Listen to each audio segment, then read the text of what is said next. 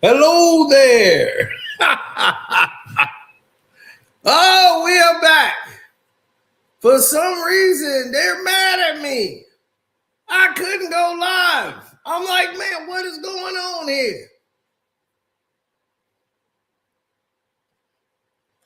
But I think it's they're coming after me based on my Iran USA coverage I'm doing on One Crack News. That's bringing a lot of attention.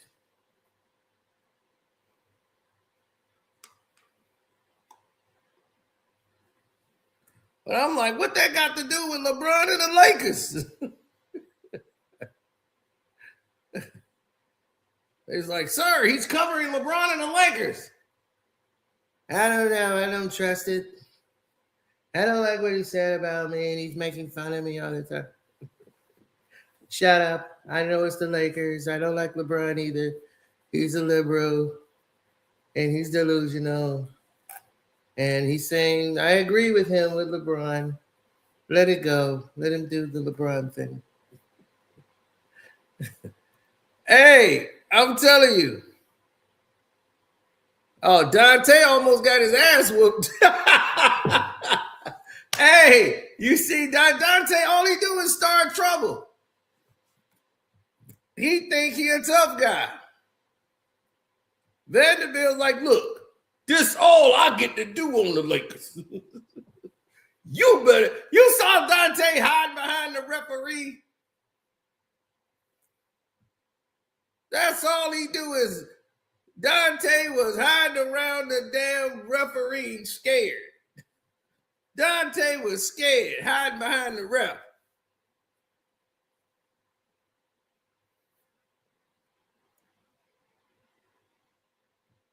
No, he went in there and grabbed. He wasn't even involved in it. He coming over there, man, and he got pushed out the way by Ron. Ron wasn't dealing with you. Then you gonna jump in there and try to sucker punch him.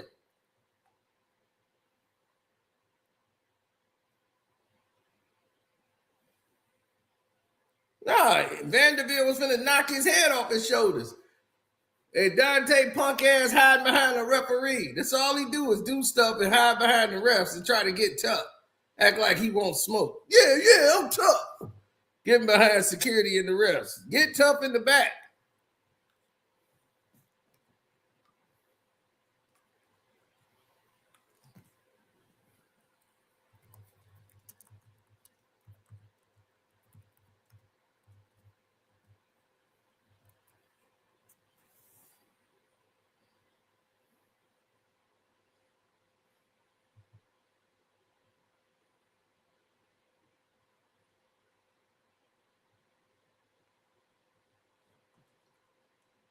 Dante, he think he a tough guy. He think he back at Villanova.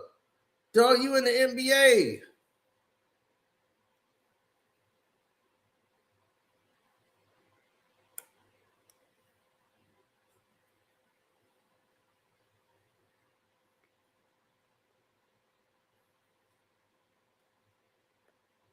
That's all he gets to do.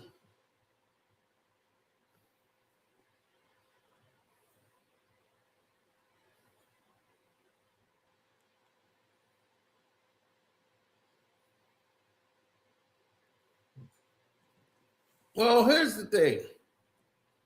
They thought they was playing slow, methodical, lure everybody to sleep, LeBron James. And they played the real Los Angeles Lakers right now. The team that's rolling.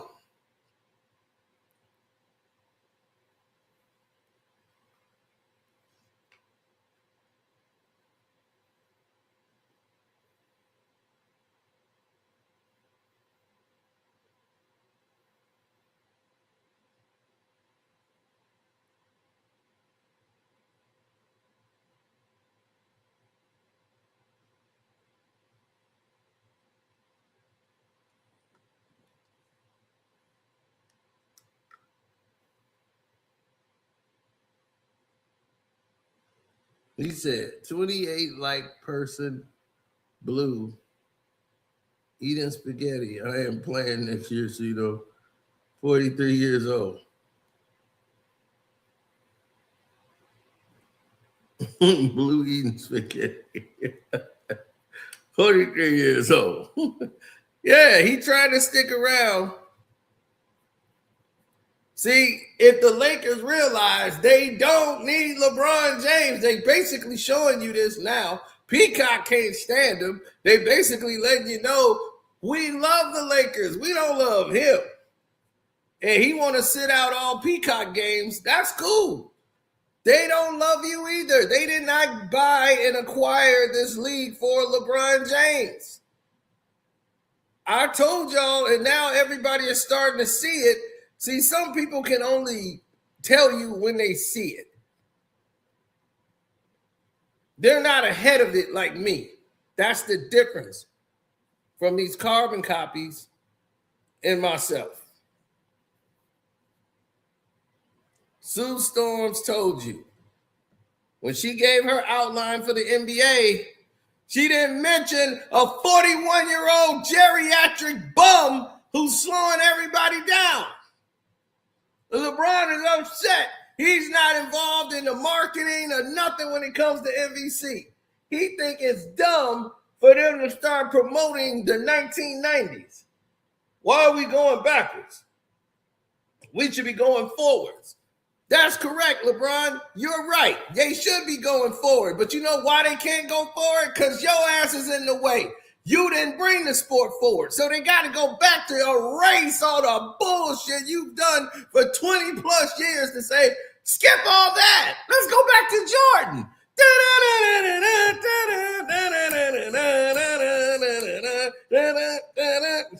Hey, welcome to NBC, where Jordan ruled, not that bum-ass LeBron. And here we got Michael Jordan talking about the game. Yeah, when I played, we didn't have bitch-ass niggas like LeBron. No, the game was pure. We played because we loved the game. It was a passion. Wasn't none of this, I need to sit out crying, whining ass shit that LeBron do. Thanks, Michael Jordan. Here's $50 million. Hey, that's how the game is going right now. They don't want nothing to do with this bum. And Luka over there got to deal with your damn nepotism ass son. It ain't even his fault. You shoehorn this bastard in here and he don't belong. Now you're trying to push Austin Reeves to the bench. To the bench? To the bench for Marcus Smart? You idiot. Who does that? You want to put 30 plus points a night on the bench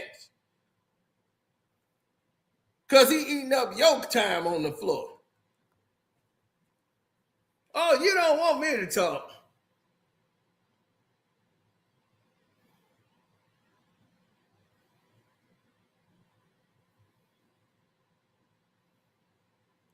You don't want to see no talking.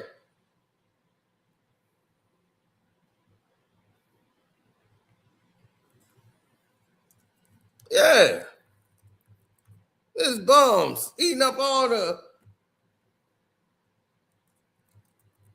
I know, it's man.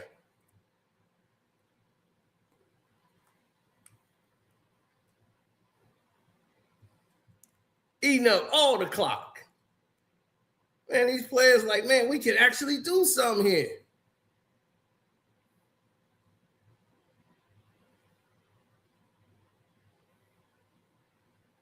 That's what I'll be saying. Like, it's like seeing a team you know you can win with, and you can't because you got a bum in the way.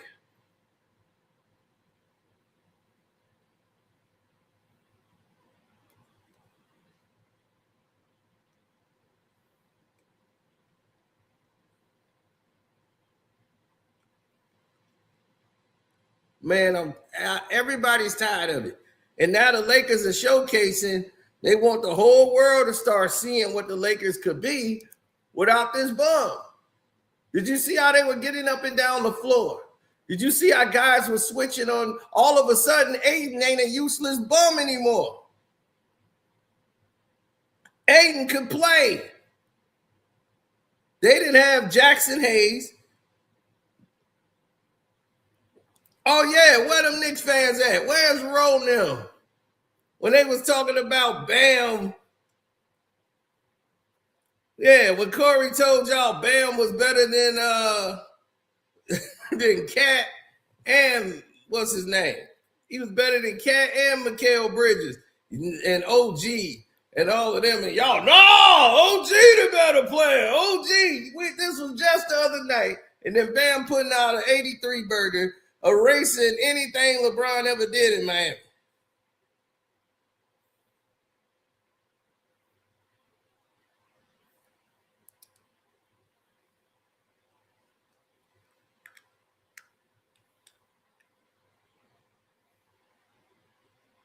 They don't want you there.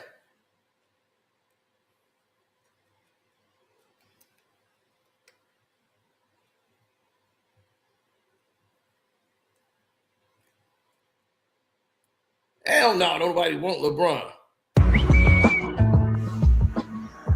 You should be very careful.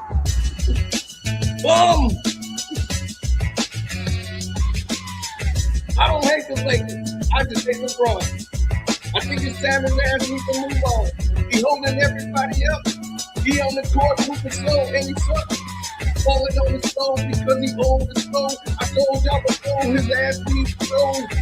Go back anywhere. Miami, Cleveland. Nobody really want him. He's even backing his bag up and take Ronnie with him. He ain't did shit, and that's the damn issue.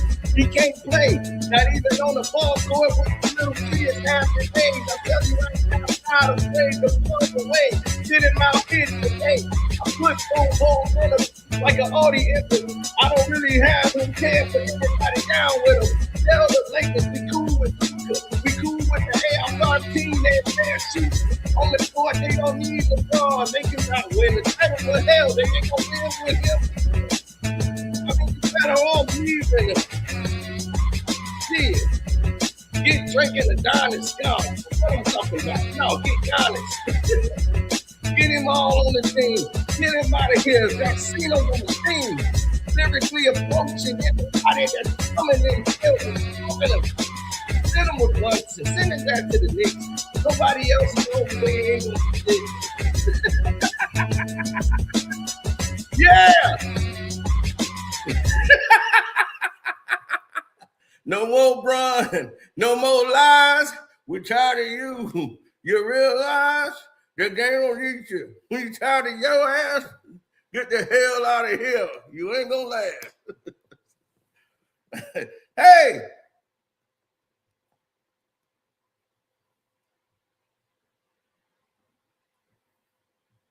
Get him out of here. We don't need him. We don't need LeBron. People are ready to root for basketball again. They don't need LeBron James.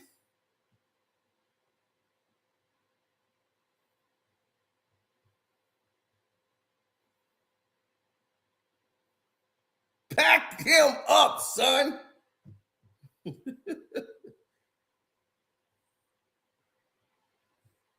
Pack that boy up. Get him up out of here. Send his ass to Tennessee.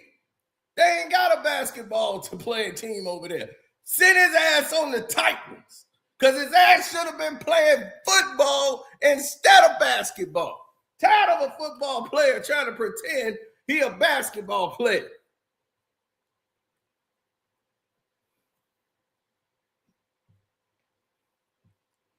Jennifer Storms, the GOAT.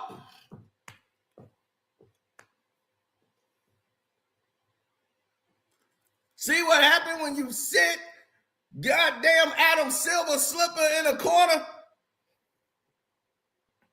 Get him out the way. But now he gonna want to come back, and that old man gonna be right back in the way.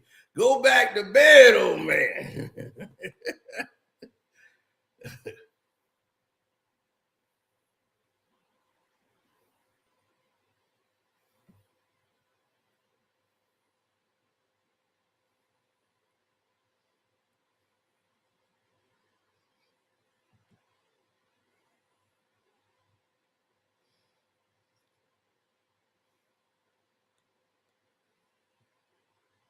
My LB voice. Pack that nigga up, son. LB want everybody packed up. He'd be like, put Mike Brown in there too. Pack him up.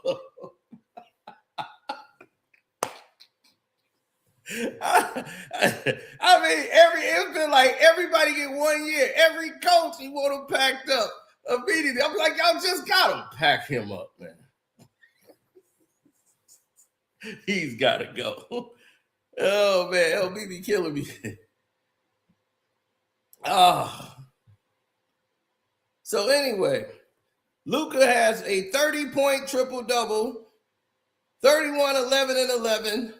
Austin Reeves almost have a 30-point triple-double. He got 31, 7, and 8. But here's the key. Everybody who was starting are in the plus. Luka was plus 20. Austin Reeves plus 18. Marcus Smart was plus 14. Ayton plus 10. Hachimura was even plus 3. Now, why is everybody in the plus when they sit your old ass down with a fake elbow injury?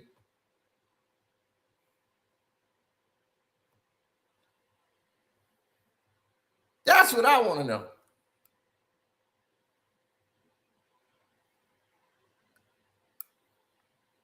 When you out there in regular clothes,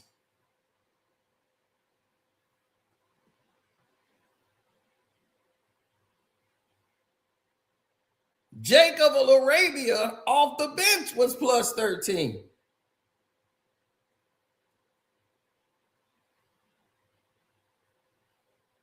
Luke Kennard, everybody who played 20 plus minutes in the game was in a plus today. That's crazy. And they were getting crushed in the first half. Minnesota jumped out the gate and was like on their head. And then they just picked it up and had like monstrous quarters. 39-point quarter in the third, 36-point quarter in the fourth.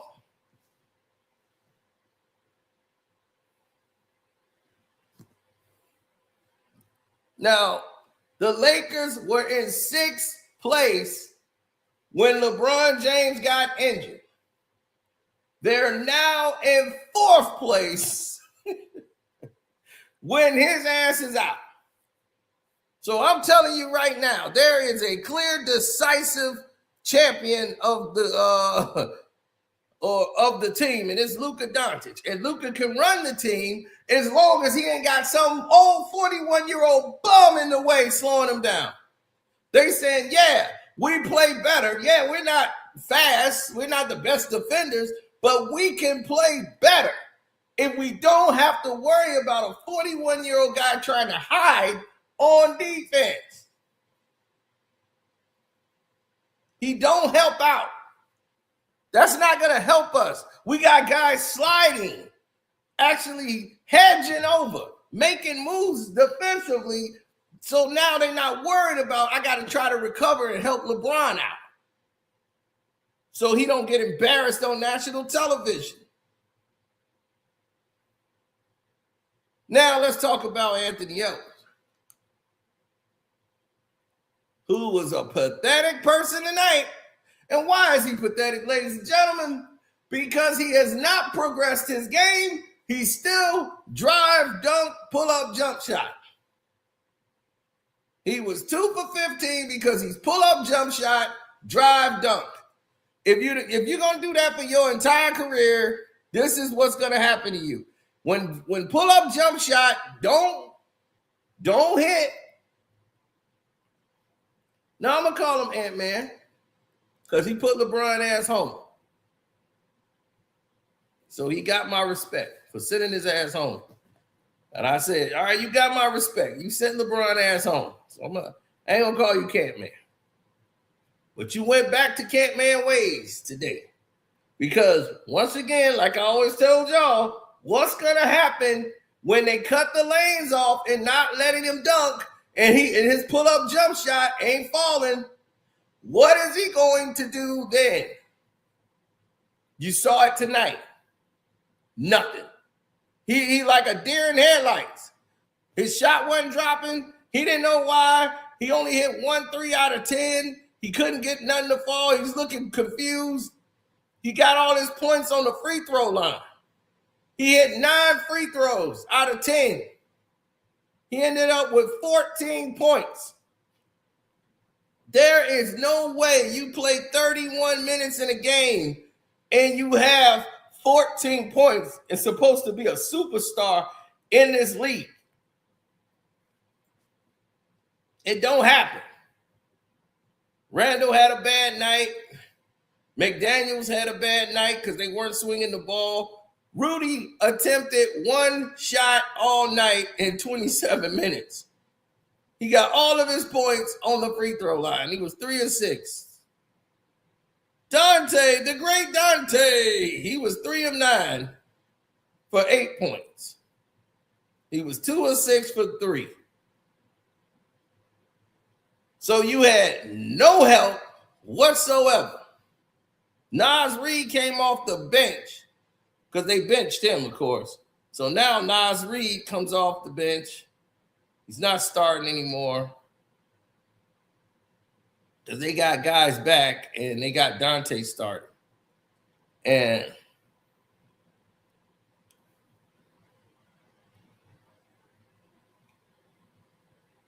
yeah, he played 25 minutes. He gave you 13 points, 6 of 11. He gave you a balance. Io from Chi-Town, Morgan Park, he put up 13.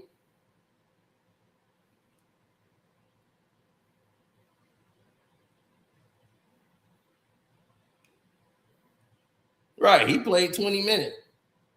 See, Io gonna play D. He from the city. I mean, Bones, Highland, all those guys, they did their jobs. Terrence, what's his name? Shannon Jr., he came in, he did his job. He played only 8 minutes and gave you 12 points.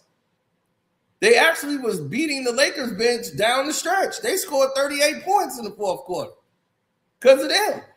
And it was garbage time, but they were handling their business.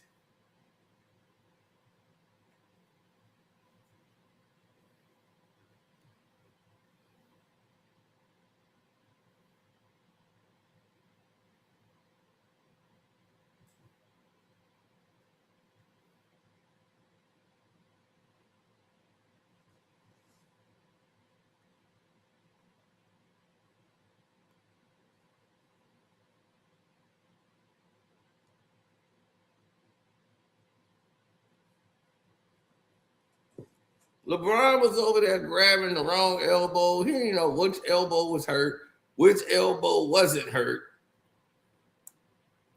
I'm like, how you hurt an elbow? You didn't even fall on. I'm like, now it's the left elbow. You landed on the right one. You held the right one, then said, oh, it's my left. It's my left and my right. I can't move. Man, what is going on with y'all? God, man. Then it was like, oh, his elbow. Now it's his foot. Oh, my elbow and my foot. It was like, okay, but they took you out and you came back in the game with no signs of any pain whatsoever when you came back with 2 minutes to go in the game. Then when y'all lost the game, everything went back to hurting. Oh, it's starting again. What? My pain. What's wrong with you? My elbow. Which I thought it was the other one. Yes, it's both. And my foot. Oh, now it's all going down to my foot.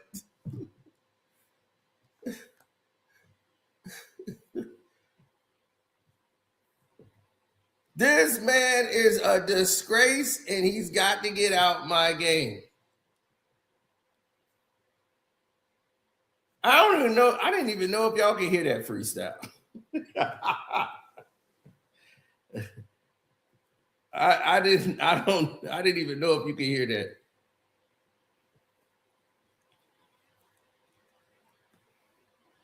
I didn't write anything. I'm sorry. Well, I'm right here. I'm not writing nothing down. That was more freestyle rapping than anything. That's not real thought out. It's real easy to do that.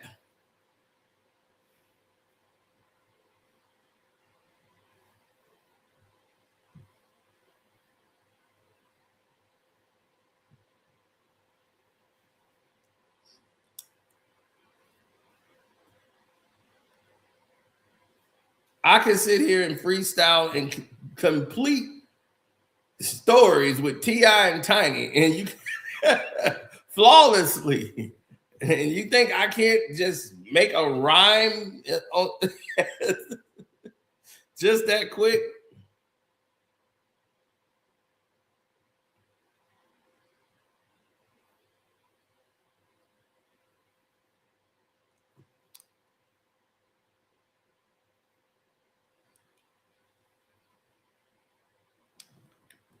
LeBron is done, okay?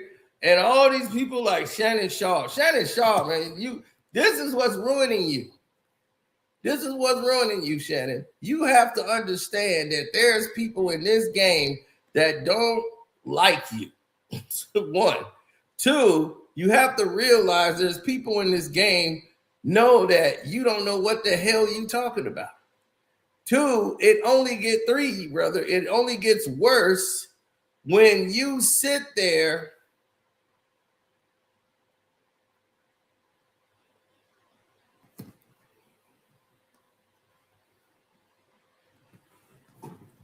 and glaze LeBron in every situation and give him zero accountability.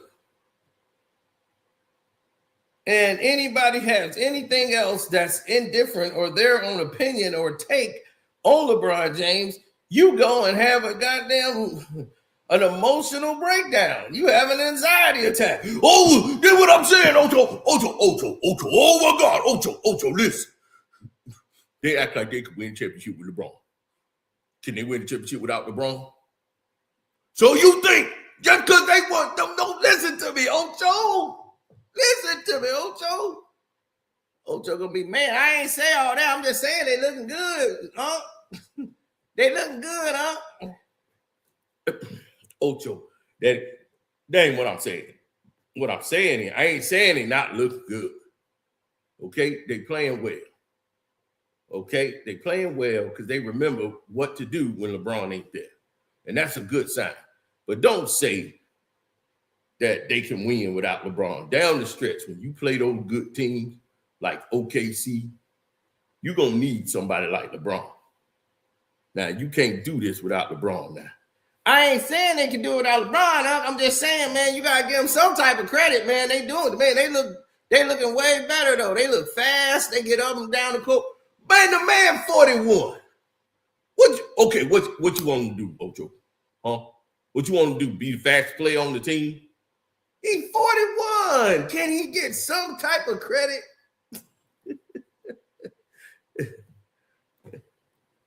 Now, so you tell me. All right. Let me tell you like this. Hold on. Oh, it's the junkie calling. We got junkie calls. This boy is lonely. Too bad he ain't got a woman.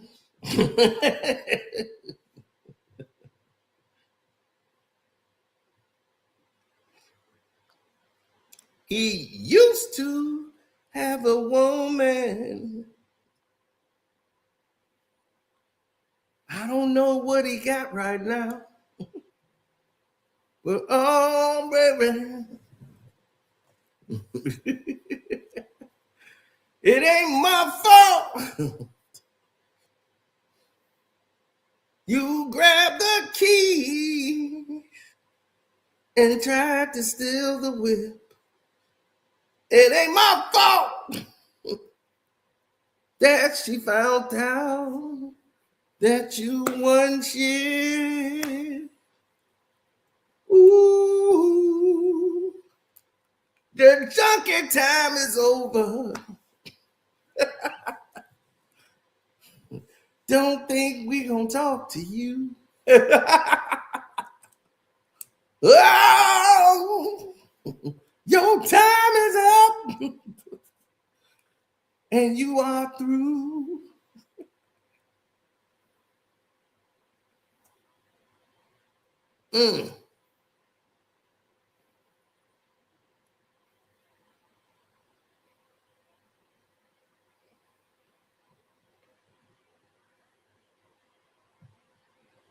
Now,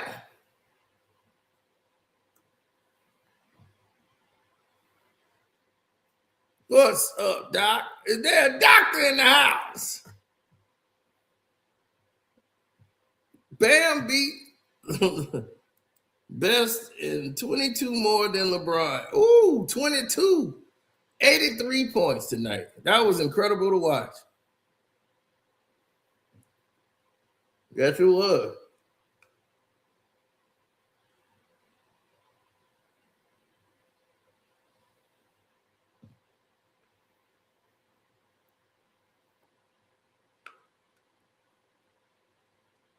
Now,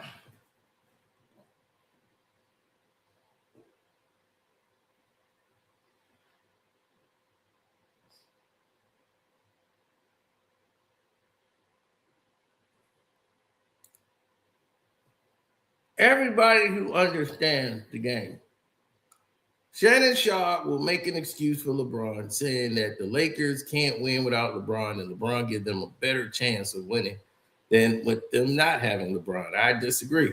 I think they have a better chance of winning without LeBron James. With LeBron James, he's going to lure this team down to a fault. They're going to pick on him on defense. He can't guard on the top. He can't guard on the bottom floor. Whoever they're matched up with, it's going to be a nightmare for them. Young, athletic bigs can get by LeBron. He's not strong enough to overpower them with his physicality because he's not that kind of player. So they're just going to have their time with him. There's going to be a field day. He's going to slow the game down to a crawl so everybody's not getting the ball in the comfort and the flow of the game. So what you saw today is an example of what the Lakers look like. Remember when I told y'all when I was talking about bets? I said, I got to see if LeBron's playing tonight. If they say LeBron is ruled out, boom, Lakers money. I'm betting the Lakers. LeBron out, bet Lakers. Why you betting on the Lakers? They at home too? Yeah, Lakers.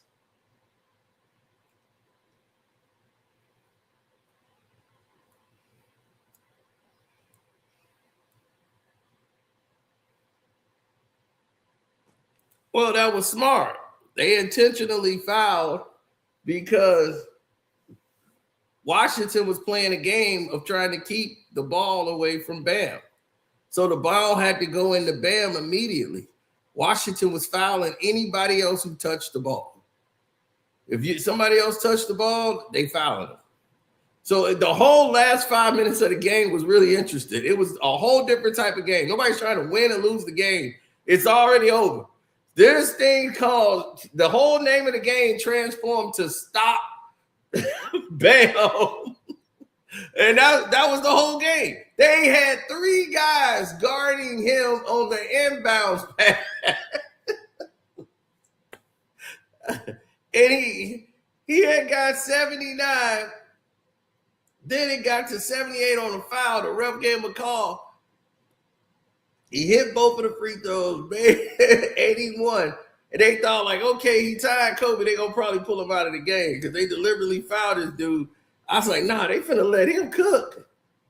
So he's staying in the game. So when Bam gets the ball, I'm like, okay, this is gonna get crazy now. So as soon as they inbound the ball, they supposed to throw it right to Bam. They are denying Bam the ball, so he got to bring it up full court with 3 guys on him. He can't afford to pass it because if he passes it, it's over. So he passed it one time. He was thinking he had enough time. They were going to flood over there to the other guy, but he was dribbling. He was trying to throw to find a way to get a ball to Bam. and they were designing plays to try to get Bam the ball. So they end up fouling that other guy before he could throw it away. So he was on the line. He hit the first one. Then he intentionally missed the second one. It hit the rim. The guy just grabs Bam. They didn't call anything. Bam was clearly fouled under the rim.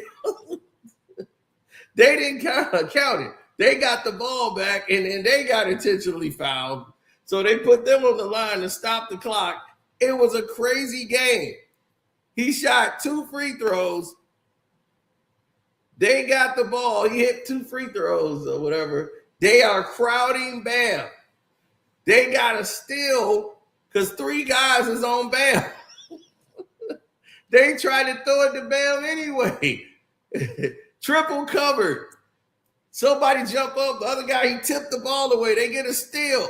And then they throw it to one guy. He lays it up for the layup. Soon as he did that, they went and took the ball out. Boom. Threw it right to Bam. Bam had one guy. The second guy was trying to get on him. He crossed it. He driving down the lane. I'm like, oh, Bam got a shot. Bam goes up there, cross 3 guys. Another guy came over. They was like, leave everybody. Go to Bam. The Bam went up there. He shot a jump shot. He missed, but they fouled him. The guys, they got too close on Bam and fouled him. Oh, my God. They was like, oh, my God. Put him on the line. He got 83. It was still like a minute 4 to go in the game, a minute 14, because the clock was stopped. He could have kept going and did this till he probably got like 86, 87. But after that, they was like, all right, just take him out. But I'm like, you might as well, because the fans is excited. Everybody is up. They can care. This is a blowout. But they trying to compare it to Kobe's game. It's not. Kobe needed every point he scored to help the Lakers win that game. That's the only reason he did it. Miami was up 20 basically at the half. This game was over a long time ago.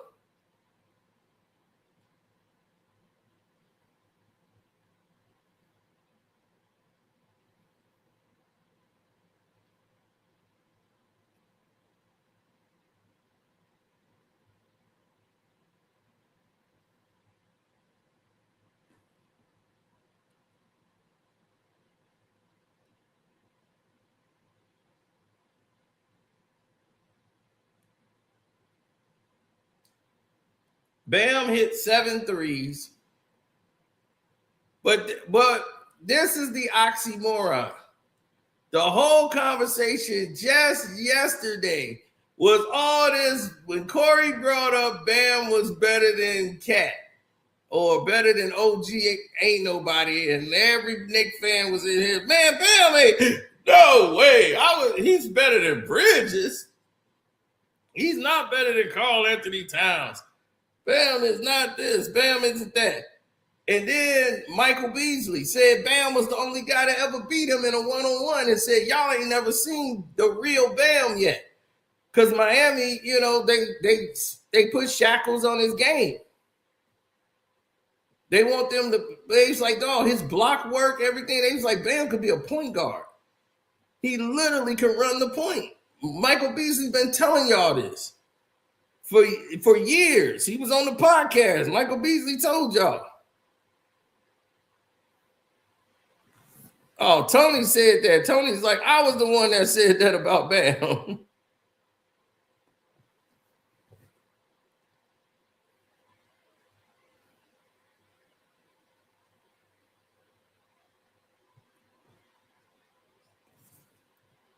They was like, Laker fans was like Kobe fans, they were pissed. LeBron fans was happy. Like, yeah, he beat Kobe. Now we ain't got to hear about Kobe in his 81 no more. I'm like, you still gonna hear about Kobe in the 81. These LeBron fans are something else. Like Kobe said, I'll be like, can LeBron do it? No. Can LeBron get 60? Can LeBron get 70? Can LeBron get 80?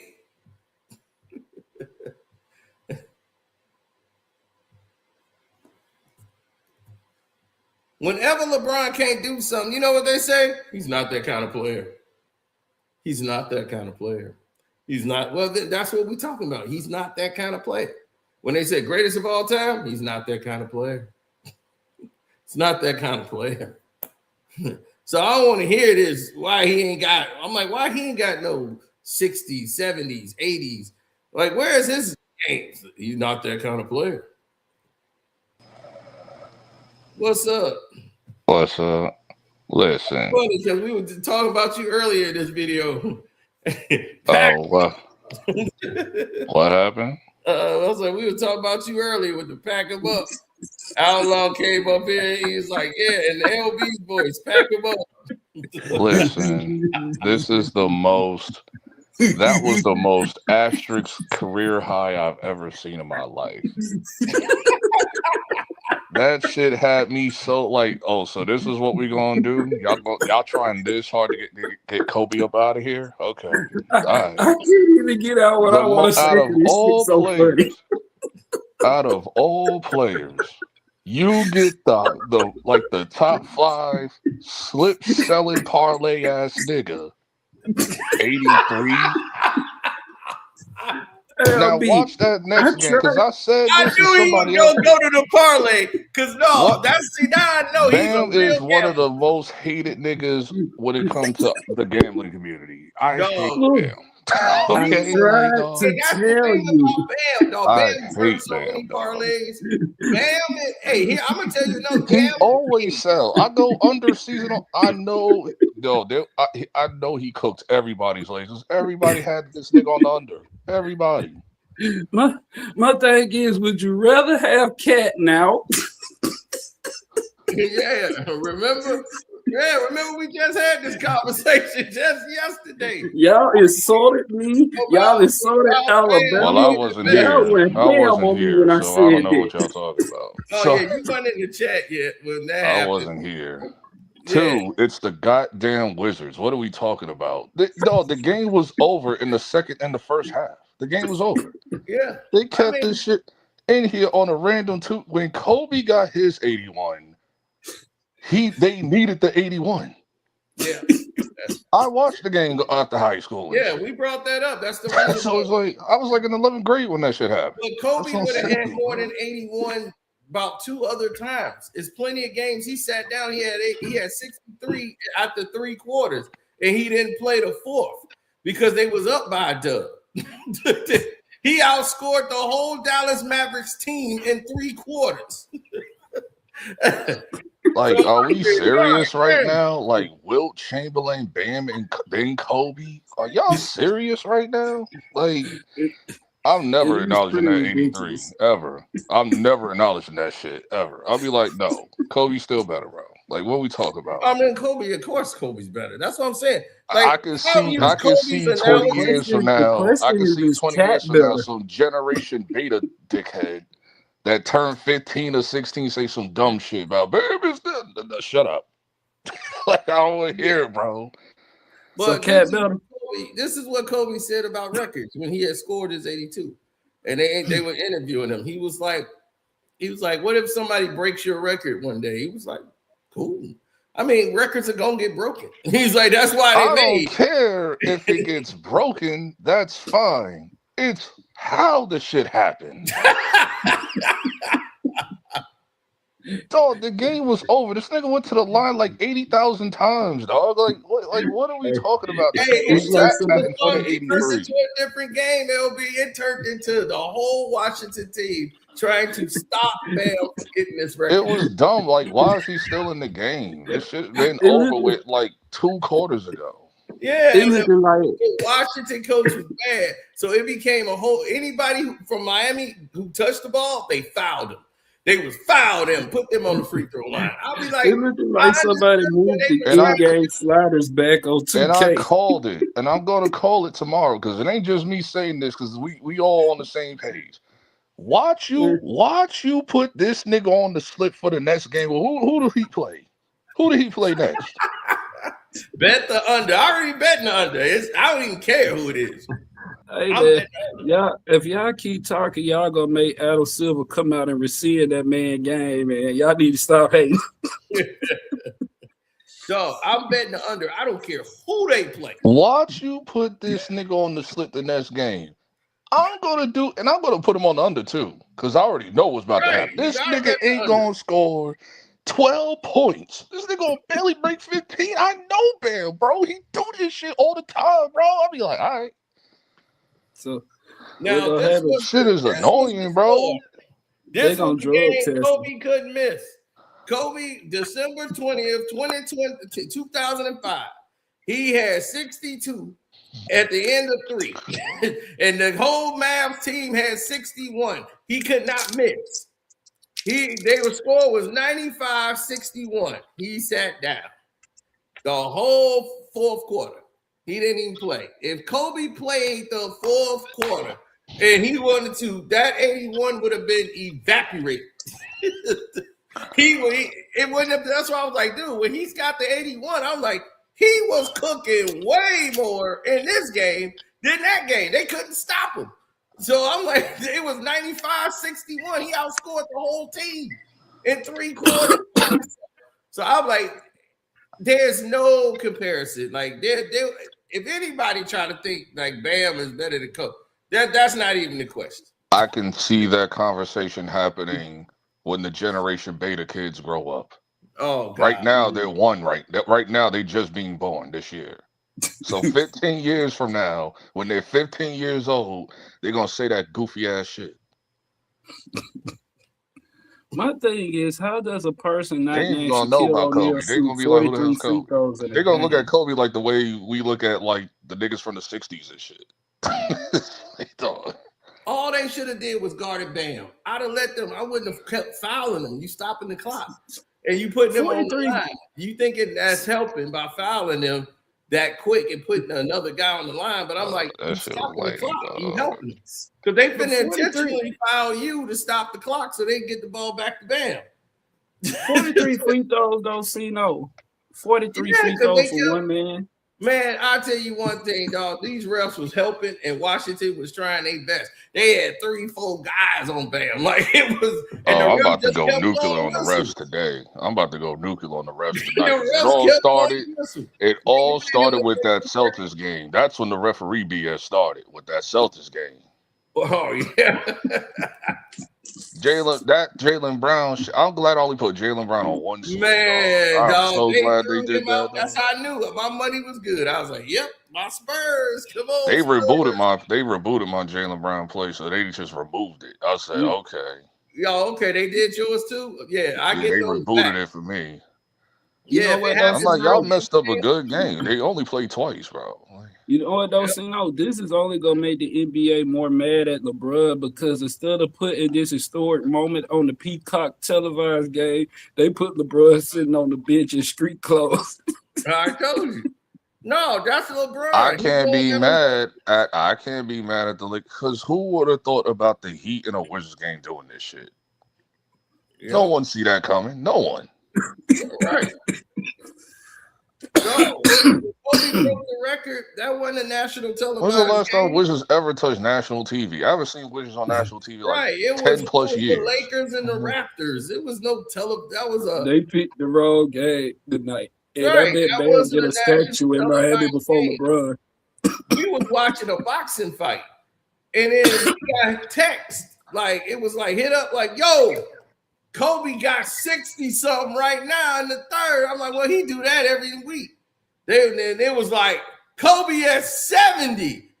I'm like, all right, well, hold on. Yeah, I watched it. I watched the whole game. I just started paying attention because I was doing homework or something like that. I was like doing homework or something. So when I just started paying attention to the game, like around the end of the second quarter, I said, "Oh nah." I'm like, dude might go for 100. ESPN out here cut off their program and start going into like, we need to go and focus on this. We got to focus on this Kobe going for a record. So they just broke it in like the fourth quarter. He was like at 73 at that point, and they was as a possible 100, and everybody was watching, glued in. The bad part about that was I was pissed off because T-Mac was on TV, and that was my favorite player. T-Mac was hot back then in 02. I was pissed the fuck off. Yeah. Man, Yeah, when that Michael game Jordan happened like said he 05, wouldn't have got it. 06. Yeah. Like he said, I would have, man, if he's like, hell no, I'd have fouled the hell out of him hard. That Yeah, that's thing what was on Jalen that's what Jalen Rose did to Kobe. Yeah, exactly, in the finals. So he was like, man, I would have fouled him hard. He's like, man, you gonna stay in the game? You cooking me like this? No, you finna get fouled. I swear, That's the game if that I made hear Jalen any Rose retire. anti-Kobe Bryant propaganda tomorrow, bro, I'm going nuclear, nigga. No, LeBron fans was cheering, like, yeah, we ain't gonna hear about that Kobe 81 no more now. It's about Bam. I'm like, yeah, he got the man. It's deeper than just Bron and shit. They just, they anti-Kobe regardless of Bron or not. Like, yeah, but I was like, yeah, but look, I told him, I'm like, yeah, he just passed LeBron though. He erased all his Miami records now. Now because I think Bron's career high in Miami was 60 something. Yeah, he had the Miami Heat record. Now he don't have it no more. So I was like, yeah, now he just got like, erased. out of all people, bro. That's why Bam go get a statue before LeBron died. I can't take that city seriously. They put a Bam statue. LeBron throwing his wine glass right now. He said they put a Bam statue. I can't do it. I can't take it seriously, bro. I'll be like, come on, dog. Hey, I'm gonna tell you like this. As Michael Beasley said, dude, he's like one of the best players. He's a good one-on-one player. Yeah, Michael Beasley is a good one-on-one player, though. He was like, Bam can run the point. Really, he's got point guard skills. He's like, this dude can really pass good out of the post everywhere. He's like, Miami's just using him wrong. He's like, they are really using Bam wrong. He's like, y'all have not seen the best Bam. He's like, I swear, they basically shackled his game down to play Miami style that they want him to play. Just go on the block. Just do. He's like, man, he got moves. Like, let this dude out, like, let him be free. Let him go on and play the game the way he's supposed to play it. He's like, Pat Riley gonna come out talking shit tomorrow. Pat Riley gonna take shots at Bron. No, Pat Riley got explaining to do. Why you didn't take that nigga out the game? That's what I want to know. The game was over. The game was over 2 quarters ago. I'm telling you, Pat Riley petty. Now we about now we not. You know what you just did. I'll be looking at Pat Riley. You know what you just did. You know what y'all just did, right? Now y'all about to see a lot of stat pattern lately. And I'm gonna eat off that too. I'm gonna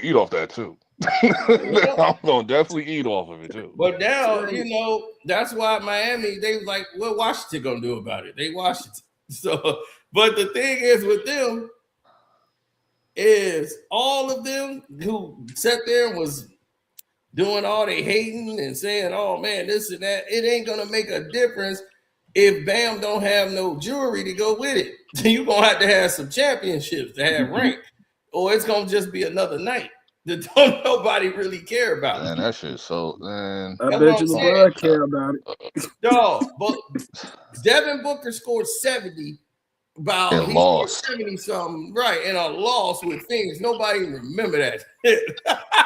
I sure don't remember. Yeah, he's like, I sure don't remember Devin Booker doing it. I remember when Cat was chasing. I remember when Cat was on Minnesota. That nigga had like 60 something. Like he was like pushing 70 or something like that. Yeah, and man, and they lost because they were trying to force feed it to him. Yeah, and man, the coach went off on him. Right, coach wanted Cat ass out of there for that.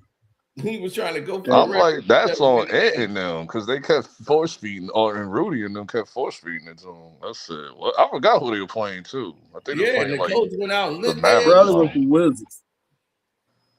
I think it was the Mavericks or something. Yeah, the coach lit their ass up for doing that bullshit. When Luka had his 70, that was legit. When Donovan Mitchell had his 70, that was cool. But yeah, this was an embarrassment. This Bam shit got so many asterisks around it, dog.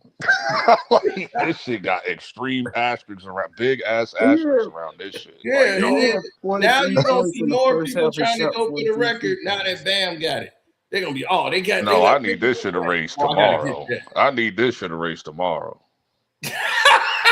Like, no, I'm not about to hear the Kobe slander, bro. Because I feel that shit tomorrow. Like I just feel it as soon as I wake up in the morning. Oh man, it's been happening all night. So aggressive. They had the nerve to show Bam face ahead of Kobe, but behind Wilt, man. That shit was a disgrace. That shit is nasty. When I saw that picture, I said, "Nah, this is nasty work." No, they was asking him at the post game. They said he was like, man, he's like, I never had a chance to really talk to Kobe. And he's like, man, and he's like, but I think he'll probably say, all right, do it again. Minus the free throws. The dude that interviewed him talked shit about him later. He interviewed him, glazed him, and then later on, and I guess we went to talk to the panel or whatever. He started dumping on that shit. He said, man, don't nobody. As soon as the camera went off the air, he said, man, don't nobody respect that shit. No, get this Wizards bullshit. What? No, bro. No, I will not. Get up here, but I don't know why he couldn't. Out of all people, dog. Out of all people to beat Kobe, bro. Not Wade. Not Chris Bosh. They can't. Not Bron. Disrespect Kobe. Hey, watch. When Bron come back, he gonna score 65. Not Wemby. Not Jason Tatum. Not SGA. Not Luka. Are you kidding me? And what's fucked up? Wemby had a hell of a night tonight. Yeah, but he erased LeBron James out the record books. So all right, be cool. Man, LeBron is cemented, bro. You gotta stop it, bro. Just watch this dude get 83 points, and you can't respect that. No. 43 fucking free throws, man. You can't respect that 83. 43 no, free nigga, throws. No, I can't respect that bullshit. They won the game free in the throws, second half. bro. It was a 30-40 point blow. What was it? A 30-point blowout? Yeah, 30-point blowout. If Kobe had 43 free throws, he would have scored 120. What do you want from a man in the game? Stat pattern, bro. I don't want to see no stat pattern that's 83. Kobe didn't do that. Kobe didn't stat pad. Kobe actually had to win that game. 83. 43 free throws, man. If Kobe had 43 free throws in the game, he would have scored 120. That shit is so asterisk heavy, bro. Nah, I need this shit erased this week. But this is a very, very bad week for sports, bro. What team was that? This is a very bad. Was the Raptors? What team was that he did that against? Toronto or something? Yeah, it was Toronto. Like that. Mm-hmm. Yeah, Toronto was when Jalen Rose was on the team. Though this is a very bad week for sports, bro. It's just bad. Kobe did that shit on one. That wasn't no hell of a team or nothing like that. Raptors was straight. Though, man. The Raptors was straight. Had 43 and the Raptors were winning that game, too. That wasn't no hell of a team. Kobe did that, too. That Raptors team was winning that night. The Raptors. Yeah, that's what I'm saying. They were winning that night. Kobe had to bring them back. Right. See, Phil Jackson will pull this Miami shit. They were winning the whole time. They owned them niggas the whole time. These are two different games. Kobe Bryant had 60 points 2 times. Every game. When you got a team with a losing record like these teams, somebody's supposed to do something like this every game. No, I don't know. I'm taking them out the game. Like, what are you doing? Dog, if you were like I'm saying, like when Kobe was going out, dog, like, you listen, man, the shit out of him. The team gonna pull him. Hating discredit anybody who does. I don't give a fuck. I'm hating, nigga. This shit is trash. That man got a honest 83 points.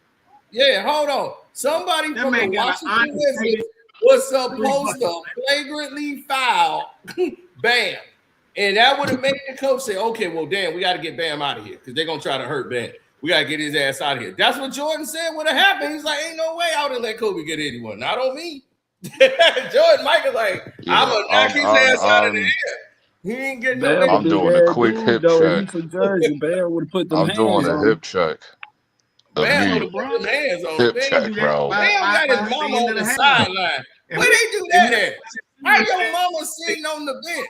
I'm like, well, how's his mama sitting on that nigga, man? Hip check, dog. I'm hip check. Like I'm taking out his kneecaps, bro. You not getting that shit, bro. How is Asia Wilson sitting at the podium? She don't play for the Heat. What the hell going on around here? Man, we all We know. got mamas on the bench. We got everything going on. I'm like, what the hell? Man, you know that's they love and Well, basketball couple. it's all propaganda, whatever, dog. They trying to make them love and basketball, man. Yeah, Like, but I do not care. I do not care. well, at Bro. least he moved on, man, from them big chicks, man. He had some big ones up there, boy. He had some. Yeah, that was that was like 4 or 5 years ago, though. Yeah, he thought he was stunting because he had 2 of them. I'm like, No, it was 3. It was 3. He said, no, it was 3 of them. I didn't forget that shit. I cooked that nigga for that's where my hate for Bam started. That right there. That's when the That's hate not started. even I was like, basketball related, bro. I don't care. Because it correlates into the game. I said, this is why you trash. Damn, man. This right here. You No, hit the I wrong hate it because threes. all I needed Dog. Bam to do was get like 2 more points. I'm like, dog. I said, all this you is had why to you do selling was slips get right 13 here. Because you points. hitting the wrong Hey, I'm gonna threes, tell you nigga. something. Bam was he was in there. You gotta fix your phone. You keep you But like you gotta y'all fix your phone. I can't even hear you. I just can't respect that shit because the man shot 43 free throws, man. I mean, 43. they were actually fouling them. That's fine. But Yeah, they were sending them to the line like that was dummies. the game was over he shouldn't have played for the rest of the game. Right. Like, That whole team should have been in Kobe foul had trouble. that was her in first 3 game going to quarters watch him 2 play. times. And if they were up big and he had 60 in the third, Phil Jackson would sit Kobe Bryant for the whole fourth. There's no way he gonna play him in the fourth. He was like, if we were up 20-something, I would have sat him again in the third. I wasn't gonna let him play the whole game. Kobe would have erased that 81 that he got that night 2 more times. He'd have had 80 about 3 times in a row. So in the same season, he had 60 in 3 quarters twice.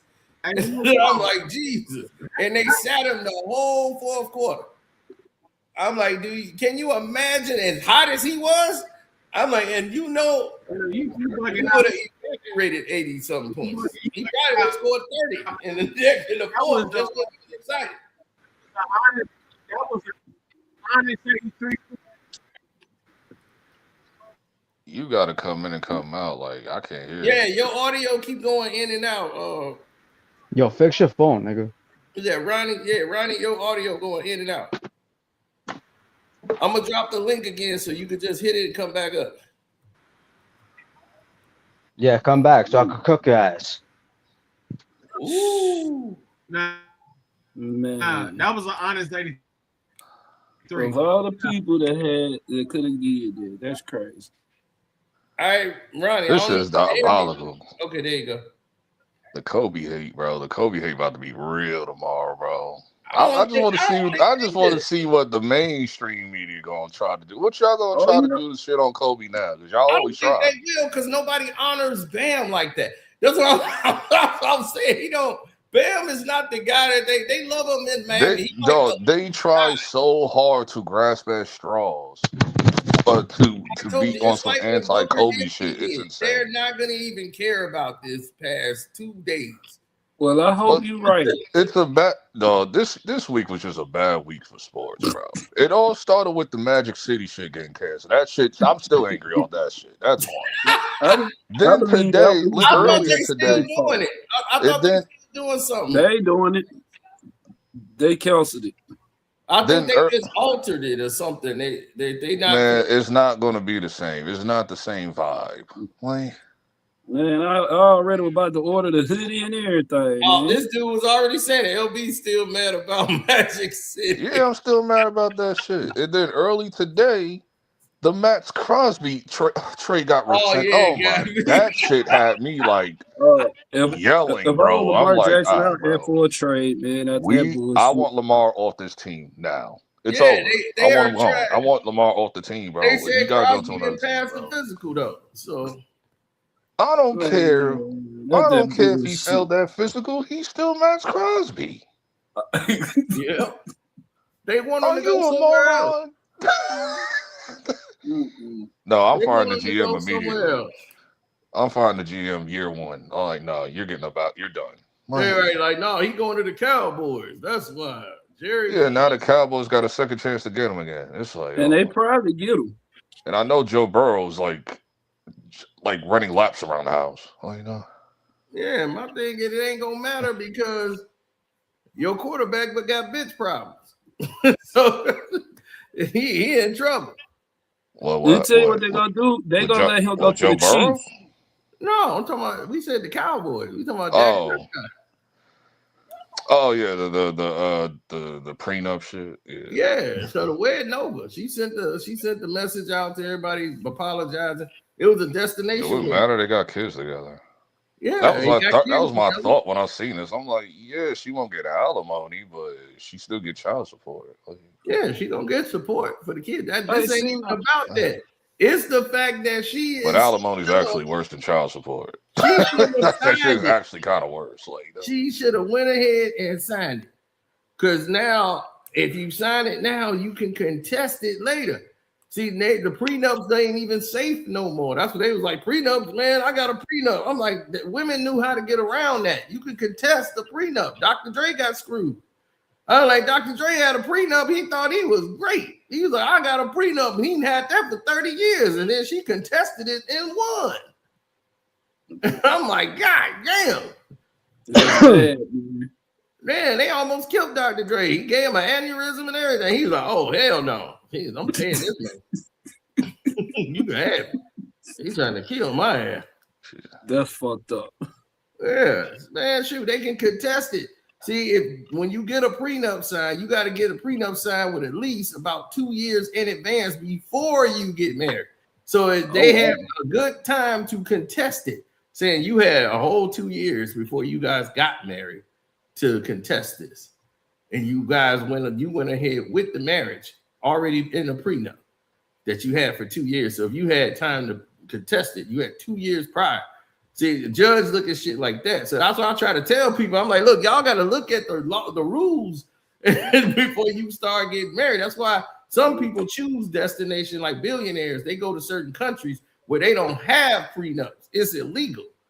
And this chick tried to pull that on a billionaire. They was under the laws, even though she's like, we don't live there. It doesn't matter. On the marriage certificate, it says under the laws of this country. So you're married under these laws. So there is no prenup, even though y'all live in California. that billionaire was smart. So she didn't get a dime. What's the issue of not getting married? Living in California, getting married, gotta be like, that's like the danger zone. Like, go anywhere else but Cali, bro. That's just like Tennessee. But it's better not to get married, period. Tennessee, they don't have prenups. Right. That is also true. I would say you're right. I would say you're right, but there's palimony too. Yeah, y'all forget about palimony. I ain't forget about palimony, Blake Griffin. I thought that was the most diabolical shit I've ever heard. I said, what the hell is palimony? The Blake Griffin. Yeah, Blake Griffin palimony. What the hell is palimony? Yeah. Yo, if you feel like you wasted the woman's time for all these years, she could sue you for palimony. Like, that's just an excuse for a woman to, just to like break up with the husband and shit. The husband could be doing everything he's supposed to do, and the bitch would be like, nah, I don't want to be with him no more. So you know what? Let me just go with this. It is what it is. Like if you're dating the woman, then you have no intentions, like you've been lingering on, and then you have no intention to be with her long term. She could like give you the palimony shit for like that's what Blake Griffin got hit with, because he was with that girl for like 7 years, right? Yeah, they got a kid together and everything. They was finna get married. She wouldn't sign the prenup, and then he ended up going out with Kendall Jenner, and she was like, "Oh, so you gonna pull that on me? Bet." You got out the marriage because you wanted to get out the marriage to do that, and then try to embarrass me. Okay, I'm suing you for palimony. See, in certain states, palimony don't work. You can't do it. So that happened for real. Yeah. They had to alter that because it was suing you. People like, hey, I'm suing you for palimony. So dude was like, well, damn, that's kind of sexist. So they brought that to court. They said, okay, woman, if she leave and they break up, can I sue this? You know what's connected to that? Kids. He had kids. He had kids with her, so that's why she has the chain on him now. Well, yeah, that's the thing. Kids is a gluing factor, but that's child support. You can get hit with that even with no kids. Yeah, so it don't matter if you sign up for prenup or shit. Like the government is still gonna hold a knife over your head. It is what it is. I would still rather fight the child support than alimony because that shit is worse than child support. Because she could have contested, but then you in Texas, and Texas is a very sexist state. If I get married, I'm getting married in Texas. I think that's what 50 did, right? I think when 50 dealing with his girl and shit, they went to Texas. Yeah, if we go to get married, it's gonna be in Texas because you ain't getting a dime. And that's I ain't getting married in these states. Yeah, hell no, I ain't getting married in these states. Outside of the states is kind of crazy too, because chicks is looking for a green card. Right, Dak Prescott got $300 million, and this chick got what, $7,200. Yeah, I'm not gonna say. I am not about to tie my $300 million to your $7,200. But what's the issue of not signing a state marriage license though? Yeah, he don't sign a state marriage license. That's it. Yeah, and they might. Yeah, I'll stay away from that too. Like that shit ain't worth it, man. I'm just saying it's not worth it. Coming up, and everybody was supposed to go through this wedding, but she ain't signed it yet. And Dak don't realize that if you sign that close to the wedding date, and it's the same thing Captain Jack had to go through. And I'm like, Jack, even if she signed it right then and there and you married her, now it's like you forced her to do it. So she can contest it and say, I didn't want to sign it. I was under pressure because we had all these people over my head. I didn't want to do it. She can use that as the excuse to get out of it. It's not an ironclad, massive lawsuit. I mean, a prenup. You can get that. That's why he called it off. So you didn't deal with it completely. She didn't want to sign completely. And that's the same thing Jack did. And I'm like, no, she just don't know what she's doing. She need to talk to somebody legally. And I'm like, she need to get with legal. I'm like, you got with legal, they would have told you, why didn't you sign? Sign that shit. And then that shit that I saw Saturday night. I didn't know that she was Dwight Howard's wife because I thought it was just some random chick on IG or whatever that was going crazy. Then I found out later on that was Dwight Howard's wife. Yeah, he married that idiot. Yeah, how you think she got her hands on the stash? That chick got a whole. Hey, look, that was her key. A whole mountain, dog. That was her quarter brick. She was trying to blame it on him. She was trying to. That was her quarter brick.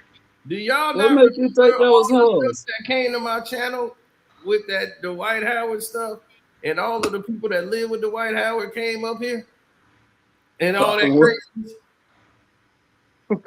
You with him? I ain't never seen that part. Oh man, we're gonna have to bring her back up. That was crazy. The man who was living with Dwight Howard, they was like, man, that was his sex partner. It was crazy. Yeah, she was doing all type of shit. Oh, the kid, he was coercing the kid to tell him to lie and all this. Here's cocaine. I said, I don't know what's going on. This shit's crazy. And then he was at the Lakers game the next. Then he was at the Lakers game the next day. Right, looking coked out. Now I see it all makes Allegedly. sense. No, it ain't no alleged. I say he was looking coked out. No one. I don't know about that. 2 rebounds a game. That mofo was just. He was looking coked out. That motherfucker was a rebounding machine. Maybe he had a Coca-Cola and it had a lot of sugar. He was Dwight Howard arguably one of the best centers that would play the game. Stop it. I won't say that, but all I would tell you is this. Smoking You crack. would put an asterisk next to that because you got to wonder what the cocaine factor in his it. peak was. What cocaine factor? You ain't gonna take a bitch. Dwight Howard in his peak. You take a bitch. Hey, a nigga like you run up there and goddamn dance to hear. That's the problem with today. Niggas like Dwight Howard was what? I mean, when Dwight Howard was on his peak, that nigga was that dude. Yo, you heard this? Dwight Howard's ex-wife?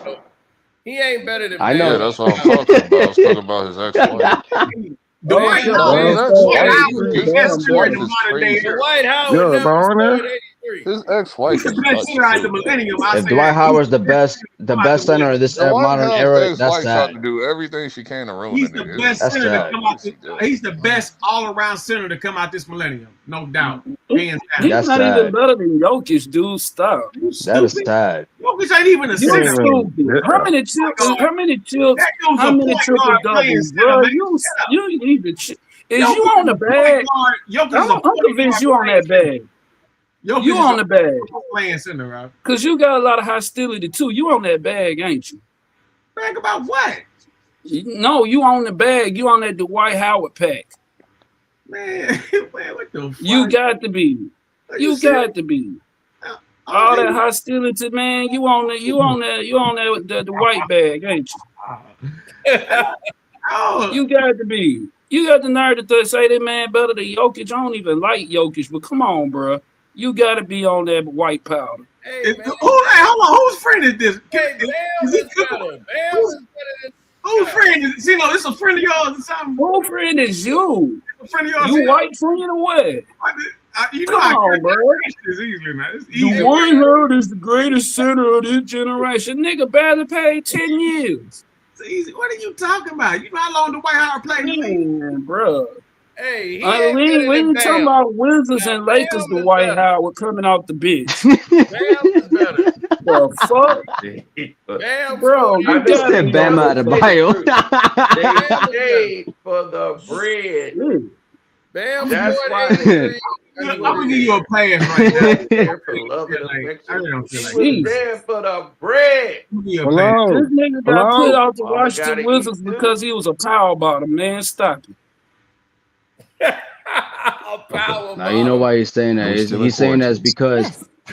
Dwight I'm saying Howard it because beat it's the damn But truth. again, Go that's the why I Puss didn't leave. in 2009 Because I playoffs. thought That's why he's saying that. I was the problem. Okay. Jesus. I ended up going home So for his ex Mother's Day. baby mama Listen popped to up. this stupid motherfucker. So a part of these healthy conversations? No, he was having them separately. So she thought she was having the same situation like I was. Hello? But she didn't know that he was talking to me that way, if that makes Can't sense. even hear what Yeah. you said. Was this after or before? And I'm sorry to go back. This is me as the concerned person hearing this. Was this after you walked into the G-spot conversation? Yep. What the fuck? Yep. So even What you talking after about? that, you said She talking about walking in on Dwight Howard and catching him with this guy that's gonna pop up on the thing here. He's supposed to be his like spiritual Oh, advisor. man. So the spiritual advisor is watching me go over the video, and then he gonna jump in and want to talk. Whole bunch of kids. Kevin Wesley. It was like an army of kids. They was all like in the video. It was like, page. So he And popped so up she there ended and up hitting up. they Like want to that know $3,000. why was he naked walking around in the house and all this stuff, eating fruit and all this stuff. So it was a big, massive thing. So he popped up here to try to explain himself. So now y'all get to hear this because most of y'all probably missed it. This thing went left. it came up when she said it. No, so back during COVID, she left kind of on a rampage. And so she ended up hitting up the internet troll, ended up hitting her up along with some of the women that he worked with and got her to say negative things about me then. And so since for a while now, she's been talking negatively about me with that group of people, although I've done nothing to Royce. So in the message she typed to them to badmouth me, she never calls me gay or anything. She says that I use charm and being a yes man to turn Dwight against her and her family. She said that I was unkempt, that I didn't take care of myself, that I was dirty unless I was getting on video. These are things that she said. Now, I was at the house the entire time of COVID. Now, here's why I'm at the house. I went through, I don't know if you remember me getting my stomach taken out to defeat stomach cancer. Yeah. Did you see that part of my life? I did. Okay, so I'm on bed rest for a whole year. Right. End up having another surgery, survived that surgery. Obviously, I'm here. And At this point, I'm down bad. No money. Down bad. Dwight offers me a job. I'm already a life coach. I life coach him already. So he offers me a job. He had fired a house manager, and he asked me to be a house manager as he didn't have time to find someone. So a house manager is someone who looks out for your home when you're off in the NBA, right? And so I take the job. It comes with about $4,000 a month, but I have to stay at the house. It comes with my own apartment.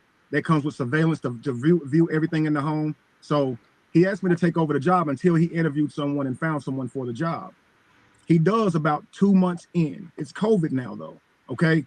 So at this point, I'm still down bad. He does replace me. And so I would be leaving now because I don't have a job anymore. But Dwight finds a job for me. He wants to be, well, I've talked to him about being poly. At this time, I had not had my union yet. I was still building it, vetting for it. And so I was just telling him the importance of it. We had just went to the supermarket and he could only get one buggy of groceries, just like everybody else. And I was showing him that money is fake, you know, and you got this big garden out here that you're not planting in. You got a big lake out back with fish in it.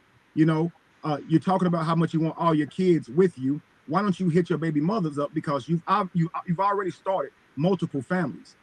You already have. So bring all your children home and take care of those women. You already giving them $10K a month, $15K a month to one, so much to the other ones. Bring them all home, bro, and have your children on your land. That's the perfect way they'll see their daddy every day. Right. He liked the idea of that. I'll try that. He hit Royce up. He hit the other baby mothers up and asked them to come down to try it. Royce was down with that. So he's asking me, stay, bro. Counsel me on how to make this relationship with them work. So this is what I'm there for.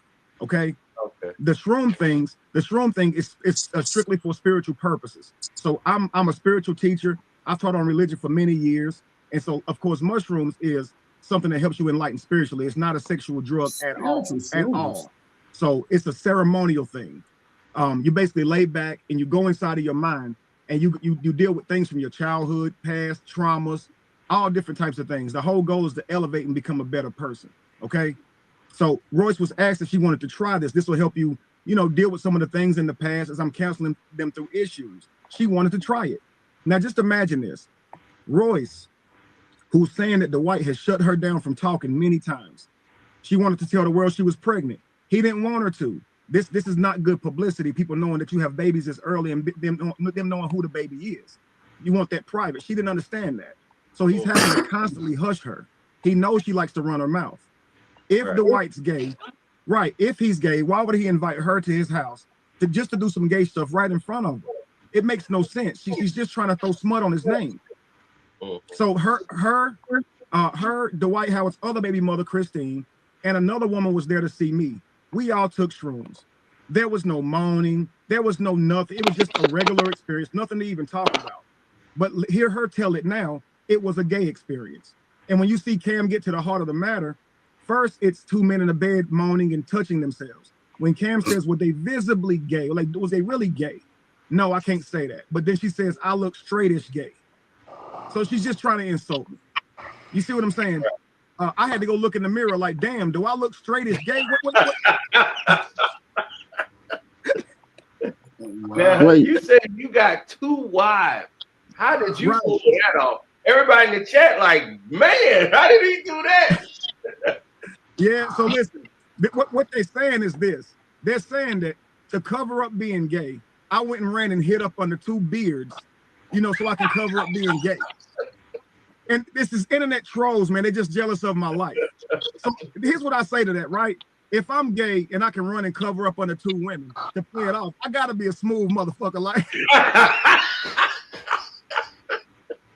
Got to be the smoothest one. But man, in all honesty, man, poly isn't something that's the easiest thing in the world. You know, it definitely takes work. You really have to know how to manage relationships. It's so much more than money. You have to know how to deal with their emotions and how to work through things like that. And when I came out with my, that takes a lot of trust. They got to really, does, man. So you got to really build a bond with that person for them to be that right, to open up, to buy in to what it actually is, and and that's a hard thing to get people to do, because that you would have to wrestle with me to get me to even to try. It'd be like, just try this, sit back. I'll be, nah, I'm good. Right. I understand. I get men who tell me they couldn't do it, and I get women who tell me that they couldn't be a part. They couldn't share a man. I get men who saying, "Hey, one woman hard enough." So I definitely understand that. But it's all about legacy building, man. So it's about everybody coming to the table, bringing in their efforts, their talents, their children, and building a beautiful life. If you think about this, man, we really already do this. We just guise it under blended families. You see.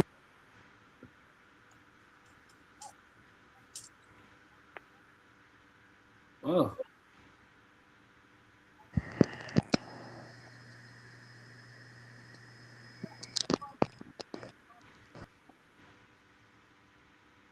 Did everything froze? No, he broke the matrix.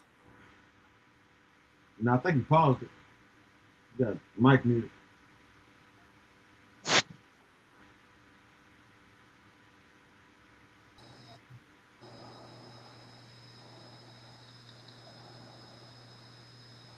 Let's sing on Mike muted. Oh, so I'm sorry, it was muted. Damn. What I'm over here talking away. But yeah, see what he basically saying is his job after he was brought out there and he was house managing, he the one get talked him into polygamy because that's what he's in. He was like, dude, you should get all your baby mamas under one roof. And then, this thing gonna work. You have saved a lot more money because you spending money going here and here and there. You could just have them on your property. You own the land. You own all this land. You own all of this. Now everybody living in one house. Now it's all good. You're around your kids, all of them now. You get to see them all. Instead of all that money going out, it's all staying in one house. So he had the one baby mama down for it. Now you got it. But I'm like, that's a time bomb that's waiting to go off at any time. But he got them on shrooms. Like, yeah, that's what I introduced. Yeah, we all gonna do shrooms together and just, but he's trying to tell you the good parts of the elements of shrooms and smoking shrooms. I'm like, it's the drugs that's gonna keep everybody together. Until that don't work, the drugs just gonna keep. So that's gonna go left. So the longer he went on with this, right? If people saw Can him, y'all hear me?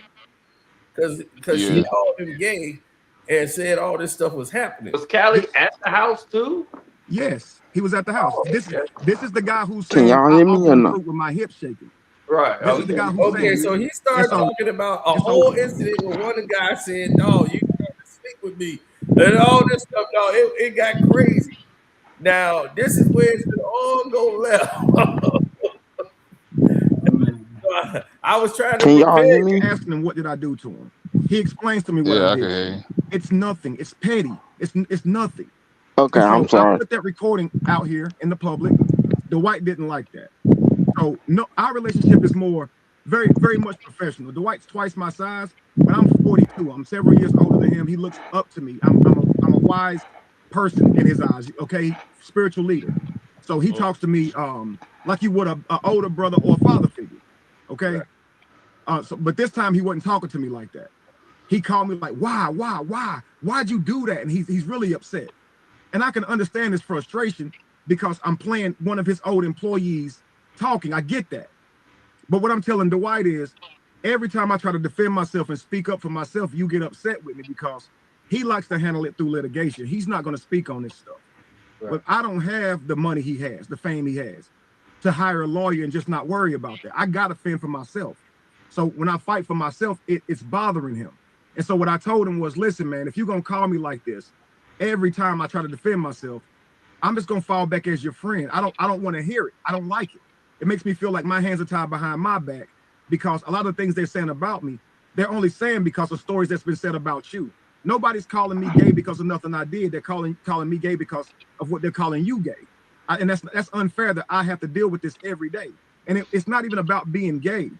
The troll is trying to say I tried to come on to him at Dwight's house. Oh, that's messed right. So this man is trying to say I offered him fruit with my hips shaking to try to come on to him. I know it's stupid.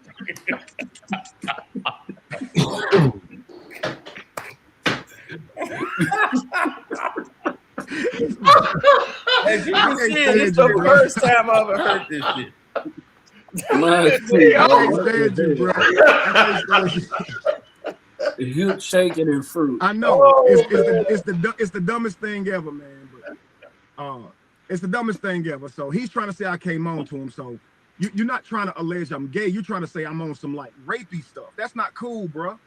Yeah. You see what I'm saying? And I don't like Royce trying to play with that like that's a possibility. So, you know, when Dwight don't speak up for me, and I would never ask him to. Right. I also say because I would never ask you to speak up for me, please don't call me fussing at me when I speak up for myself.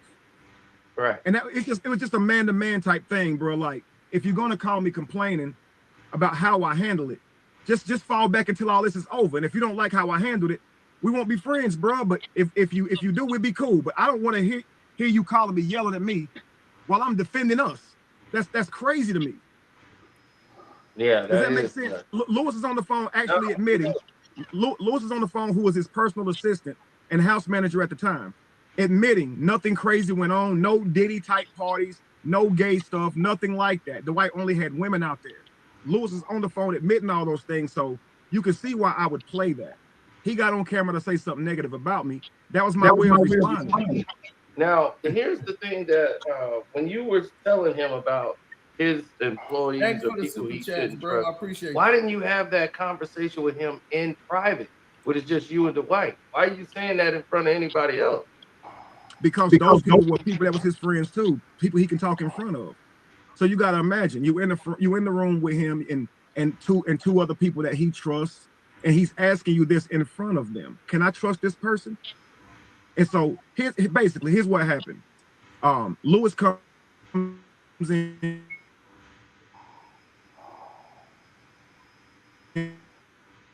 and working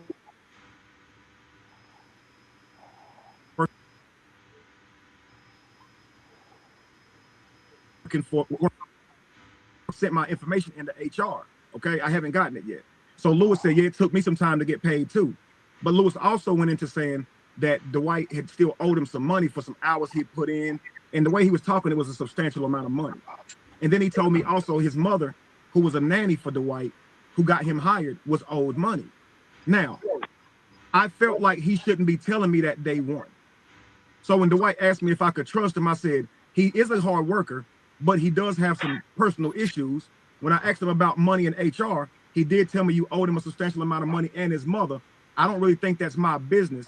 I think that's something you should nip in the bud, because typically when you owe people, they steal from you. Dwight said, well, he is a hard worker. I'll deal with it. This just told me that maybe Lewis has a point. Maybe it does owe Lewis money. But somebody from the room goes and tells Lewis, oh, he's talking badly about you. He's trying to get you fired. So I can see why Lewis is like, damn, because to Lewis, we're friends. We've been working at the house for 2 months. He feels like we're friends. So of course he feels like I'm snitching on him. But I've known Dwight for years, and he asked me to look out for him. And I've seen people do him dirty. So if he asks me an honest question, I'm going to tell him. I mean, yeah, but I would rather tell him in private, where it's just me and him, because he's asking the question. If he asks that in front of people, I would say, I'll let you know, like, later on when we're in a set. In retrospect, that's better. Yeah, because I would ask him if it was okay to say right now. So right. He'd be like, he's like, can I trust Lewis? If I would say, is it cool to talk right here? Yeah, you can trust them. And so I would tell him. Yeah, but sometimes you got to do something that's in their benefit, even when they don't see it's in their benefit. Because by telling other people that, they probably have relationships with them, with the other person. They cool with you, but they also cool with him too. So now they're going to be thinking in hindsight. So and no, you're absolutely correct. You're right. You're absolutely right. In hindsight, after seeing Lewis get on the panel and say the things he was saying, this is years now removed. I understand where Lewis was coming from.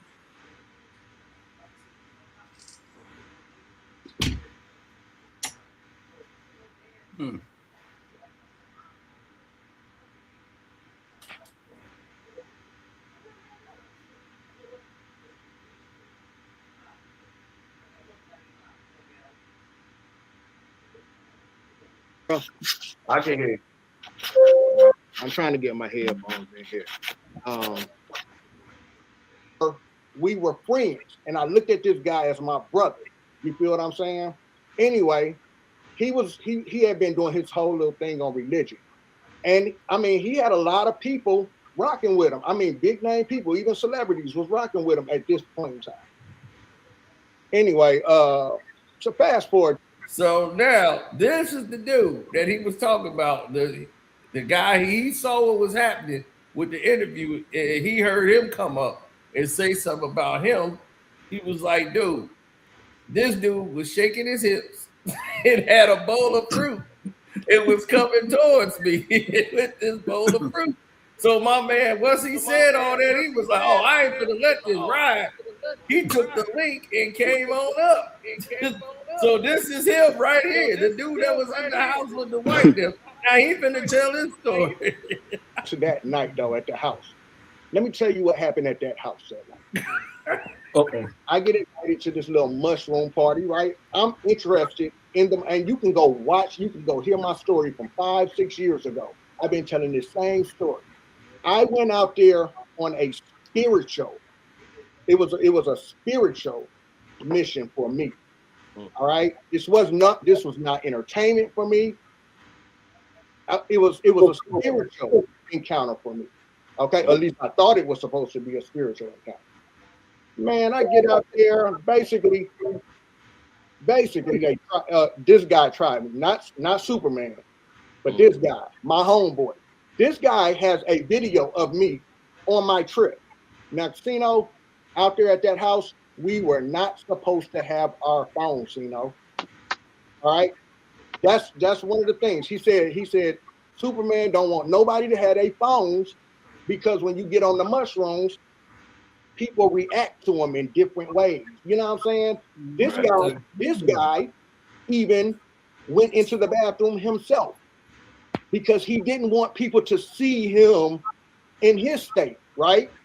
But yet, he pulled a cell phone out, and he videotaped me laying on the stairs. I was just laying on the stairs, but I was just laughing at myself because the mushrooms make you reflect. They make you reflect, all right? Right. So I was laying on the stairs reflecting on myself, right? And I was laughing real hard. This guy pulls out his cell phone and he secretly records me. This is my homeboy recording me in an altered state of mind. You know why he did that? Because he knew he was going to try me with that fruit. And just in case something didn't go right, he was going to use that video to discredit me, to make me look like, oh, dude, he's crazy. Look, I got a video of him laying on the stairs on a trip. But check this out. He went in the bathroom. He took himself in the bathroom and records this little alibi video. You feel what I'm saying? Because he went missing for 2 hours. It's a lot to this story. You have to go through my playlist because I've been dealing with this dude for a long time. Shino, let me ask you this.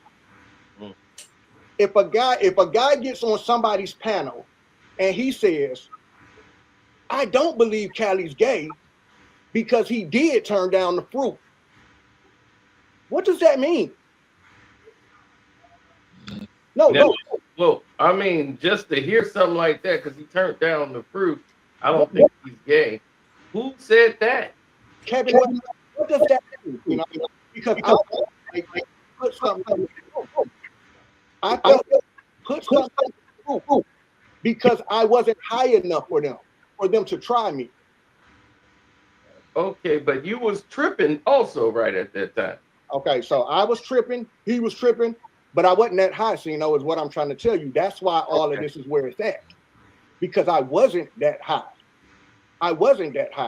Listen, man, you have to start connecting these dots to these little Diddy parties and these celebrity parties. And you hear people tell you how they have to get the blackmail footage on you, right?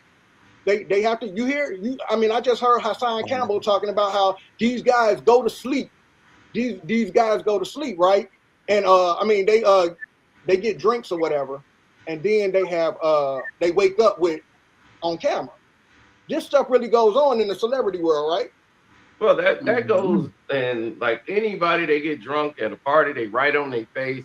I've seen that from kids, teenagers doing that. So we've seen that before. So what I'm saying is this: what I'm saying is this was my homeboy. I had no reason to turn on this guy. He did something to me or tried to do something to me that I felt was in violation of homeboy code, of man code. Sino, if you my homeboy, and you know I don't roll that way. You know this. Why would you try to offer me a bowl of fruit with the fruit lowered at your pelvis, and you right in your hip talking about, you sure you don't want no love?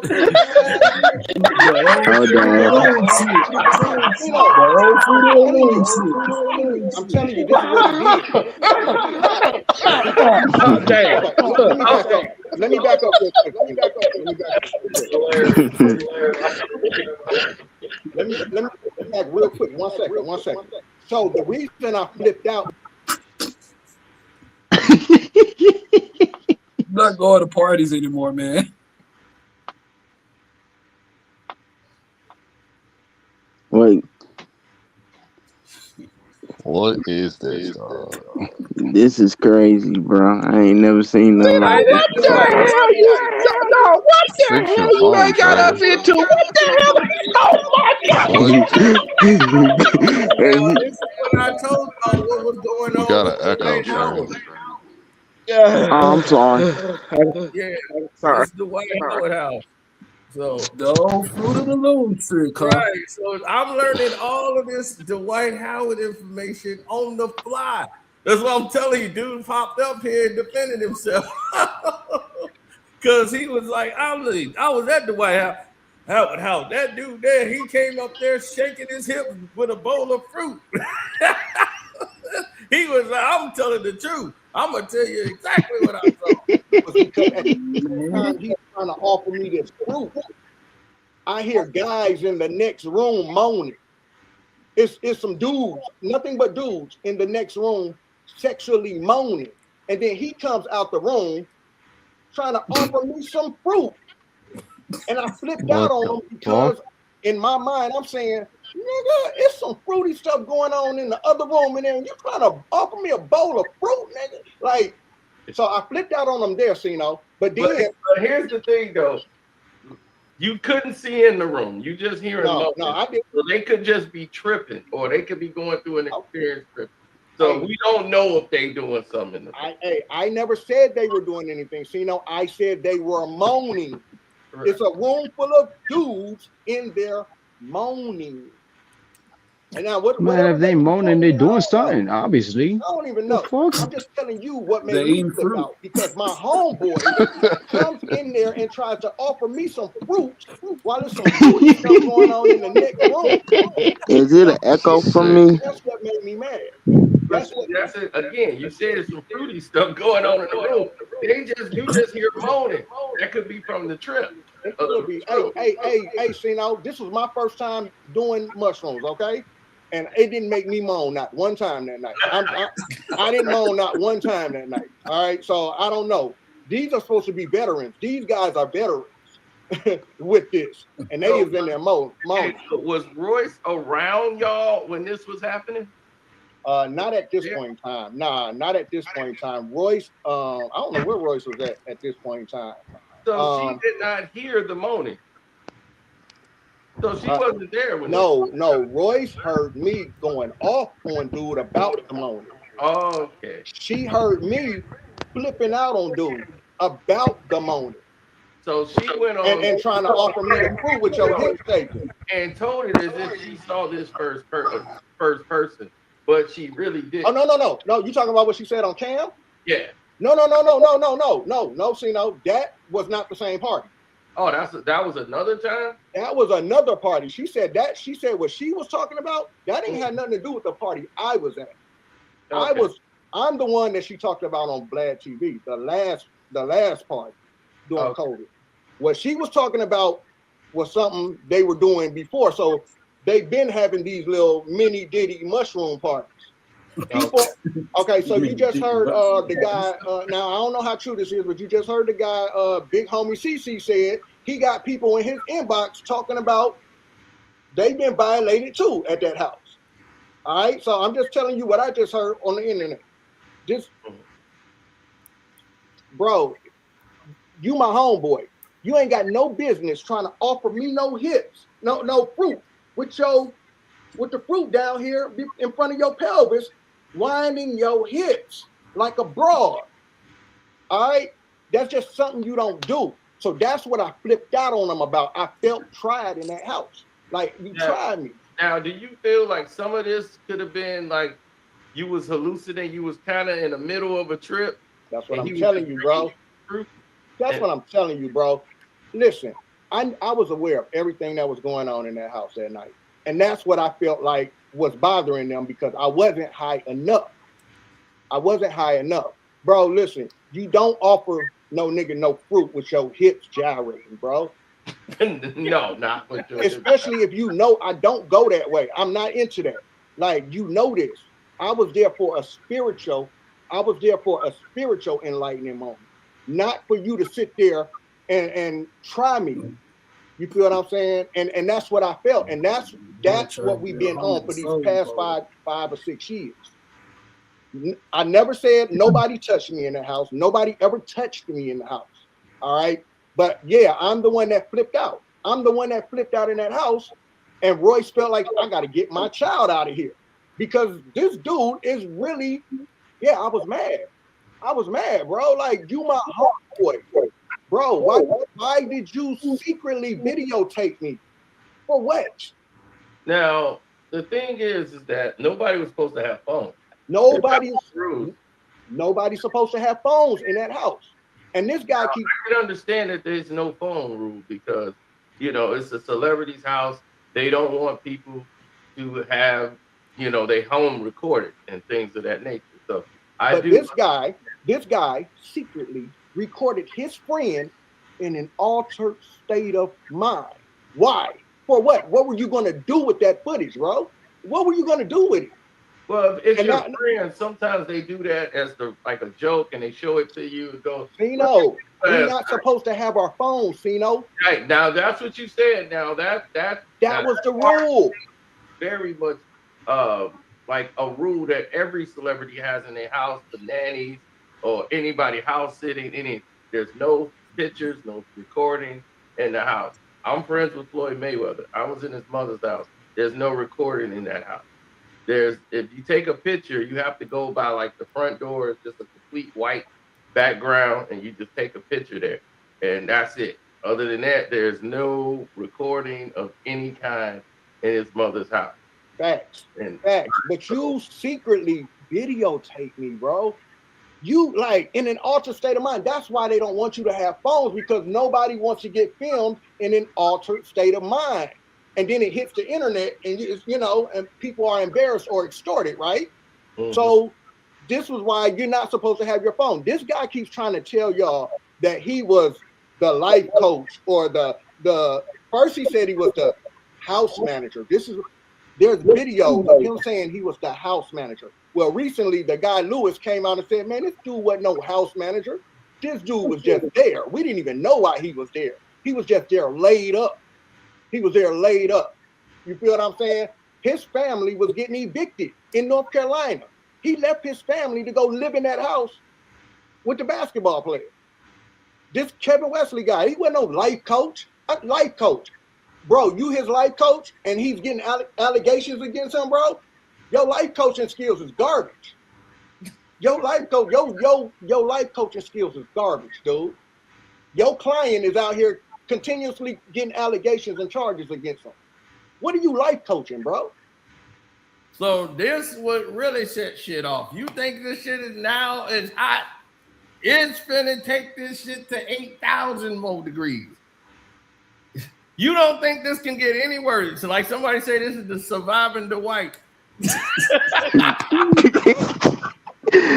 Oh, buddy, Dwight Howard House got Diddy beat. Wait, so Cino. So now when he hear this, yo, I'm hearing an echo. Oh, I'm sorry.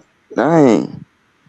Yeah, so now dude come back up. He leaves and dude come back up. He said his piece. The guy come back up. That was just up here, Kev. This is him now with his wife on the thumbnail to try to show he ain't gay. I got my wife in the thumbnail. So he come back. Guy, he's not even there. He's calling him the tattoo nigga. And apparently the tattoo nigga is questioning who Callie is. So Callie's like, who's Callie? And he's saying something about the tattoo nigga. So I'm laughing. I go, Callie, who talking to you? Who said that, Callie? And he busts out laughing because he said the dude farted or something. And the dude farted and it sounded funny or some shit. And nobody's sitting there. So I'm busting out laughing. I only record him because it's funny. I'm going to laugh about it with my friend the very next day. That's what I was thinking the first time. Now listen, this has been explained to him. This has been explained to him a million times, but he'll still get on platforms and play the begging the question game. Why would he do that? Why? Because he wants the crowd, the audience to not hear why and just ask the question so they can kind of conclude that something crazy was going on. Again, Royce is at this house, bro. I'm not gonna hurt him. If I'm not gonna hurt him, why would the recording be to discredit him? There's nothing to tell. Now, what about this message that he's saying? Said, well, I know he ain't gay because he didn't take the fruit. So I'm on an interview with this guy called Aboriginal Power because Callie has went on there lying on me. And so he asked me, there's this guy who Callie's a nurse. So at one time he was nursing for this guy named Devin. This guy named Devin comes on my platform and tells me Callie was his nurse. And he said Callie used to talk to him about sexual things, and Callie told him that he was bisexual. So this being a thing that's out now, the Aboriginal Power asked me about it. Do you think Callie's gay? I said, I don't think Callie is gay because if Callie's taking me offering him fruit as a gay gesture, if he turned it down, I would have to say, no, he's not gay. Or Callie is gay, and because I was just offering him fruit, he got mad because he realized it was not going to be a gay encounter. So what you got is me kind of theorizing what Callie is. If he's gay, then he's probably mad because you know how a woman might tell you she's going to come through, hang out with you, but she's not going to give you none. But you might still think, yeah, you talking that game, but yeah, you got to get here and get through that first. Oh, slow down. So now Callie's gay? What's going on? Listen. Well, Callie's daughter's uncle has said that Callie was gay, but I wasn't questioning Callie's sexuality. I thought Callie was straight at the time. So again, the first time that Callie's sexuality comes into question is this guy Devin, who's his client. Now you got to ask yourself, bro, how would I find Callie's client? How would I know who the hell Callie is taking care of at these homes? So this guy sees me on a platform and comes up and tells me about Callie. They're saying I paid the guy. Everybody watching my platform knew I didn't pay this guy. You understand what I'm saying? So here's the facts, bro. Devin said that, and so I'm hearing Devin say it, and I asked Devin, are you just saying it because you're mad? Like, did Callie really say that? And Devin's like, yeah, he did. And so I'm still saying, I still ain't gonna say gay. I guess I'll say if I'm speculating, what is Callie? If he's saying he thought offering him fruit was a gay gesture, if he turned down fruit, I can't call the man gay because he's supposedly mad at me for offering him fruit. But if Callie came to the house because he was expecting something sexual to go on, he might have got mad when he realized that this is not going to happen. And so maybe Callie is gay and thought that this was going to be some kind of gay party. Think about this. You've seen things about Dwight said in the media, alluding that he's gay.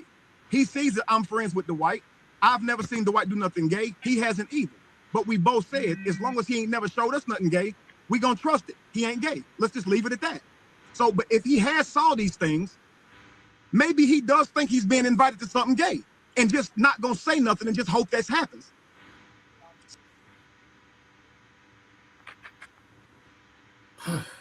That's hilarious. He's thinking now he's saying, alluding to the fact that the other dude came up with gay, and he was like, he was there, not saying that, just hope something happened. So now this shit finna go up another goddamn level. Cause he finna come up here himself and say this is some bullshit. First off, this chick get involved. I don't even know where she come from. She took the link and came up like, whoa, hold up. She knows what to do. Now, watch this. I just explained to you, and you followed me for years. I was single. I was on a bed rest for a year, dealing with my stomach, trying to recover back. Dwight offers me a job after I'm up and moving around. What family did I leave to take a job working for Dwight, especially in which where I got my own apartment and my children can come and see me every other week and stay with me? I'm around my children more than he's ever been. I never left my family. He says these things because they sound derogatory. I was a single man at the time. Yes, I got a woman with children, and I took care of the family, and never was we going to be evicted. This is a lie. Never, ever was Jamie ever going to be evicted out of her house. This has never happened. This is just a lie he tells because an ex-girlfriend of mine tells this story where I borrowed $1,000 from her one time, which is true. But I've given her way more money than she's given me. But it's irrelevant, but because all they're doing is trying to spin these lies. So this girl I used to date says she gave me $1,000 one time because I needed it for rent money, and I didn't pay the rent money, and Jamie was going to be kicked out. Jamie calls my phone. I cuss her out while the rent man's there about to kick her out. That's a story that she tells to try to paint me as abusive. Jamie's sitting right here beside me. Baby, have you ever gotten evicted or about to be evicted? Nope. Never once. Not once. Right. So again, this is another man speaking on my life, trying to tell you how my life is gone. How can he tell you I left my fucking family, bruh? How? Yeah. So now that you got that straight, Neo, welcome to the stage. And what do you have to say about it? Is you overwhelmed, brother? It's a lot. That's a lot coming in. Yes, it has been a lot. We'll take a deep breath because I'm gonna be calm with it. Because I just pressed charges on Kevin Wesley a few days ago, and I'm just coming up here to clear up some things that Kevin is twisting, especially when Now she just pressed charges on this motherfucker, and she popped up on the chat. I didn't know who the hell this was. I thought she was just coming to get some commentary. She's like, I just pressed charges on this motherfucker. That's talking right now. But let me get to some points. This shit just keeps going up another level every goddamn time. Sound like you found yourself in the middle of Jerry Springer, man. Yo, that's what I'm saying. This shit went left quick, and it kept going left. I'm like, now she finna bring up all kind of charges and shit against this dude. It's some crazy. Look at the expression on my face, like, what the fuck? he said that I said that his baby is his karma. It's funny because what you're dealing with right now is somebody who we call a professional victim. Everybody is against him. Everybody is lying, but he never tends to tell the people what he did to provoke people to say something to him. What you said about my baby, Neo? You didn't say he was my karma? We was talking about when Callie was talking about karma. And I said that I have an autistic child, right? That I'm a parent. Hey, bro, don't interrupt me. See what I'm saying?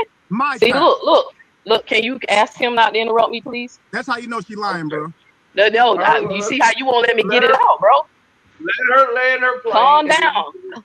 Calm down. Just wait till your paperwork comes. All right. But anyway, I made a comment about people who have kids with disabilities.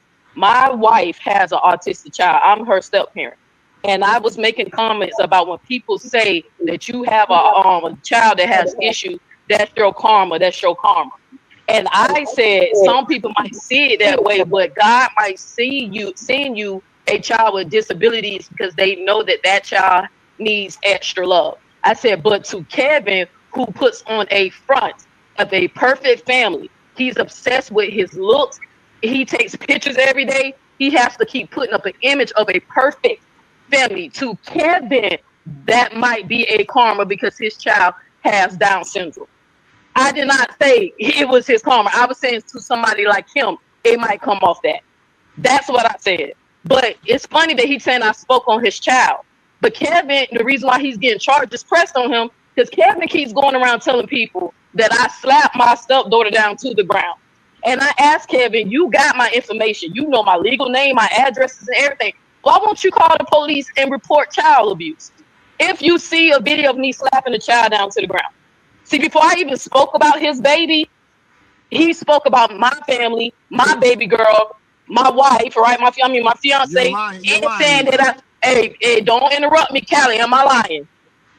Of course, Callie will say you ain't lying. Callie. Let me prove to you. Cino, real quick. They gotta go look at the videos and stuff. Cino, I can prove right now how I'm not lying. I have a video where I told Kevin that I'm going to leave him alone and I'm not going to make any more videos about him. I didn't speak on Kevin for a whole year. Kevin came in my chat and started some bullshit between Amore and another girl who I used to be cool with. So Kevin is lying. I literally told Kevin I would leave him alone when I found out that he had a child with disabilities. I literally said that. So Kevin, stop the bullshit. You spoke on my brother. You told people I abused my brother. And you told people I hit my baby girl before I said a thing about your fucking child. I gave you grace and I left you alone for a whole year. Hey, but bro, the reason why I pressed charges, no, it's my turn, bro. Hey, Kevin. No, bro, don't. Hey, no, hold on. I didn't interrupt you. Can I please finish? Can I please finish? Let her plane, and then when she's done, then you can retort. Right, come on. Hey, it's not an hour. What you worried about? I just want to say my part. Nah, because you know you a liar. Hey, man, you know this man had to apologize to a content creator named Amora. She had to sue him because he pretended to be talking to her family members on a phone call, trying to defame this lady. He had to apologize to her because she was suing him. So I'm finna show you who the liar. He's a self-admitted liar. He had to apologize. What man would go that far to fake phone calls and pretend to be family members just to attack a content creator because they beef? This show you how far this man willing to go to cover up his lie. Because I'm an open lesbian woman. Open. I'm around gay men all day. The man who just did my hair. I showed him videos of Kevin and took a picture. Showed him pictures, and he said, yo, that's family. I know a gay man when I see one. I believe Kevin is down low. And then to sit up here and say you was the house manager, bro, you really sound stupid. Because Lewis already explained that you didn't get paid and you was just a house guest. You're not a house manager. You just sitting up here just saying shit as if the receipts ain't out there. Okay, Kev, it's on you. You can Hey, retort. Stino. Hey, Stino.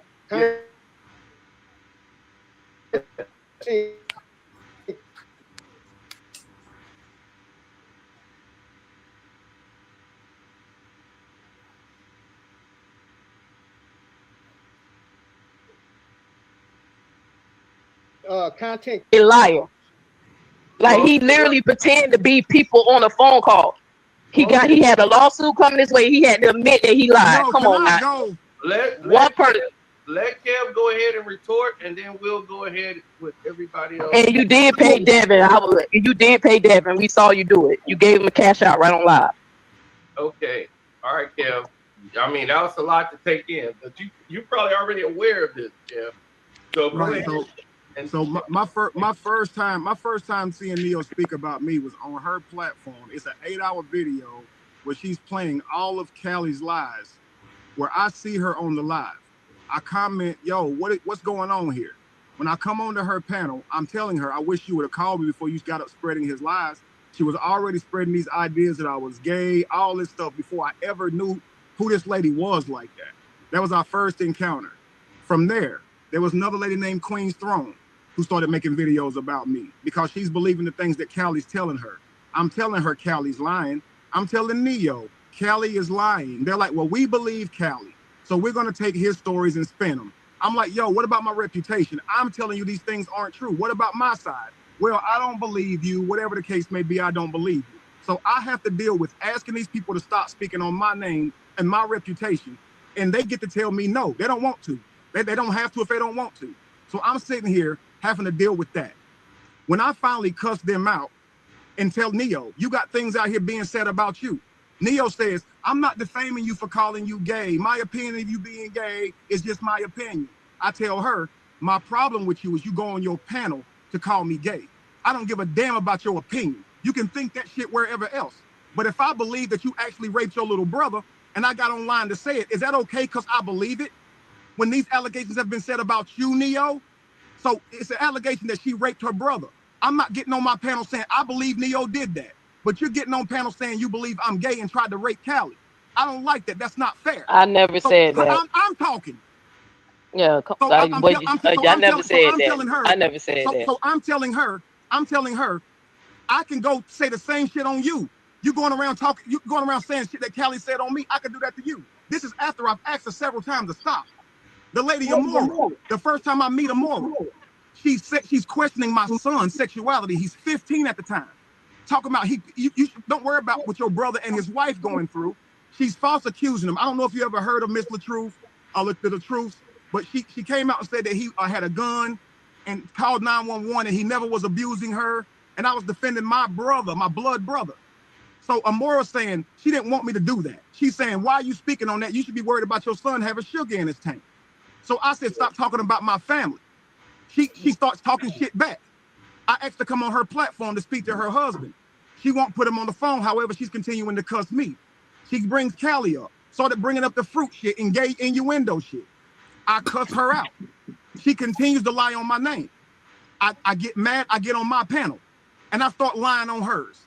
The same way she lied on me, I got on my panel and started lying on hers. I said, your husband got these claims on him. You got these claims on you. I would fake like I got phone calls, act like people was telling me stuff about her because she let Callie on her platform to lie on me. She invited exes on her platform. But that's where you wrong. See, if you never hallelujah. If somebody lying on you, you never go back with a lie. Don't listen. Don't get me wrong. I know. Hey, you should be a life coach. I know that. So check this out. I watched her do all of that. I want her to see what it feels like. The video was called "A Dose of Your Own Medicine." So once I did it, I felt so bad for the shit. I deleted it right then, and then made a video apologizing. Guess what Amora did not do? She never apologized for the lies she told on me. She only apologized for them months down the road when she got good and ready. So again, this lady who's Neo saying I attacked was attacking me first. Neo attacked me first. Not true. Callie not true. attacked me first. The Not first time I saw Neo's panel, she was playing Callie's videos, calling me fucking gay. So she can say it's not an attack if she wants to. Moral of the story is, I never bothered any of these people. They've all made videos on me, and I've asked them nicely to stop. And when they don't, they finally get the worst of me, and now they want to hold me to my character.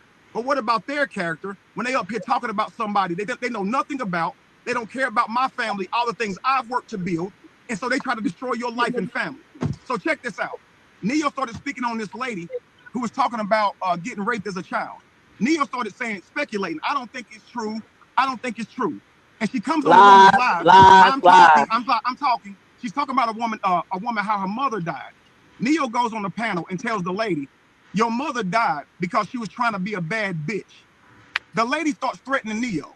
Neo pressed charges on me and said it's because I said that she hit the autistic little girl. When there's a video out of her literally hitting the autistic little girl. No, it's not. Yes, it is. No, it's not. They call the police, Kevin. That's child abuse. Neo, and then she's autistic, so it's even more. Hey, call guys, the police, if you guys Kevin. In the comments and you saw this video, Call put it in the police. But nah, don't get your peanut gallery. You call the police, Kevin, because you gave Felicia. But hold on. Yeah, go ahead and send it. It help with the case. To help with the case. But one thing, hey, I just want y'all to see that this man lying. He lying in real time. Let him finish, Neo. Let him finish. Okay, so listen, bro. Notice this. Notice how quickly she went to Amora and other content creators and all of this. And she's not talking about the things that Royce and them are insinuating. I came up here to tell you Royce is a liar. And look at the whole damn game comes out. They want you to know about what went on with me and Amora when she was attacking me and my family. And Amora can tell you this happened first. Although she may not. Anybody can tell you, though. This has been a whole thing going on about me trying to protect my brother from what he and his wife was going through. And there were so many content creators who believed his wife, and they would kind of go at it with anybody who believed my brother. So that's been a whole thing. Callie worked his way back into that because Amora brought him back after me and her got into an argument online. Because she says, I bet you won't call Callie a bitch after she called my wife several bitches. So I said, Callie is a bitch. And Callie said, since you called me a bitch, I'm back now. I'm back with more lies and propaganda. And so that's how that whole thing goes. The moral of the story is this. Hang on real quick. The moral of the story is this, Kevin. I did not offer Callie any fruit with no intention to come on to him. I'm not gay myself. So never was anybody going to hurt him. I only recorded Callie because what he was doing was funny and I was going to show it to him the next day. I had my phone because I was allowed to. I told him he couldn't have him because he wasn't. This is what's true, 100% about that. They don't want to talk about those things. They want to take it somewhere else because they're lying. If Callie was telling the truth, he would have never got off that subject, bro. And I'm only saying it because my phone gonna break up. I'm going through a bad spot, and I'm gonna lose you. But they're gonna sit up here and lie. I don't care about the lies they tell you. Let them lie. What I care about is Royce. They want to get famous off my name. So anywhere I am, they know where I am and they chase me down. But I'm sure the people in the comments, make sure you read them and don't just let them lie to you. And also, you can go back and research everything. But the fact is, I'm staying on Royce, and I can't wait to get that Cam Newton interview so I can expose her lies. I really don't care about Callie or this lame Neo. Neo's just trying to be relevant anyway. So I really don't care what she has to say. If you want to entertain her, you can. If you want to entertain her, self-admitted liar. brother, but I can guarantee you, she's got nothing. And you can go listen to her lame videos. She absolutely has nothing. Okay? But anyway, we know you gonna watch. we'll definitely talk again. Okay. All right, Callie. Hey, Tino, it's only one person on this panel. He went and got the White Howard Victim. Victim. All right, I want to clear this absolutely up. I press charges on the lady he talking about is because she doxed me, you know. She was calling people who she thought I was related to. She was doing it in real time. She released addresses where she said I live and what my family is. The final straw, you know, is that she told people she's been saying people to my mother's house. So I called the police on her because she threatened to send people to my mother's house. This is before I say anything about asking her how did her mother die. You see how Kevin just sit up here? It's a professional. Like he just made it seem like I just attacked this lady for no reason. And the reason why Kevin is getting charged, hold on, just real quick, I want you to know why he's involved. I'm not going to give it away because I don't want them to get their story together. But the lady slipped and said something in the live that I can use to prove that Kevin is the one who gave her all my information. And Kevin is the one going around saying I abused my brother, even though we already debunked that. My little sister came right up here and said that that story was impossible because I was in foster care. Me and my brother was separated at the time. They said that I abused him. Kevin knows that story, but he keep telling people to keep saying it. That's the only reason why Kevin's involved, because I can prove that he the one who gave the lady the information and that he's trying to use her to harass me because he's not dumb enough to do it on his platform because he has the bigger platform. That's it. Professional victim. Now, here's the thing also is that this thing is like expanding. Like it started with one incident, then it just started to expand. Do y'all think that just keep throwing fire back and forth, like nothing's gonna come out of it positive? It's just more people gonna be added to it. No, and it's gonna get bigger and bigger. No, we just went on another content creators live, 2 or 3 weeks ago, and we tried to squash it. And it was Kevin. The next day, he went and got the White Howard sister and brought her the next day after we said we was going to squash Not even 24 hours after they made the deal. He went and got the White Howard sister, brought her on the panel, which sparked Royce again, because we were all supposed to squash it. He got mad at me because he wants an apology. When do men need apologies, man? Hey, Callie. Man, I told y'all, I stand on everything I said, man. The videos, man, I got a million videos, man. And Sino, let me tell you why I had to do the video. The reason I had to do the videos is because I'm not a content creator. I'm not somebody who's on YouTube making videos all the time. I don't have a big following. So I had to find my way to tell my story, right? So I made little short videos straight to the point of whatever point I wanted to make. Okay. And what it's doing is it's affecting him now. Now I want to say this because he brought up something that when he was saying about a story about you being shot. I wanted you to that the audience and give your side of it because he said an alleged minor was involved. And you didn't want to testify because you didn't want the attention. So for the audience that's listening, you can go ahead and clarify. So you can go on my channel.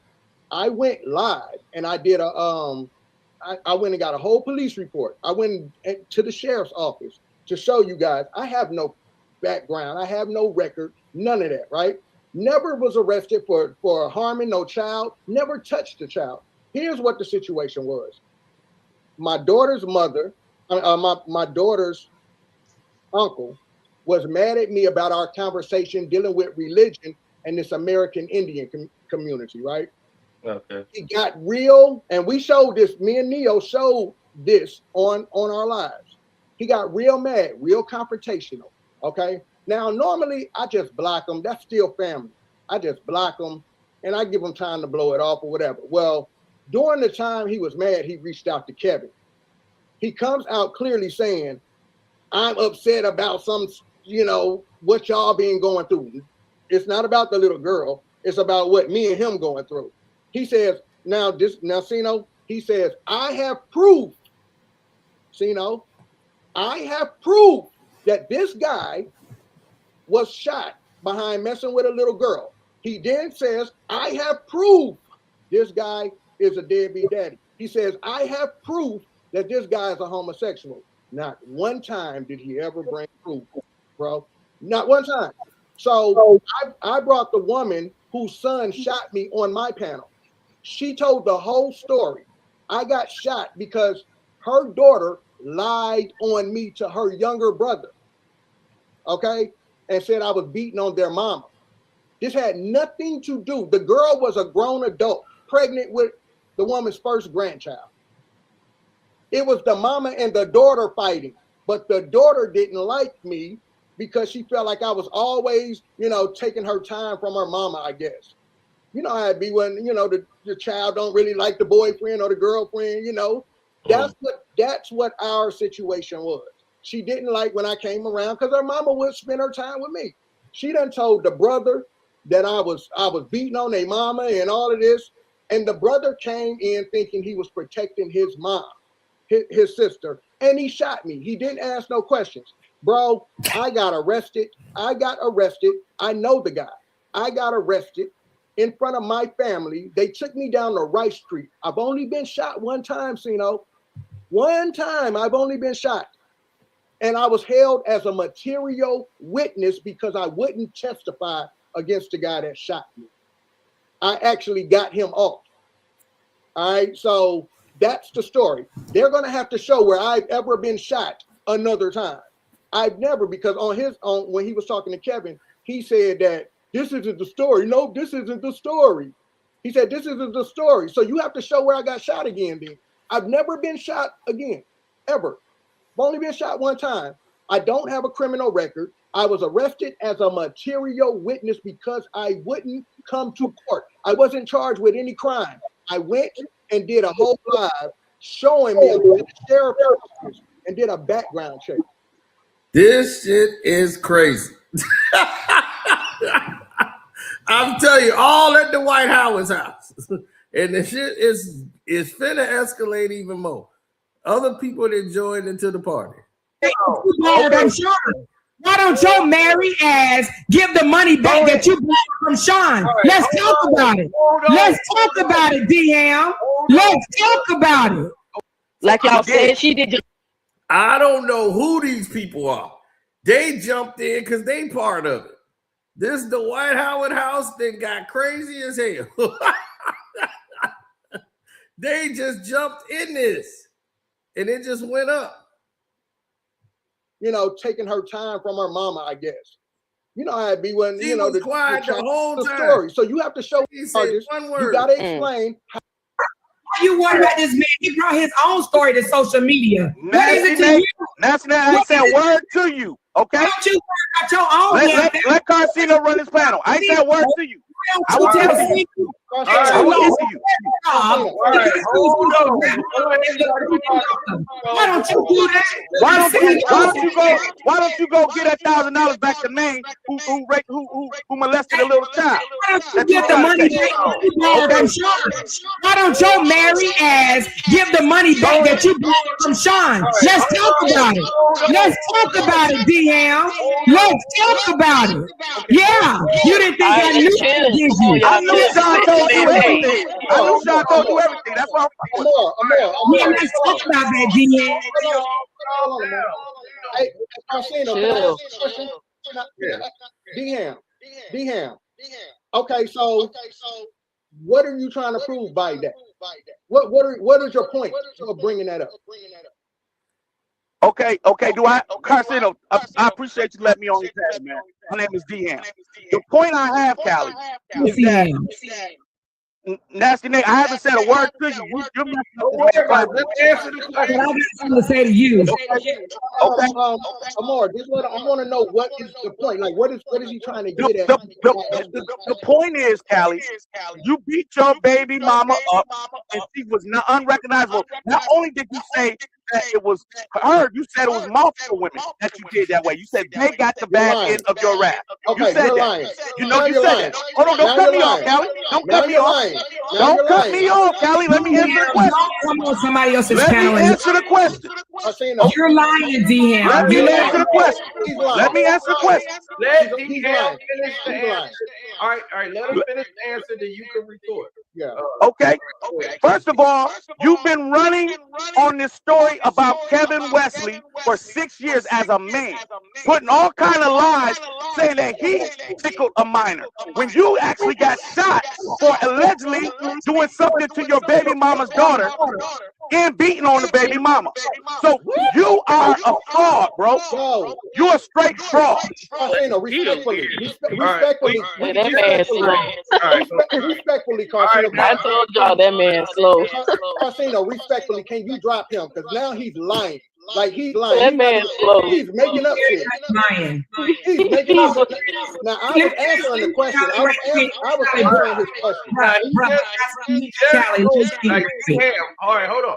D-Ham, he just explained that story on what happened there, why he was there. And this man has no criminal background. He literally works with patients, people in the medical field. This man do not have, and then he's not on record being a self-admitted liar like Kevin Wesley. And then Callie told his own story, and they're twisting it and making it more than what it is. He clearly said it was self-defense. That's how he was able to get custody of his kids. Exactly. But he's weird, bro. He's weird. That man ain't got no background. All right, well, Neo, give me a second, Neo. Okay, hold on. I'm gonna let you talk next, tomorrow. Okay, D-Ham, what made you arrive at that point after you heard what they just said? And the fact this is what I'm trying to tell you, Carcino. These three individuals on your platform is running a campaign to tear down Kevin and his brother. These people been harassing Kevin Wesley's family for almost 2.5 years that I know of. Lies. We've been exposing them for their lies. Okay, D-Ham, they said they tried to end this a couple weeks ago, 2 weeks ago. Callie, did not stop making videos about Kevin for a whole year. EP channel, you can go and see the video. And then a month ago, not even a month ago, then Kevin come to my chat and start that shit with Queen Throne in the morning. I haven't spoke on this man for a year. Are you aware of this?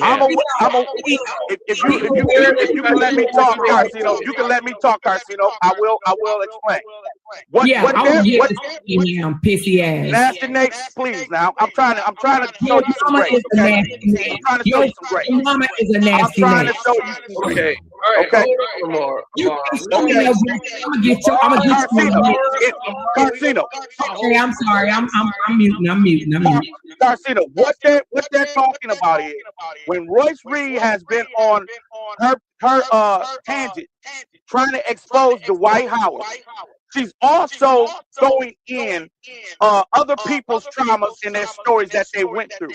So what happened was the Dwight Howard sister reached out to Kevin and said that Royce Reed lied about who molested who. So she wanted to get her story out. So she used Kevin Wesley's platform to get it out. So now you got Callie and Neo X and everybody else still came right back up and came to Kevin because of it. That's what happened. That is a lie. That's what happened. Bro, you know we see you, bro, right? Ask him how does he fit in this story anywhere? Ask him, DM, how does he fit in this story anywhere? He's just a glazer. Ask him who he is. Let me ask you something, Callie. Let me ask you something, Callie. How do Amar and Neo fit in the story? I started Kevin made content about me. Okay, because I'm doing content on the story just like they are. That's how I feel the story. The damn story. I'm doing content in the story just like they are. Okay, so we're gonna let Amara talk. All right, come on, Amara. Okay, Sino, thank you. First of all, is that your name, Sino? Because I hear Pissy calling you Carcino. How you say your name? Okay, Sino, first of all, my name's Amora. All right. So first of all, sorry for cussing on your panel, and I'm gonna try to maintain my composure, right? So first of all, the guy that's up here right now, DM, he has absolutely nothing to do with this. He's not even monetized. He's not a blogger. All he is a troublemaker, but he's also a LaTruth and Kevin butt kisser. That's it. That's all.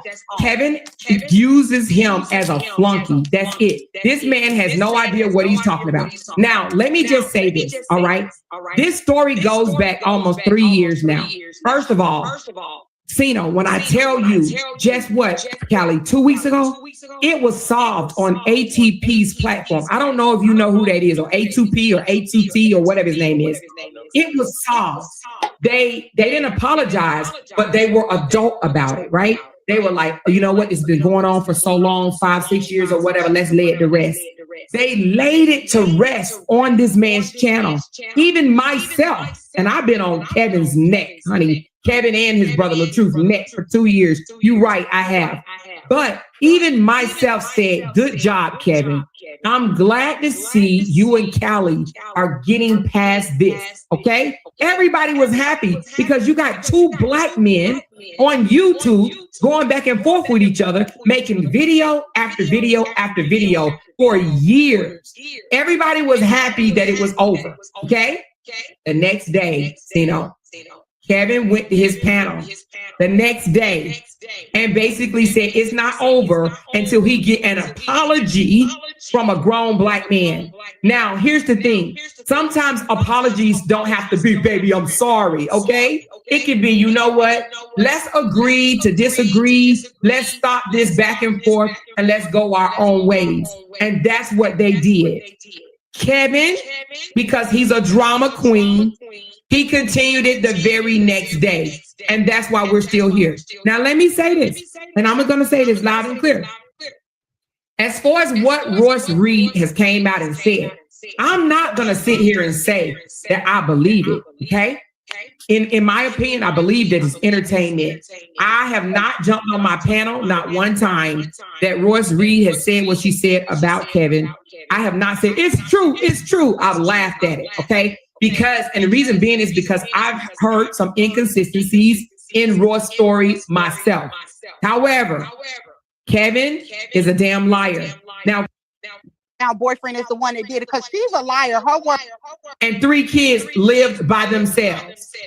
Amora has nothing to do. Amora is not the type to let you talk. You gotta mute Amora.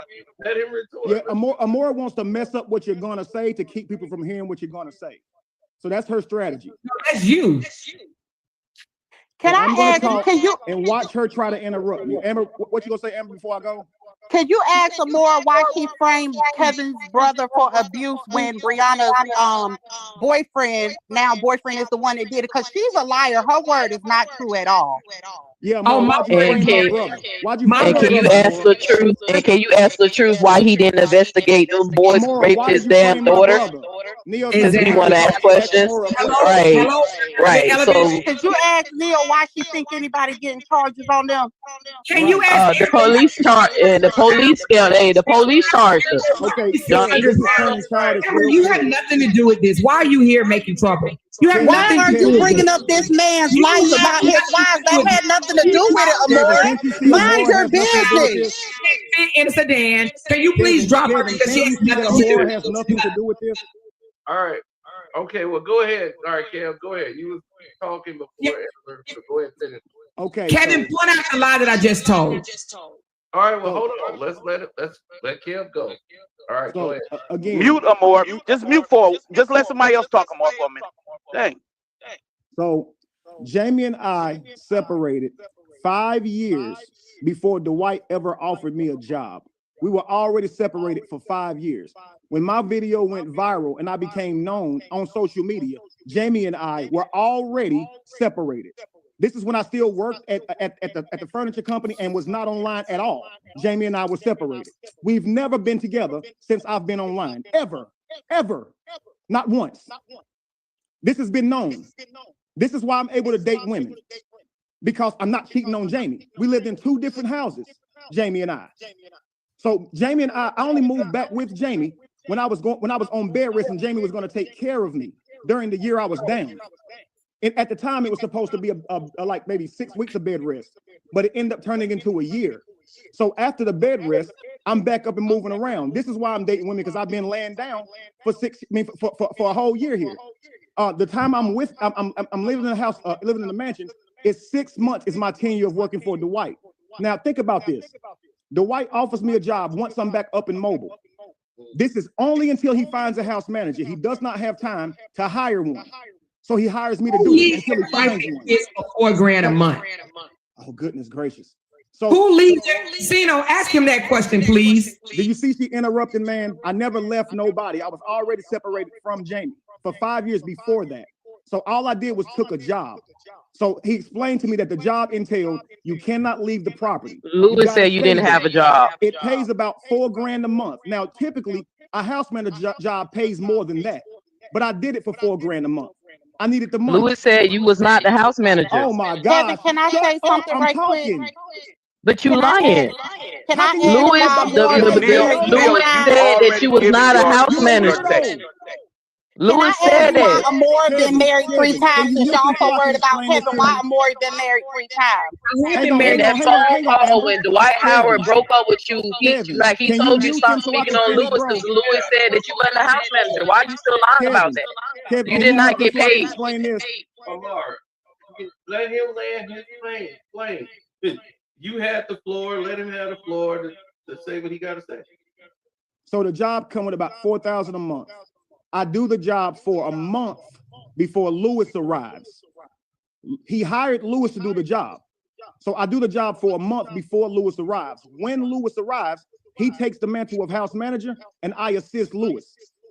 When Dwight came home, he paid me for my time of being a house manager. From there, he paid me to counsel him and Royce and Christine on rebuilding their relationship because they fell out several times in the past and they were there to do some poly stuff. So I'm there to counsel them. Louis is right. I wasn't a house manager, but I wasn't at liberty to say what my job was. Callie out here saying it's me, Dwight, living in a house together. Of course, I can come out and say what everything is, but I don't have a legal right to do that. So all I can do is say he's lying. There's several people at that house. I can only say what he hired me to do, house manager. I'm not going to tell the world that Dwight's practicing poly, and I'm there to help him do that. That's not anybody's business. But since Royce has now said Kevin's the poly guy, and he was out there trying to talk with me and Christine about poly, now that Royce is saying that, I can speak on it because Royce has said it. But they think they know my life. None of these people were around me. I've never met Neo. I've never met Amora. The only we don't have to know you to hear you, see you, and hear you lying, bro. That's stupid. You just sitting up here just like you know we gonna ride you after the end of this show, bro. In their mind, anything Louis to say is right because I'm Kevin. So anything they can say about me, you are the self-admitted liar. But you are a self-admitted liar.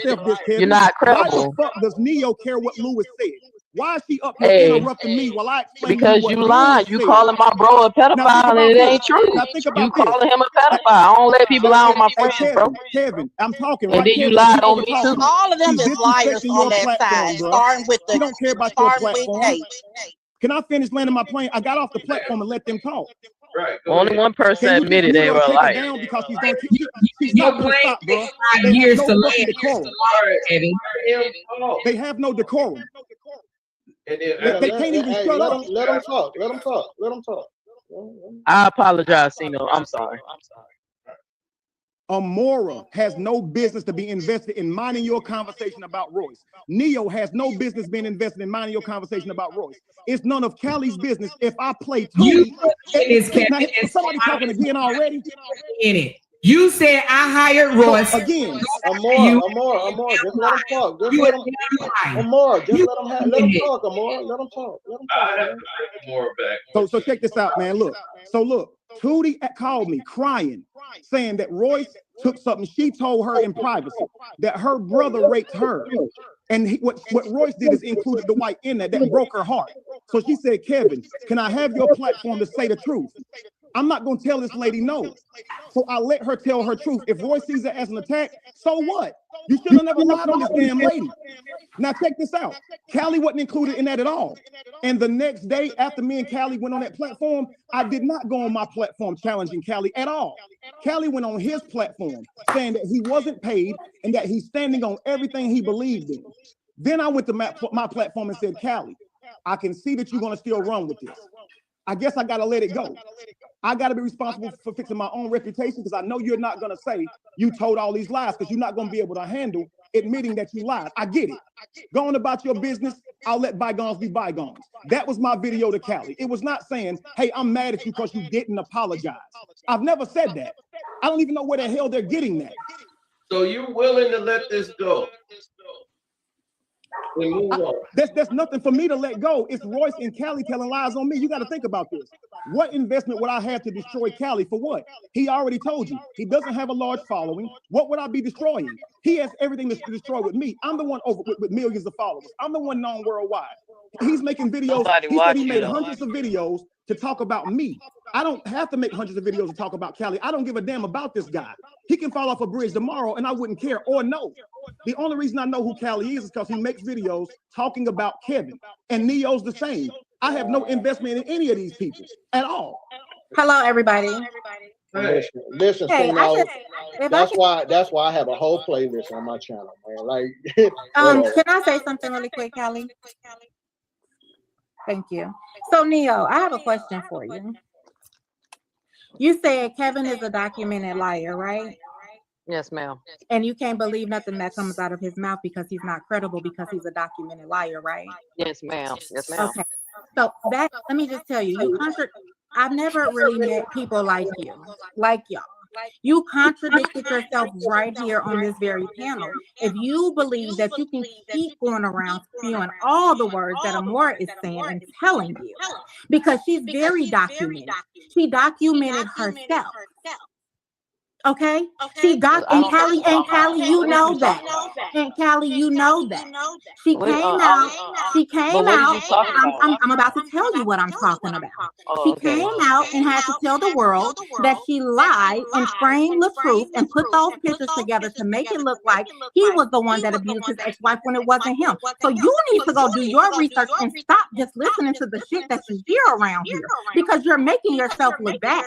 Then you turned around and you said that you didn't go after Felicia. You didn't know that young lady. You said it on the more panel. I don't know her, but she's this, that, and the other, and she's demonic, and she's this, and she's that. And what did you expect for somebody to sit back and just let you go at them like that when you said you don't know them? Is that what happened? Are you sure that's what happened? So if I prove that somebody from the roof, hold on, let me say what I gotta say. Calm down. If I prove I'm very much calm. that Robert supporters were making videos about Wait a minute. Wait, no, hold on, ma'am. Can I answer your question? Can you let me answer the question? Can you let me answer the question? Robert supporter, ma'am, can you let me answer? Can you let me answer? Thank you. Answer the question. Calm the fuck down. Answer the question. No. Just let her answer the question because I'll wait. I'm gonna tell you the truth. Felicia's not a Robert supporter, so you cannot say Robert supporter. That's not what I was about to say. You don't know what the fuck I'm about to say because you keep interrupting. You have no idea what I'm about to say. You literally keep interrupting. So all right, well, if I gotta get to the point, dummy, liar. Lie first. That's what you gotta do. Nah. You just wait for the police court papers get to your ass. That's what you need to focus on. No damn report you filed. You trying to sue somebody? You trying to sue somebody so they think you're gay? Kevin, please let her answer the question.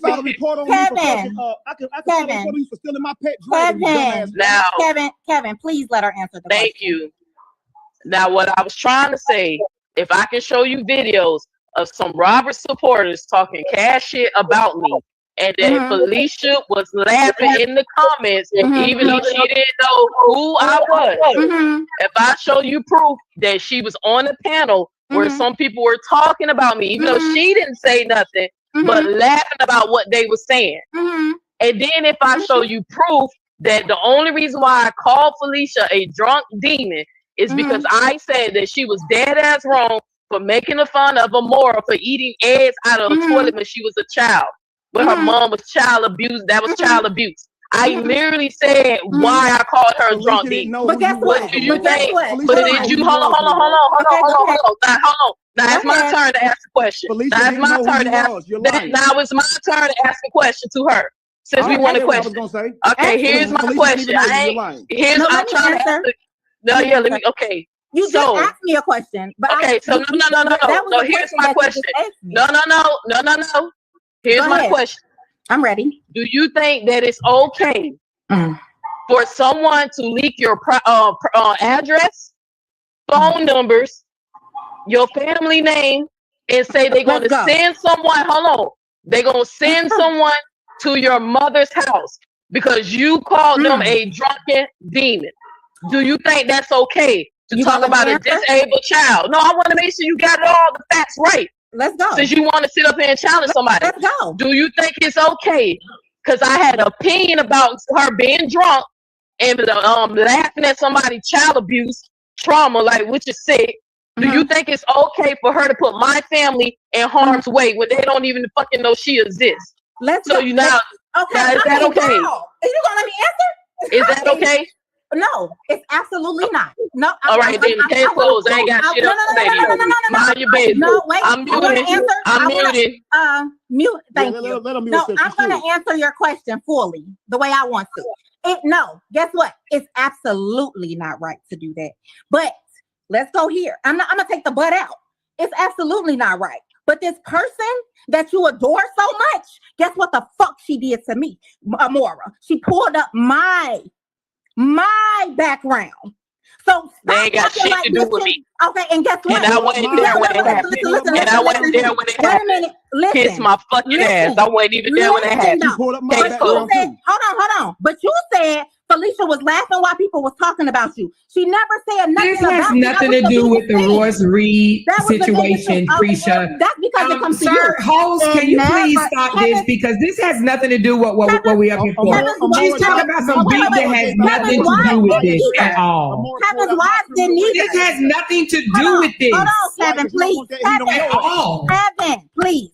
Yeah, of course he don't want nobody to know what she do because his wife didn't have Prisha, I did pull up your record. I'll admit that. I'm not a type of person that's going to lie and hide my hands and say I didn't do it. I did pull up your criminal record and prove that you was in prison for 5 years for cracking out Atlanta, as you said, okay? I did. I pulled up your record and told people that you spent 5 years in prison. I did. I did. Do it again. Okay, so I don't lie about it. I didn't lie about it. I did do that.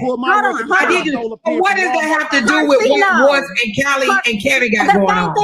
That has nothing to do with nothing, Krisha. Can you mute her? And I apologize to your waterhead looking ass.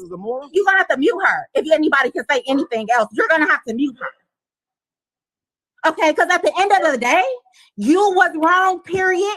And at the end of the day, Neo, you was wrong. That lady can laugh at whatever the fuck she want to laugh at. That don't give you no idea to go up there calling that lady all out of her name. You talking about Kevin don't respect women. You don't respect women. I literally said I made a comment because she was making fun of Amora eating eggs. I literally told y'all why I called her drunk. But that wasn't your business. I did not even say nothing.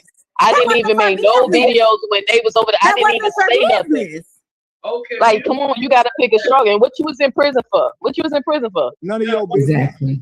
What you was in prison for again?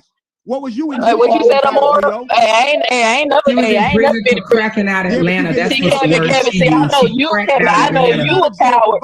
Hey, Callie, I know, Kevin. I know you a coward because you let a man mush you in your face. You ain't fight him back. But when somebody mushed me in my face, I fought him back. And yeah, I got arrested, but my charges was dropped. So I ain't a bitch like you. You've been arrested several times. Okay, all right. Now, Amora, hey, but all drop, baby. All drop. Because it's called self-defense.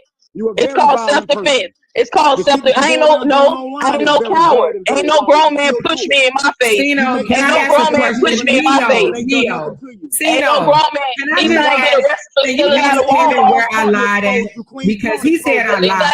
Can you just ask Kevin where I lied at, please? How broke you is? How broke you gotta be to steal a pen out of Walmart? Neo, fucking you been lame. Can you please ask Kevin where I lied at when I was talking about what his situation. Kevin, you came up and said I lied, and you never pointed out the lie. I did, Amora. Can you please? The first lie was I left my family. I was separated from Jamie for 5 years before Dwight ever offered me that job. I wasn't with Jamie. So Well, I was only going by what you said on the panel earlier when I was listening, and you said you got offered a job for $4,000, and that's why you moved in with him. Okay. What? You did. Sino, did you not hear him say he got offered a job? You say where you lied, right? No. You left your family for 5 years and you moved in with Dwight. Yeah, but I was separated from Jamie for 5 years. I moved in Dwight's home when Dwight wasn't living there. He was in the NBA to manage his house. Hey, let me ask you something, Kevin. Let me finish. Don't overcall me. Don't interrupt. Don't interrupt. Let me finish my damn sentence. Yo, this ain't your platform. Why are you yelling like that? Because you're over talking me. Stop over talking me. You have emotional issues. That's what it sounds like. Emotional issues. You're the one interrupting, stupid. I don't finish the statement. He was still talking. Go ahead. Forgot what I was even fucking saying. That's her goal.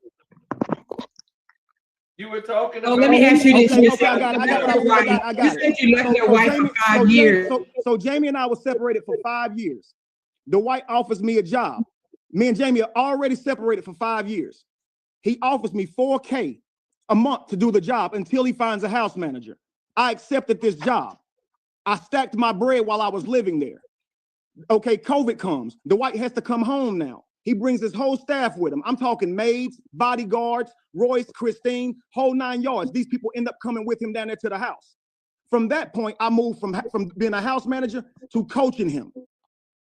I don't know what you're talking about. I lied about in my life. This is my life. How can you tell me what I lied about? Oh, how long did you stay there? You asked me what did you lie about? You lied when you said how long did you stay there? You lied when you said I left my family. That's how long did you stay there? 6 months. 3 months when he wasn't there, 3 months with him being there. So you stayed there 6 months? 6 months. 3 months before he got there, 3 months with him being there. When you came out with your campaign saying, I'll feed the world if you guys send me $5. And you had all these people send you money, over $8,000 worth of money, and you never fed no homeless people. Were you living with Dwight then? Because you said number one, that never happened. So here's what actually happened. Here's what actually happened. If you're not going to overtalk me. A year before I met Callie, I was building a team, a nonprofit organization in which we would feed the homeless. I was announcing this and where they would give money to the homeless. We never launched a campaign. We never took up money to feed the homeless as it dissolved beforehand. So Tigress can tell you this. Tigress can tell you we never actually did it. We got out before. He collected money. The whole thing plummeted. So watch this. Then this guy Ricky comes along. Ricky's going to be my partner. I'm sending him all of the paperwork of my nonprofit that Tigress has given me. Ricky's telling me this ain't the right type of nonprofit. We'll have to do different paperwork. So now I'm rebuilding again. Now, when they came out and said I was a scammer, I played the recording of the guy who called me a scammer, literally telling me that no money ever came in. No money ever came in. It came to him first, and then he would send it to me if it were to come in. He tells me no money came in on the phone. The next day he launches a video calling me a scammer. He is recording me. I didn't even know he was recording me. He posted the recording of me where he's telling me that I never took a dime. Literally him. Now, I can say this a million times. They'll say, I don't listen to your videos. I've played the recording of him saying this. Kevin, so you going to sit right up here and say you never collected money? Something different. Now, at this time, Callie's right there defending me. He sees what Josh is saying. He sees what Ricky is saying. There are several people saying I'm scamming them, not sending them clothes that they're buying. Callie's looking at these things saying the receipts was all there. Callie's own video saying all the receipts were there. Now, Callie and I remain cool. I no longer talk to the other ones because they try to call me a scammer. But Callie saw I was telling the truth, so he stuck with me. Now, a whole year later, Callie comes to the house, does shrooms, leaves, saying I waved my hips in his face with fruit, and also calling me a scammer, repeating everything that he already knew. Hey, did you feed any homeless people, brother? I'm just yes, I fed homeless people, but I've never taken a collection to feed homeless people. That was something I was. Yes, you did. No, I didn't. Yes, you did. Kevin. You did a whole video. You did a whole video criticizing the church. Yeah, because you did a video. I was there. I was there. I've been following you since you came out. You did a video. You did a video saying you was criticizing the church, saying that they don't do nothing for the people, and you want to be better than the church, and you was telling people to come and support you and give money so you can feed the homeless. And then I got you on record saying when somebody asked you, did you feed the homeless? You said no, because in North Carolina, it's illegal to do it. No, I didn't. Like, yes, you did. You want to put 1,000 on it? I said I didn't put it on film. I said I didn't put it on film. No, you said it was. You said that you ain't want to get no fine and no ticket. This is the dumbest shit in the world. Of you trying to tell bro, me you said it. You said it. You said that you ain't get no fine and no ticket, bro. Like, come on. You said that because I was up there like, what the fuck, bro? So you was scared to get a ticket, or did they say they was gonna arrest you? I said, what is a fucking ticket? It's like a parking ticket, just a little ass fine. But you ain't want to do it. You said you said no. You didn't feed the homeless. Like I said, I did not film myself feeding the homeless. I did not film myself. If you have if you got a house worth millions of dollars, if you got a house, why would you let a stranger? Why would you let a stranger be over your house? Food back home. I'm literally y'all think about my that. Children, showing them the food. Why would I take food back home and let my kids see me do some dumb shit like that? The food that I'm handing out is literally bananas, oranges, chips. Hey, y'all, everybody use your common sense. Why would use your common sense? A bunch of food and then if you have a house worth $1 million, would you let a stranger off the internet be in charge, or would you let a stranger be in charge of running your house while you are away? A multiple $1 million house. Would you let a stranger that you met on Instagram? I knew Dwight for 2 years when he offered me that job, dummy. Oh, so you didn't know him for 2 years? Yes, I had already life coached him for 2 years at this time. Callie know when I met him. So you life coached him through the internet? Yes. I life coach everybody through the internet. What do you think I do with that?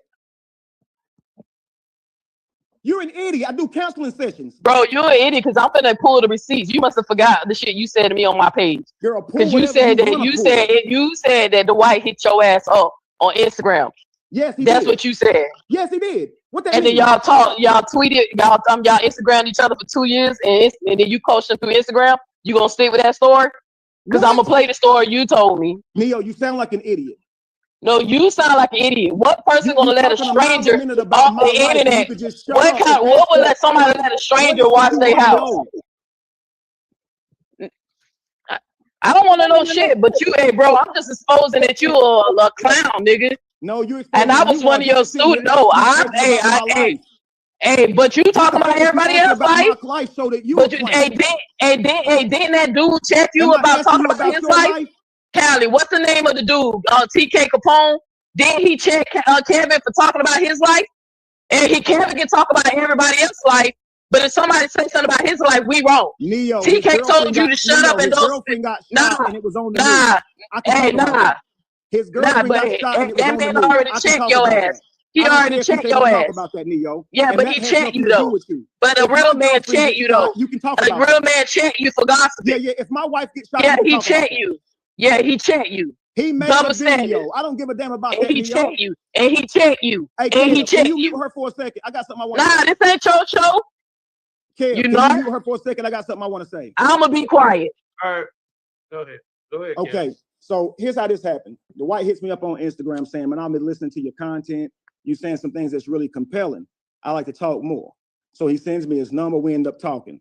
When we speak, I have this god awful toothache. I can't even hardly talk to him. So I can say a little bit. My mouth can barely open. So I say to him, "Hey man, we'll have to talk later. I got an abscess in my mouth. It's really bad." He said, "When are you going to get it fixed?" I said, "Honestly, I don't know." I talked the doctors I have. It's like 3 months out. So I've been taking like ibuprofen on and off to try to keep it from getting bad, Ambisol, all this type of shit. So he ended up saying, "Hey, I got a doctor, a dentist who can probably do it for you. Let me see and check on their appointments." I said, "Okay, cool." He hit me back the next day and told me that he had somebody. Okay, I flew down there to get my mouth worked on. Dwight was I think he played for the Lakers at the time, or whoever he played for at the time. I didn't meet Dwight on that round. So I went down there, I met his assistant, or I guess a lady who he was real close with, who works at the dentist assistant. So I met with her. So she, when I met with her, I ended up flying right back out the same day. So my flight landed that morning, and I left right back out the same day to get my teeth fixed. So they say, well, why would he do that unless y'all gay? This the speculation stuff. So this is Amora. Amora goes to her platform, and she'll take something like that and allege, why would someone do something like that for you if you're not gay? And this is what I tell her, yo, stop doing that, yo. It's sad. You don't do stuff like that. So anyway, maybe a couple of weeks Kevin, later, you are lying your ass off. No, I'm not. This is crazy. No, It's like he forget what he say. How can you tell me do. I'm lying I have about so my many life? video footage of you saying something totally different. Totally, I do too, or more. I'm gonna wait till I put the become. I'm gonna do a compilation. So I guess you'll interrupt me and say you have footage, right? Play the footage, then that'll be fine. Play the footage. I'd love for you. Kevin, first of all, Kevin, I don't know why you do this to yourself. There's so much footage out there of you saying different stories.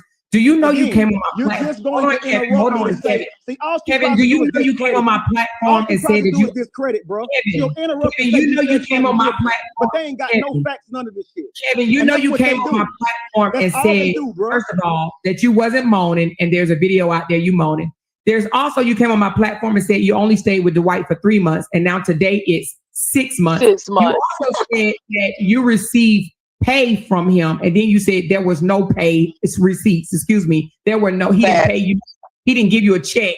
I guess he gave you cash or a car or clothes or whatever. But also, here's the thing, though, Kevin. Let's answer the big question. The big question was you lied about everything you just said. You and Callie squashed it, right? Please, can you explain to us? And I'm gonna put my microphone on mute. Can you explain to us after y'all squashed it? The very next day, how did all of this stuff start back? It didn't start back the next day. Callie went live on his platform the next day saying, I wasn't paid. Apparently, it's something that Jeannie said on her platform that maybe Callie was paid off. Okay, so he is correct about that. Okay, so he goes on his platform to say, I wasn't paid. But I didn't attack him. So he says, I'm still standing on it, letting his people know I still believe everything. I already had it fixed in my mind that whatever he said, I was just going to squash it. So I looked at that and said, oh, okay, I guess he's just going to cop out. Because see, if he comes off of this damn hip shaking story, he'll have to admit that calling me a scammer, talking about my wives and all this stuff, this degradation was wrong. And I don't think he'll be able to do that. So but go ahead. So anyway, I don't think he'll do that because I don't think he'll be able to handle looking like that to the community. But so when he said, I'm still standing on it, I realized he going to do that. So I got on my platform and I said, bruh, I'm gonna let the shit go. You say you still believe it, I'm gonna let it be that. I can't expect you to fix my reputation. I'll do that repair. Go on about your business. I'll go my way, you go yours. That's how I left it. Now, some days later, here come Neo ass trying to bring up Callie's the uncle dude. And she's saying that I'm going around saying that Callie's a pedophile.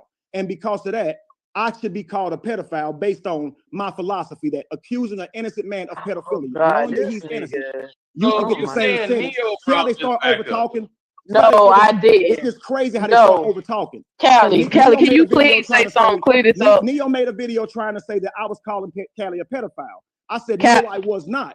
His uncle, that is not true. That. So when I said that, Neo runs back to Callie. See, he's still talking about you. He's still talking about you. Callie's that's not true. He's easily weaponized. No, it was a lot of people that came back. Neo makes a whole video. I'm just gonna keep talking because y'all like to interrupt. Neo makes a whole video. But you lying, Kevin, bro. Come on. She called it, is Kevin Wesley a molester? On this video, Callie's in the comments already saying, let's get it, Neo. He's hopping on the panel to slow down me talking about Polite to try to infer that I'm trying to defend Polite. And so this is what they're doing. So Callie's doing that. I see all of this bullshit going on. I get on my panel and say, fuck you, Callie. Fuck you for life. I don't need your apology. Just let them That's talk. what happened. All right, bro. This is crazy. Wow, bro. This man on them shrooms. Listen, Leo. Just let them talk. Yo, this nigga, them shrooms don't got this man brain toasted. It's way too many videos out here. Let them talk. I get it. Right. Why y'all fucking here? Hey, Cino. Hey, bro. Hey, you ruin your own life. You ruin your own life, bro. No, Neo, why the fuck are you here? Listen, bro. Hey, because I'm pressing charges on you. I'm here because I just told you I'm pressing charges on you. You said something. Hold on, because Neo, I'm come on, pressing come on. charges Is on that why you you. press charges, Neo? Kev, you Nah, like but Drop the fuck if down, you gonna Kevin. lie, Drop no, that no, down. you Neo, drop hey, down. Amora, why Why? you here? This is not your channel, bro. Amora, This why is are not you your here? channel. Hold on, he's a life coach, Neo. You gotta Amora, let why the you life here? coach Yeah, he a Amora, fraud too. why are you here? Question, and I want to answer it. Kevin just said, "Why am I here?" Yeah, why you here? Okay, hit mute and I'll tell you why I'm here. Neo, please. Kevin, hit mute so I can tell you why I'm here. I Hit have mute. self-control. Go. Okay, we're gonna see just how much self-control you have. Go. You asked me why am I here. First of all, you don't have to do that. But anyway, you asked me why am I here.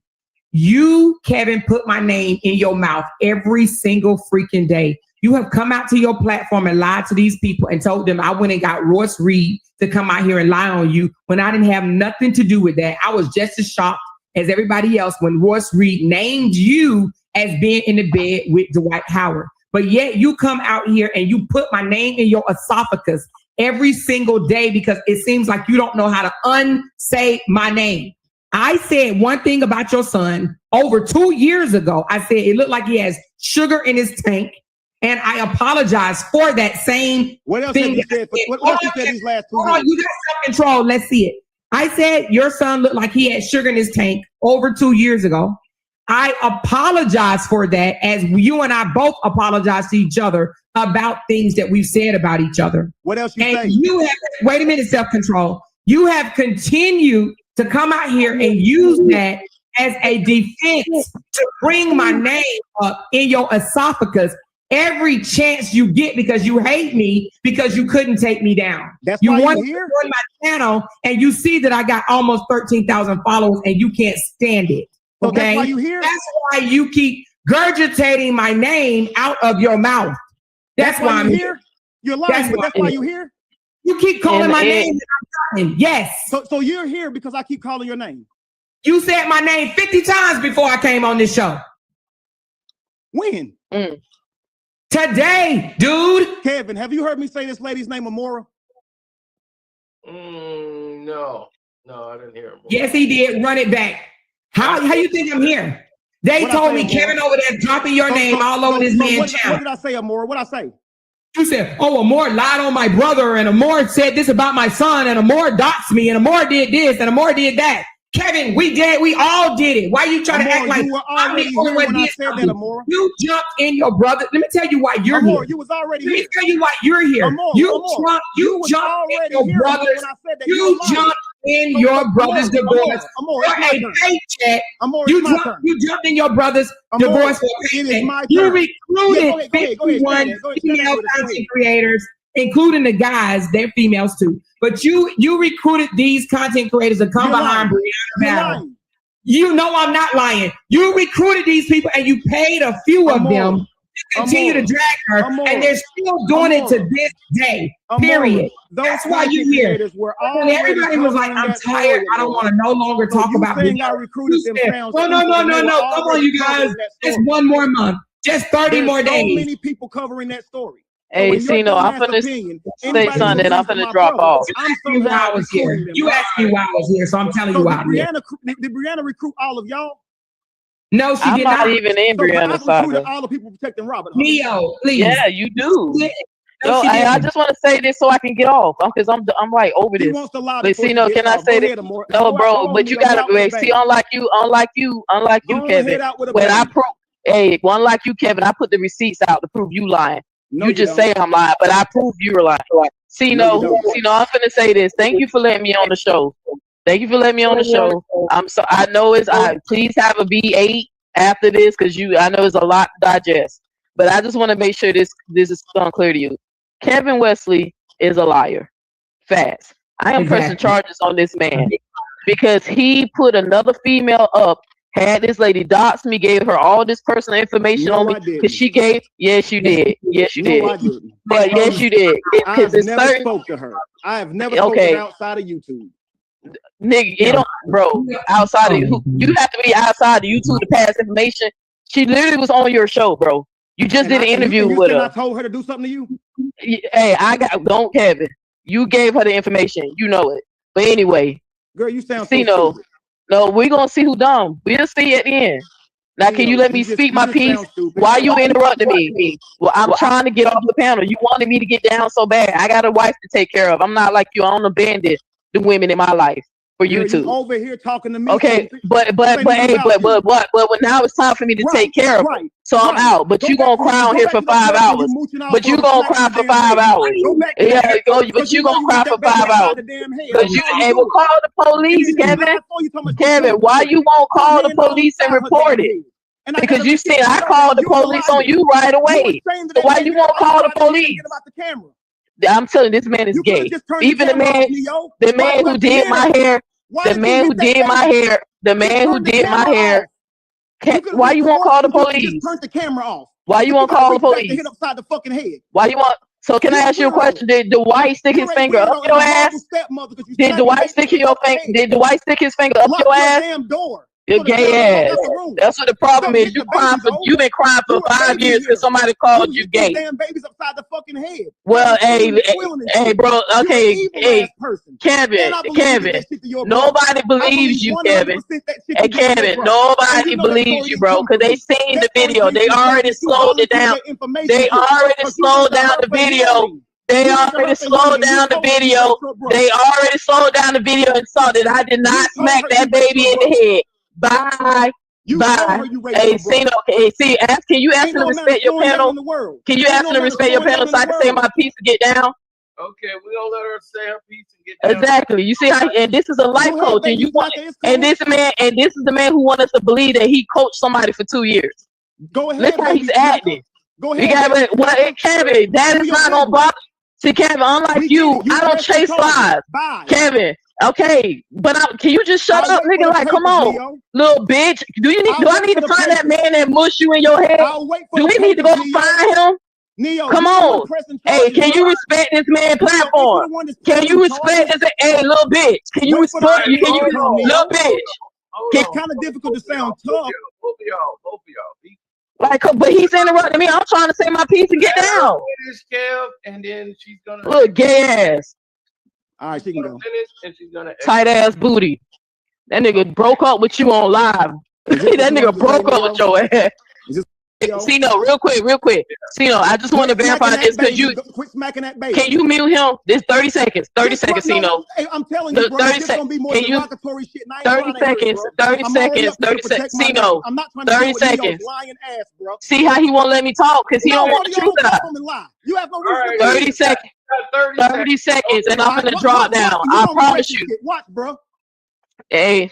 Okay, you got 30 seconds. Go ahead. Thank you, brother. And I appreciate you being a stand-up guy and being fair about this. Because you said, Cino, because I wanted to clear that up because you said, Neo got this started back.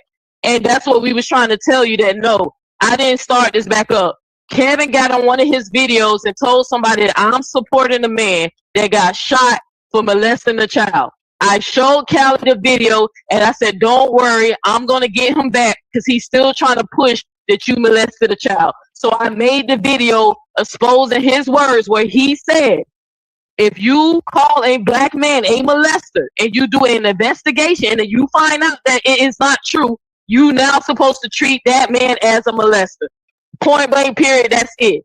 Okay. Now I'm out. So no, I did not start the beef back up. Kevin started it back up when he brought Dwight Howard's sister on the platform 24 hours after they made up. Peace. Hey.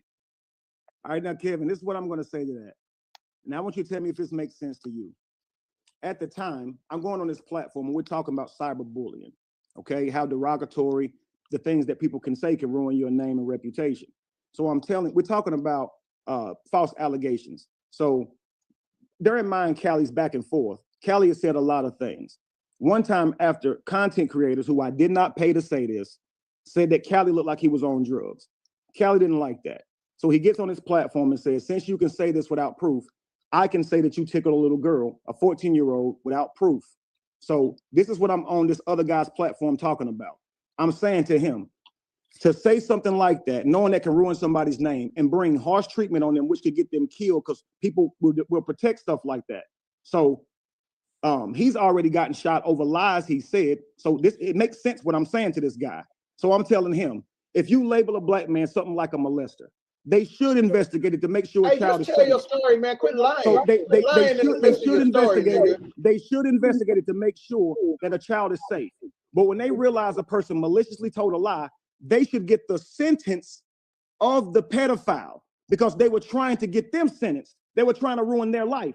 And the government should not allow you to just tell egregious lies like that on people. That's what I said. Neo didn't like that. She says it makes it sound like I don't care about victims.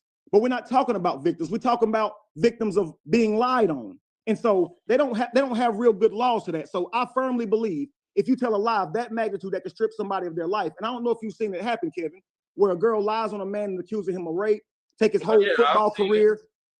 So can you understand that if you prove that somebody is maliciously lying and it didn't happen, can you see why someone would say, then you get the sentence they should get?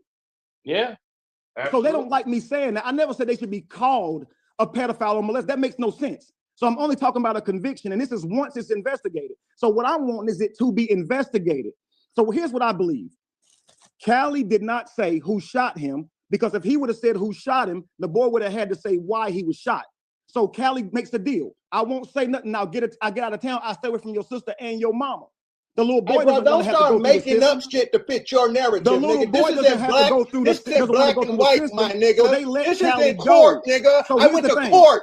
Callie went to the courthouse. Don't start and got a making piece of up paper shit. that says he was a witness. I went to court with the nigga that shot me, my nigga. He was a witness for him being shot, in which he said he did not know who shot him, knowing full well who shot him. I never said I didn't know who shot me.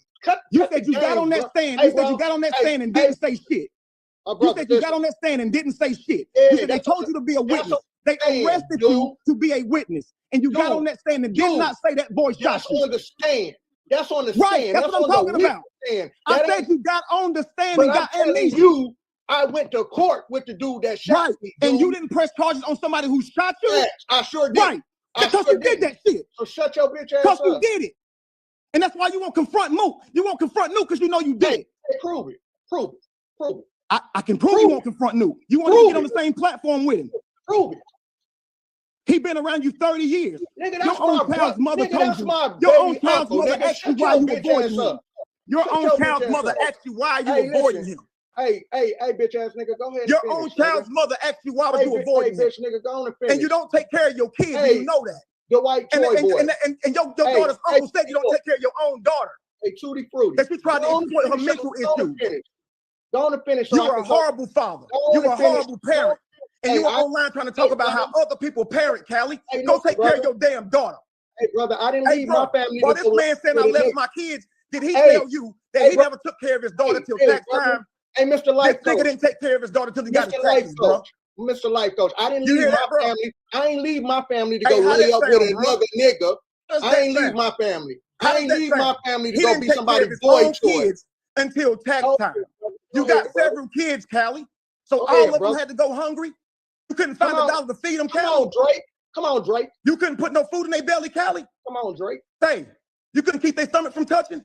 Nope. You couldn't get them money until you got tax time, right? Come on, Drake. See, you a loser. So you're trying to criticize my fatherhood, right? Dude, your daughter know you're not there for her. Calm down, like your daughter knows you're not there for her. She watched you online try to fucking lie. And that's why your baby mama told you that Paige is watching you pretend like you a good father. Right. I can't stand you because you out here trying to paint shit on other niggas that you actually are. You fucked the kid. Hey, and you got shot over it. And was laying in a ditch over it. Hey, listen. Hey, brother, I hate this. It was too pussy to tell it and live up to it. I hate this for you. And the nigga that's going around saying it, you won't confront him. Hey, brother, I hate this for you. Here's the thing. You just said that he did that with a child. But the man works in a hospital. If he did that with you, they would not let him work in a hospital. Come on. Thank you. Think. 20-something years. He didn't know who shot him, so he got to get away with it. 20-something years. They also said he got away with it, bro. Out here. Are you understanding this? It's not on his record because he got away with it. The little boy did not want to go down. The mother didn't want the little boy to go down for shooting Callie. So she let Callie go and just said, "Don't say who shot you." Go pull the paperwork then. Go pull the paperwork. So Callie's homeboy, Nuck went to go get revenge for Callie. And they told him on the block what happened. Nuck knows this happened. So Callie saying he was living with a girl. Guess what happened though? Callie was actually still with his baby mama, who was Nuke's sister. So Nook says Callie's lying. He was not living with no other woman. He said he recorded. Callie said that the daughter was of age. And she a grown woman. She was a grown right. woman. That's a lie Callie's telling, right? That's the lie he's telling. Here's what Nook said. Nook said that Callie did not live with no girlfriend. Callie lived with an elderly woman that he was taking care of. He's telling you what he said that Callie was living with an elderly woman. Don't overtalk, Callie. You said what you said. He's telling you what another nigga. So no. Nook has been over the house over there. He recorded music with you at that house. So Nook said he knows for a fact you lived in that house. I got the video, Cino. I'll send it to you. Nook told me on the platform that he would go to that house with Callie and record, that he knew Callie took care of that elderly lady, and Callie and his sons lived with that lady. And Callie was messing with a 13-year-old girl in the same apartment complex, and the brother shot Callie. Callie is saying, no, it was a girlfriend I was living with. But Nook says, no, you was with my sister at the time. You wasn't with no girlfriend. So Callie even said this. Callie said, I got shot.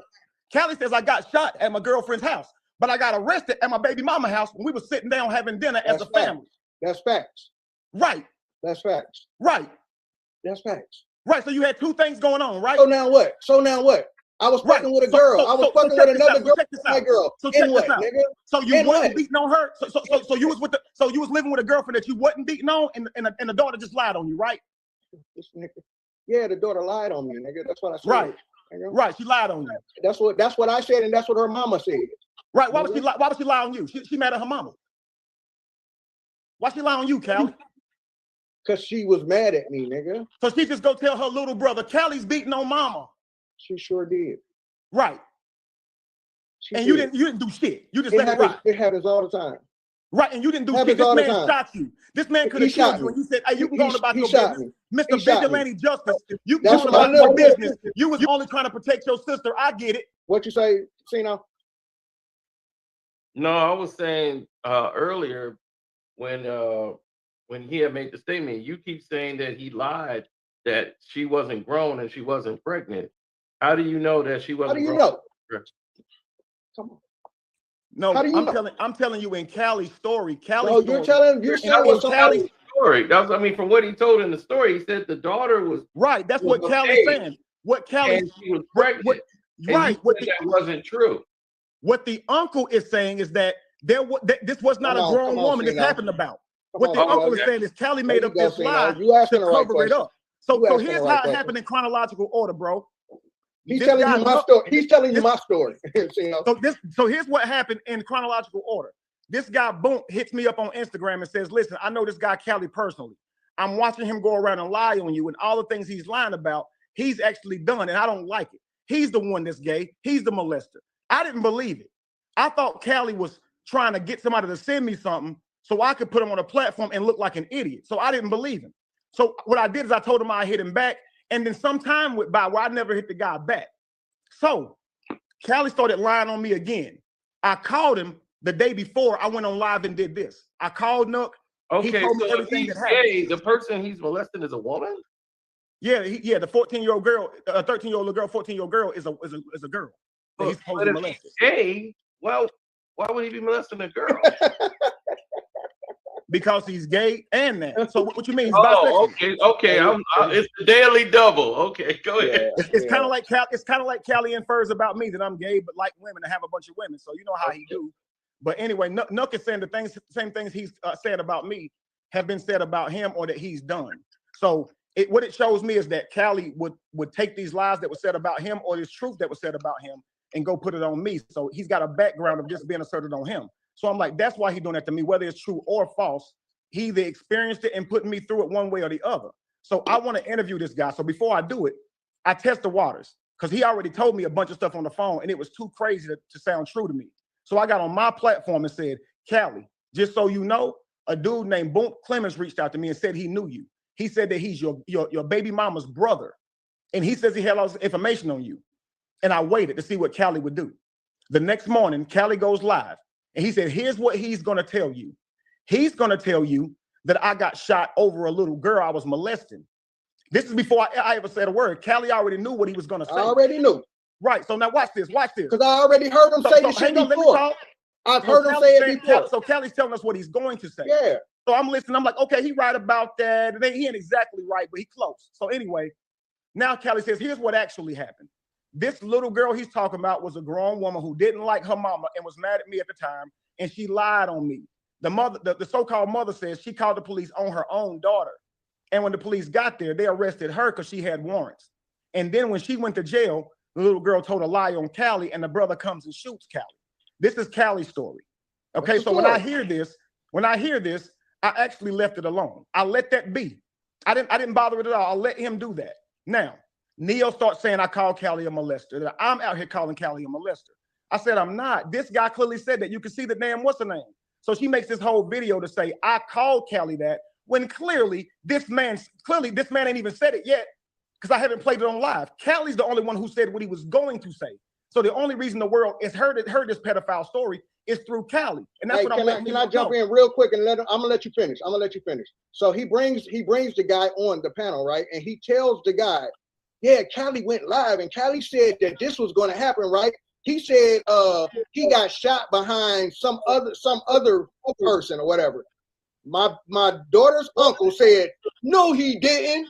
He got shot behind a little girl. Cino, I've only been shot one time. Okay, Callie, I don't know why you interrupted to say that. Go ahead.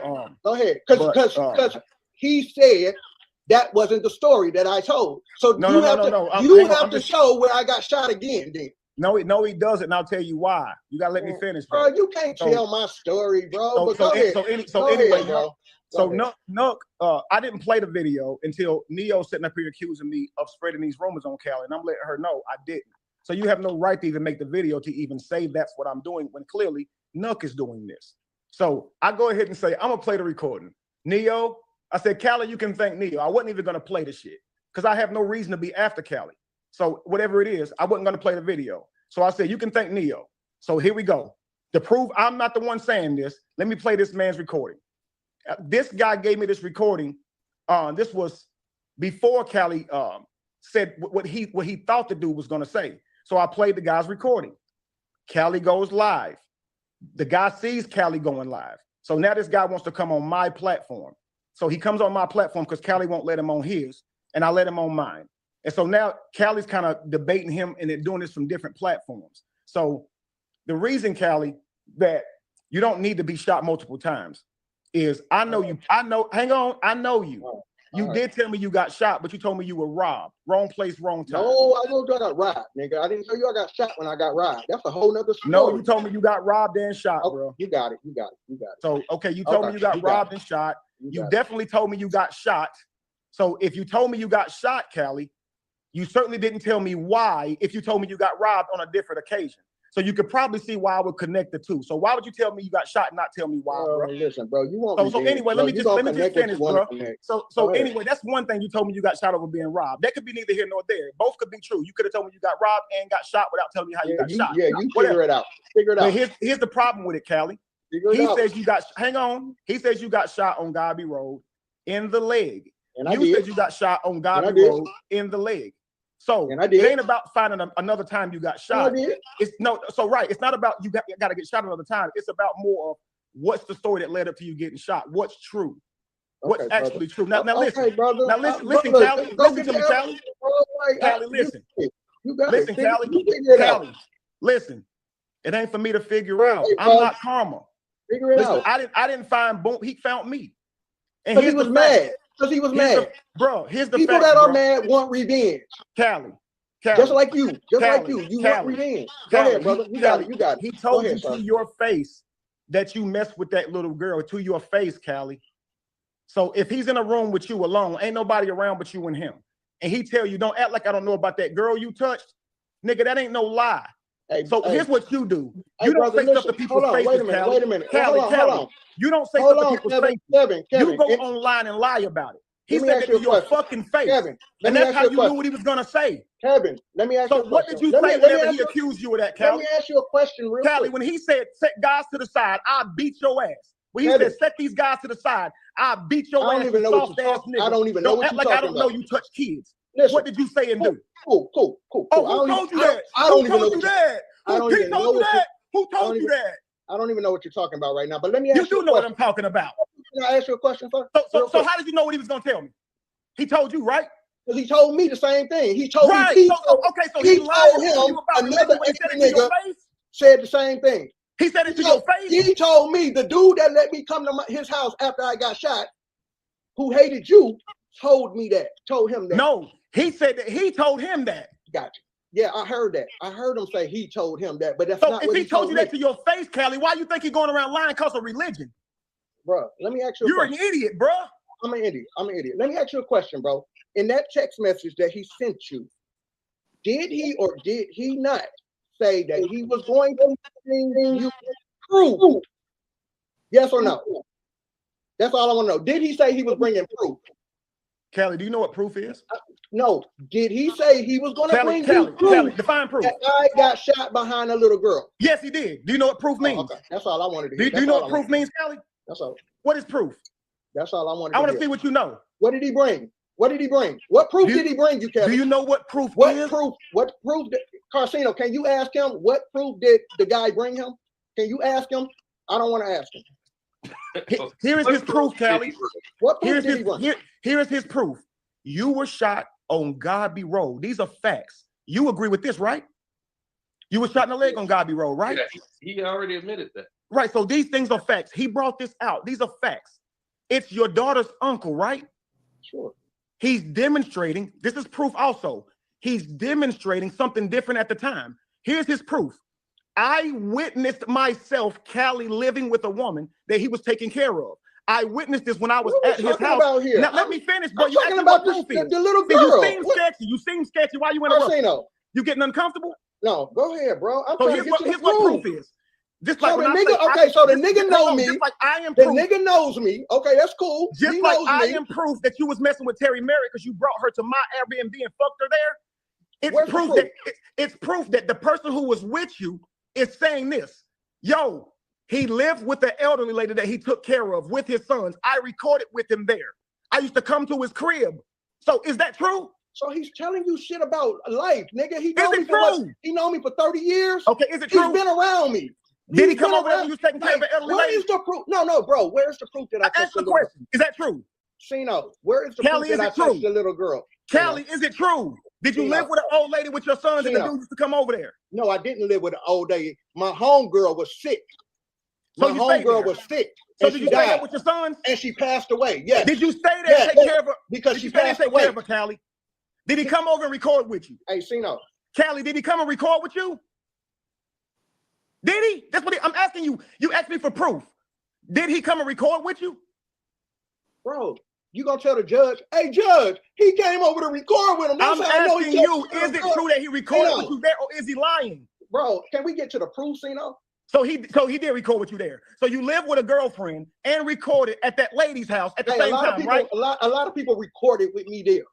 He said you stayed there with your son. A lot of people came over there when I stayed there. That was my friend. She was dying. So you lived with a girlfriend. She was dying, homeboy. With your sons?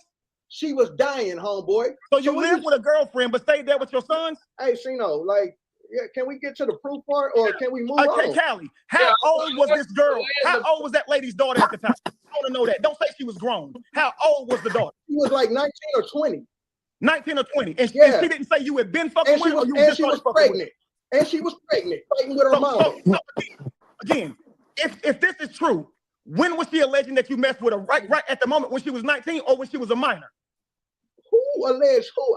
Nigga, she ain't never alleged I messed with her. Never.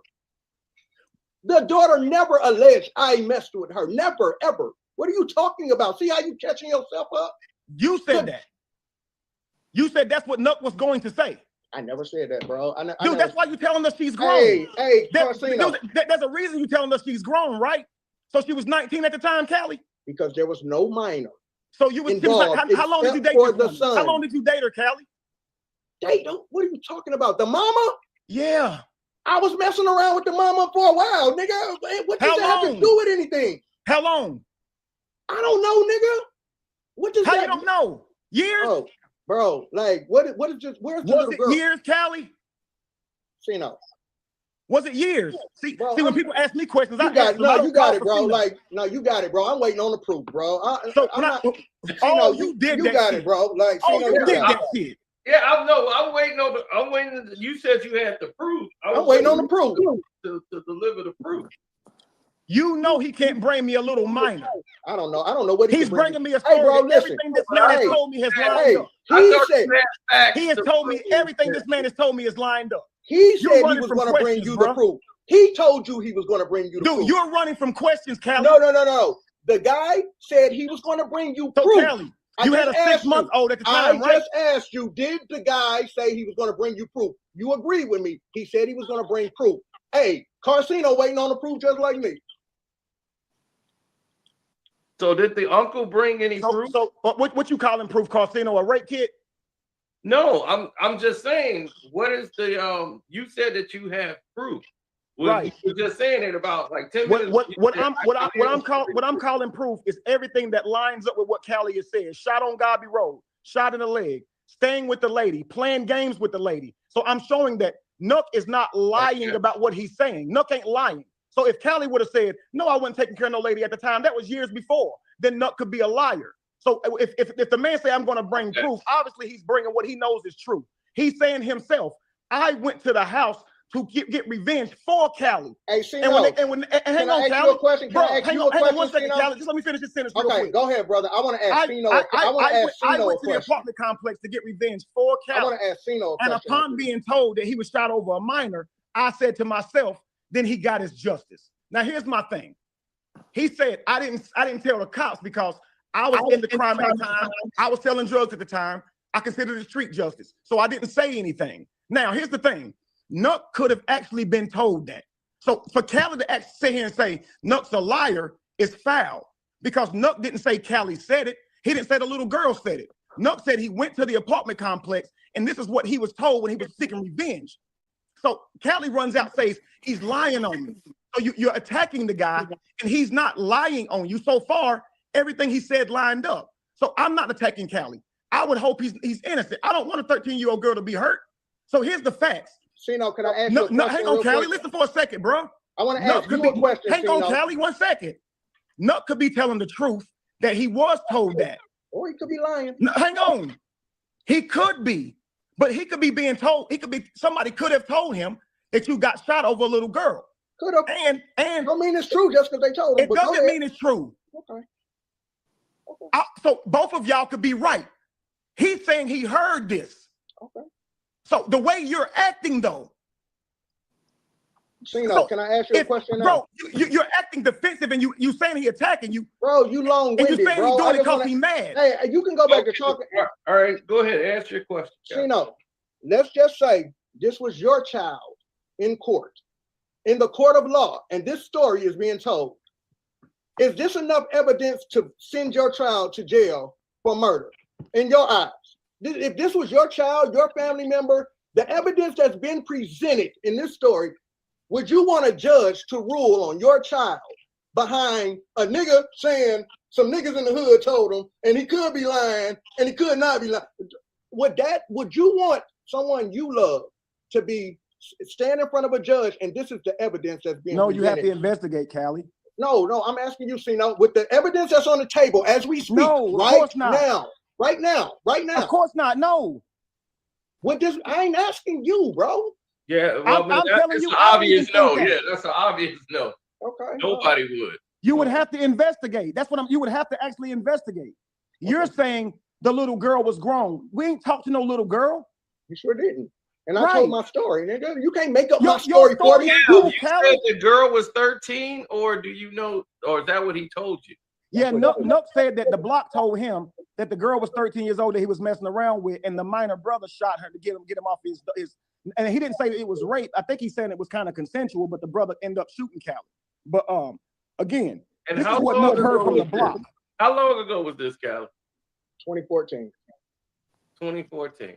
Okay, and she was. So 10 years ago. You're how old are you right now? I was 12 years old. You 48, 49?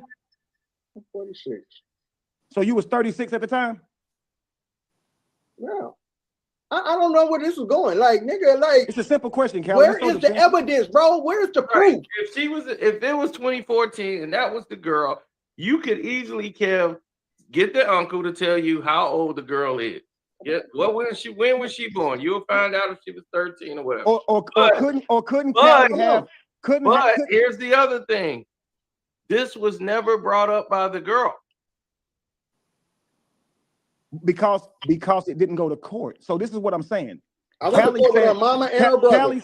Callie put her so-called mother on the phone to say that this wasn't true. Hey, but man, the girl was 19 at the time she lied on Callie.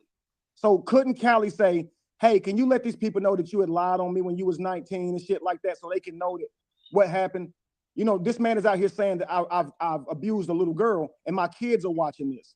Could you or your brother at least come out and talk for me? Hey, Shino, check this out, Shino. I'm not chasing this lie right here. He got it. He got it. He ain't shown you no proof. That's how much I'm not worried about this lie. I would exhaust every resource to prove my innocence. But I'm not. Bro, I just went to the sheriff's office and did a whole police background check. Shit, bro, I work in the medical field, been in the medical field over 20-something years, Kelly, that bro. don't prove a damn thing what you're talking about. Bro, I can't have domestic violence, no child harming, no nothing on my record, bro, working in the field. Dude, that proves nothing. What you saying? It didn't go to court. Cut it out, bro. You want revenge, bro. You want revenge for getting exposed for being the basketball player boy toy. That's all, bro. Innocent, I get it. You want revenge for being a boy toy for another nigga, my nigga. Okay, go back and look at this video. Go back and look at this video, and you'll see how guilty you look, bro. Go back and look at the video. You look guilty as fuck sitting there. Hey, bro. I guess. I mean.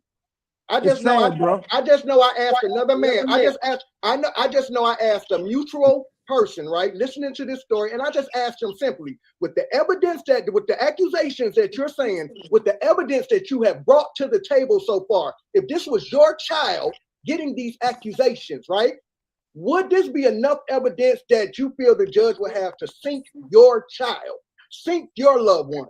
With the evidence, the nigga from the hood said he did it. The nigga said he got shot, and it was a little girl, and ain't brought nothing to the table. That's all I was asking.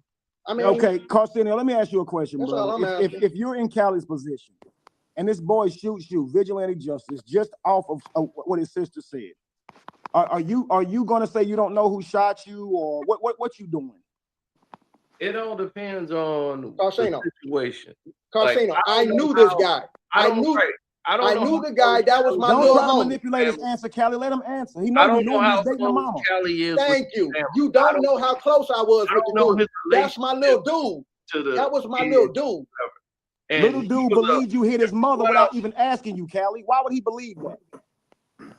Why would he just run in guns a-blazing? Because his sister said it, nigga. Like, I don't know. Why are you acting like this don't happen, bro? Was he like a minor? Was he a little kid? He was like 17. He was a little high. So you keep calling him a minor like he was a little bitty kid. Okay. Is a minor not is a 17-year-old not a minor? Just said he was 17. You try to make that nigga sound like he was 8 or some shit. Okay. So he was 17. Was you like really tight? Like how long you been with the mom? Man, that was my little dude. Bro, I used to be with the stupid. So me and my baby mama. Girl and her son shoot you. You not letting that ride. You could at least say who shot you. It depends on his relationship with the family. Thank you. It depends on his relationship with the family and what actually. What's this relationship? Let me show you something. Shino, let me show you something, Shino. Let me show you about. He already talked about how he beat his other baby mother to a pulp. He literally told the story that she was big and strong and from Cleveland, so he beat her down to her face was unfucking recognizable. Yeah, she caught the bad end of that stick, nigga. Like so again, so how we know you wasn't beating on her mama, nigga? Because I wasn't. I said I wasn't.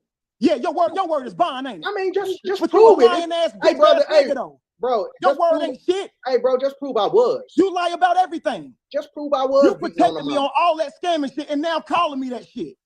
But you ain't a liar, Callie. You was either lying then when you was protecting me or lying now. Hey, bro, which calm down. Which is it, Callie? Bro, calm down. Callie, which is it? Bro, don't get mad. Don't get mad because you can't tell my story, you bro. You was protecting a scammer, Callie. Bro, I didn't look at you as a scammer back then. You scammer till you got mad at me. No, come on, we ain't gonna shift it. We ain't gonna shift. No. You was protecting a scammer. Didn't you defend me from scamming, Callie? Hey, do you got some proof that I touched your little girl? Didn't you defend me from scamming, and now you calling me a scammer? Let's little girl. Let's do. No, you want to move to the scammer shit? I don't care about the scammer shit. Right, that's Jamal Milton, another dude. Let's talk about this little girl. Let's talk about where this little girl at. What? Where's the little girl? So you rather talk about the little girl? Yeah, let's talk about the little girl. Instead of how you lied on me. Let's talk about the little girl. Where's the little girl? That's funny, bro. Where's the little girl? I don't care. Hey, I got videos of you scamming. Let's talk about this You little got girl. videos of you saying I wasn't a scammer. Let's talk about Sino. I'm trying to get the proof of the little girl, Sino. That's all I'm trying to do. How can in a moment I become a scammer over a fruit bowl? I don't know, bro. You want to talk about you? How am I a scammer, hey, bro? Callie, You want over to a talk fruit bowl? because you don't have no proof of this little Callie, girl. You want to left try to house move the that day and goalpost. called me a scammer and you called me gay for offering you fruit. Hey, how did I Sino. become all that? How I become a scammer? Why are you teaming up with my ex-girlfriend spending her lives? Why are you saying I drug women? Why are you saying I give women STDs all in the same fucking day? We was just cool. You was just at the house. If you really thought I handed you fruit in some weird way, wouldn't you just keep it about that? Why the same video, I didn't fix your wife's car?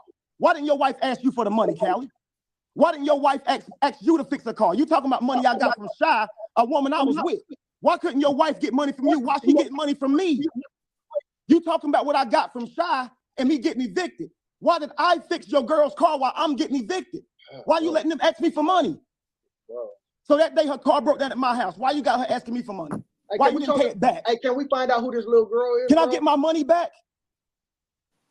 Huh? Now, no, I'm not running from the little girl, right? I'm not running from the molestation. Oh, you definitely are running. I'm not running from it, right? Dude, you already said you're not pursuing You want to talk about everything you already else. said you're not pursuing it. You're Hey, not brother, going to get the hey, daughter. bro, do you you're not have going to get proof? the daughter to speak for you, right? Do you have proof or not? That's all I'm Callie, asking you. Do you have you're not going to get the daughter to speak for you, right? No, right? Go ahead, No, brother. right? Finish your shit so I can No. So I can say my Are you word. planning to get the little girl for proof, to prove you right? For what? To prove you right. That girl, that's a grown-ass woman in her own fucking And life, she can bro. admit she lied Her on you, mama, right? she know. Her mama came to the panel and Dude, told the she could whole admit story. she lied Shino. on you, Hey, right? brother, hold on, brother. I don't gotta prove shit to you, nigga. See, I she don't ain't have gonna to- lie on her I trauma. don't have to prove shit She's to not you. gonna lie on her trauma. She ain't about to sit there and lie for you. Bro, listen, I don't She have ain't to gonna sit prove- there and lie for you, Hey, is she? hey, Kevin Wesley, who are you that I need to prove anything? So we to gonna you? find her though. Brother. We gonna Kevin, find her. We Kevin, get the fucking answers, bro. Kevin. Trust me. What's the mama name again? Wait a minute, brother. What's the mama's name? I thought you said you What's had the the proof. mama's name? I thought you said you had the What's proof. the mama's name? Didn't you bring the uncle on with the proof? Bro, you already said her mama's name. It's on video. I'm just asking you to tell me right now. Didn't you bring the uncle on who had the proof, right? Tell us the mama's name. Did you bring hey brother, I don't have to explain shit to I know you, it bro. starts with an M or something. You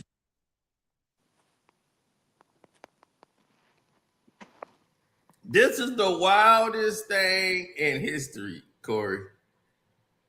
I was like, what the hell going on? This all happened because they were at Dwight Howard's house. And Dwight the dude, Howard? yeah, Dwight Howard. Oh man, everybody for some reason seemed to have missed this interview. Yo, this is the guy, Kevin, who was running Dwight Howard's house. And this dude was there too. He brought his buddy there, and then they were all doing shrooms. And he was coming in there, twisting his hips, offering me fruit in a fruity way. And then Dwight Howard and them all getting freaky in the house. So now these two jumped on the live and they start going at it back and forth. Other people jumped in. It got crazy for like 2 hours. This whole chat just ended up listening to it. They just got off. I was like, how y'all missed this when this went down? I thought I ain't even see this. yeah, this was nuts. Everybody was like, man, this is the first time I came to your video and I'm lost. What is this? I was like, what the hell? I thought this was live. Yeah, man, it was crazy. This is all on the thing, man. These two men, because of this one incident, led to a whole mountain of other people jumping in. It's crazy. And I was learning all this on the fly. Dude was like, man, he said I'm gay, and they calling each other gay. And I ain't gay. I got 2 wives. I don't mean nothing. Yeah, and then he was like, man, Dwight Howard had me living at his house and then he was like, we talked to the housekeeper. He said he don't know why you was there. He was like, you ain't doing your job. Yeah, so he they was been living with arguing Dwight. back and forth forever. He was living with Dwight Howard? Yeah. The dude, he was like, Dwight took him over there and he was like a life coach for Dwight Howard. So that's how it all kicked off. And then he just came on the live because it was a whole different thing. I was telling the story, and he was caught in the bed with Dwight Howard because his baby mom said he was caught in there with him, the life coach. So it started from there, and then after he told the story, he was like, and the guy said he was shivering his hip. This guy, he started going crazy, freaking out because he said he tried to offer me fruit. And I'm like, okay, then the dude popped up. The dude was like, hey, that's me. He in that line. So that's what the dude was like, no, dude, this dude came and offered me fruit in a fruity way. Dog, it was the craziest thing I've heard. We were friends, and I looked at this guy as my brother. You feel what I'm saying? Anyway, he had been doing his whole little thing on religion. And I mean, he had a lot of people rocking with him. I mean, big name people, even guys in the next room moaning. That Kevin, what does that do? You know, because I put something. I felt put something through because I wasn't high enough for them to try me. Okay, but you was tripping also right at that time. Okay, so I was tripping, he was tripping, but I wasn't that high, so you know, is what I'm trying to tell you. That's why all of this is where it's at. Because I wasn't that high. I wasn't that high.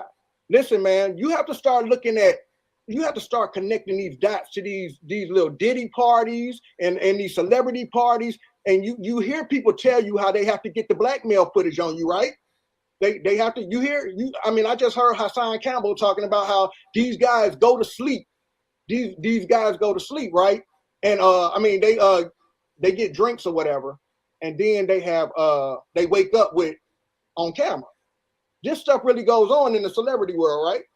Well, that goes, and like anybody, they get drunk at a party, they write on their face.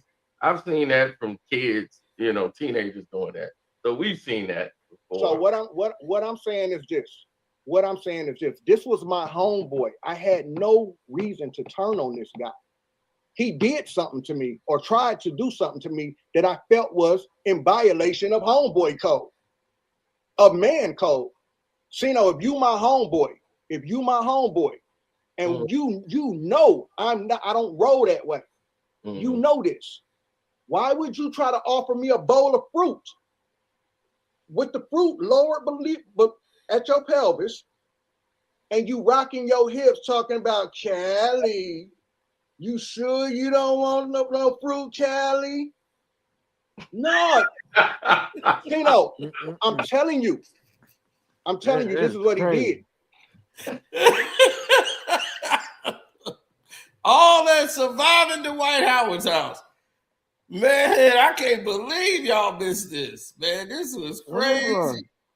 This was the craziest video I probably have ever been involved in.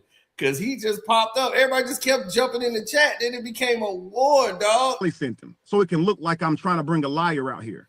But then when I mentioned the guy, and Kelly actually confirmed that this guy, he grew up with this guy, known him for 30 years. That's when I said, oh shit, he did that. And so it's amazing how they say shrooms bring you to the surface, the real you to the surface. So I'm thinking he had kind of hid those things, kind of suppressed them. And those shrooms, when he looked into a mirror, he started projecting those things onto me. And so I kind of look at it like. So was Cali at the house too? Yes, he was at the house. Oh, okay. This is the guy who's saying I offered him fruit with my hips shaking. Right. This is the guy who's saying that. And so we're supposed to be friends. If I tell you this didn't happen, why would you argue back with it and say it did? And I'm talking about for 5 years. He's made 100 videos alleging the same thing. And I've simply said. So it went from there to this dude came up there and told his story like, dude, this dude offered me fruit and I in a fruity way and I wanted out the house. So he had a bad trip. I never said they were doing anything. So, you know, I said they were moaning. Right. It's a room full of dudes in there moaning. Now, whatever they were doing in there, I don't know. I don't even know. I'm just telling you what made me flip out because my homeboy comes in there and tries to offer me some fruit while there's some fruity stuff going on in the next room over there, and I can hear it. That's what made me mad. That's it. Again, you said some fruity stuff going on in the room. You just hear moaning. That could be from the trip. It could be. Hey, Sino, this was my first time doing mushrooms, okay? And it didn't make me moan not one time that night. I didn't moan not one time that night. All right, so I don't know. These are supposed to be veterans. These guys are veterans with this, and they is in there moaning. So was Royce around y'all when this was happening? Not at this point in time. Nah, not at this point in time. Royce, I don't know where Royce was at this point in time. So she did not hear the moaning. So she wasn't there when No, Royce heard me going off on dude about the moaning. Oh, okay. She heard me flipping out on dude about the moaning.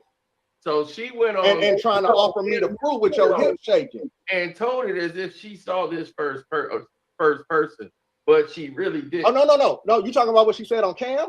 Yeah. No. Sino, that was not the same party.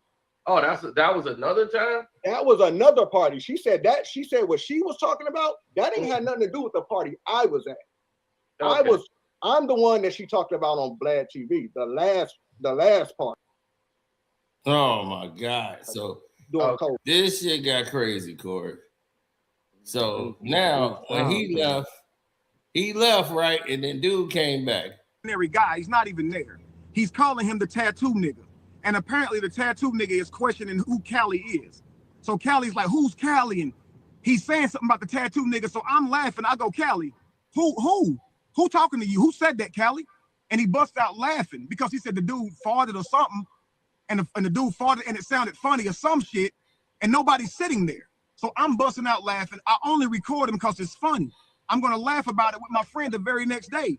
That's what I was thinking the first time. People were now listen, this has been explained to him. This has been explained to him a million times, but he'll still get on platforms and play the begging the question game. Why would he do that? Why? Because he wants to crowd the audience to not hear why and just ask the question so they can kind of conclude that something crazy was going on. Again, Royce is at this house, bro. I'm not gonna hurt him. If I'm not gonna hurt him, why would the recording be to discredit him? There's nothing to tell. Now, what about this message that he's saying? Said, well, I know he ain't gay because he didn't take the fruit. So I'm on an interview with this guy called Aboriginal Power because Callie has went on there lying on me. And so he asked me, there's this guy who Callie's a nurse. So at one time he was nursing for this guy named Devin. This guy named Devin comes on my platform and tells me Callie was his nurse. And he said Callie used to talk to him about sexual things, and Callie told him that he was bisexual. So this being a thing that's out now, Aboriginal Power asked me about it. Do you think Callie's gay? I said, I don't think Callie is gay because if Callie's taking me offering him fruit as a gay gesture, if he turned it down, I would have to say, no, he's not gay. Or Callie is gay, and because I was just offering him fruit, he got mad because he realized it was not going to be a gay encounter. So what you got? Yeah, he got mad because it wasn't a gay encounter.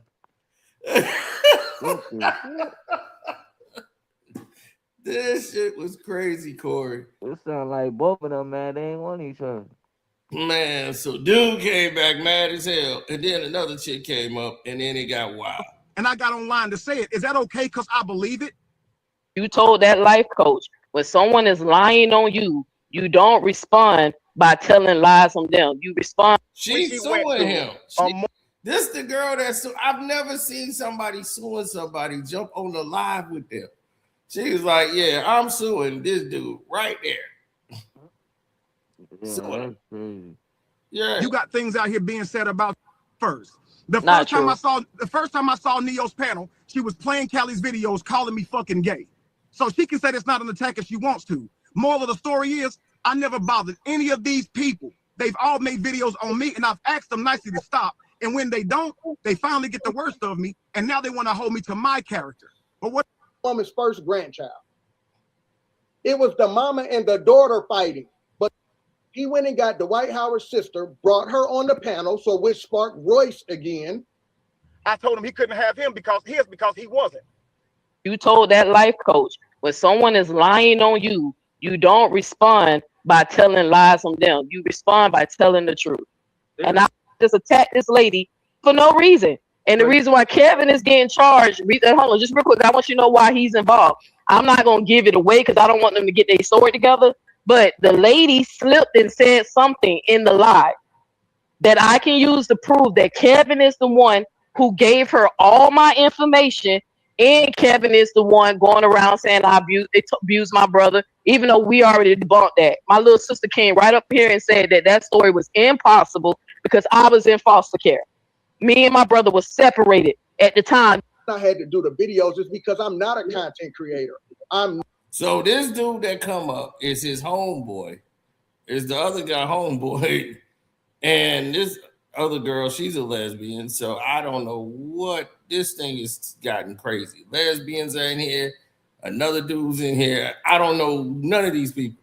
So I'm like, what the hell? How the hell they find this? Man, this is going on, man. All because of Dwight Howard. And this Dwight Howard's life just comes exploding in my lap. Oh, this is after that shit with his wife or his ex. This was before that. That's the thing. Damn. This was with his baby mama. Oh, damn. So this was before that. And now because of what happened with the wife, this comes back around. Everybody's like, remember when the video with the dude at the house and the baby mom? Because, she's back in the news. So now this video is back in trending. Not somebody who's on YouTube making videos all the time. I don't have a big following. Now this dude right here is wild. He just came up there. I have proof that this guy was shot behind messing with a little girl. He did another time. Clear it up. Go ahead and clear it up, Kevin. He gonna try to gaslight you. Here's the thing, now you got no charges. Hold on, no charge. Another time to make. All right, this guy just popped up. But what about their character? So I said Callie is a bitch, and Callie said, since you called me a bitch, I'm back now. I'm back with more lies and propaganda, and so that's how that whole thing goes. You told that life coach when someone is. It's just more people gonna be added to it. Me and Neo showed this, taking her time from her mom. Clear it up. Go ahead and clear it up, Kevin. Don't you start, little boy. Don't start. Hey, y'all chill. Hold on. Chill. Why you worried about this man? He brought his own story to social media. What is it to you? That's not I said word to you. Okay? Don't you worry about your own. Let Garcia run this panel. I said word to you. I will tell you. Why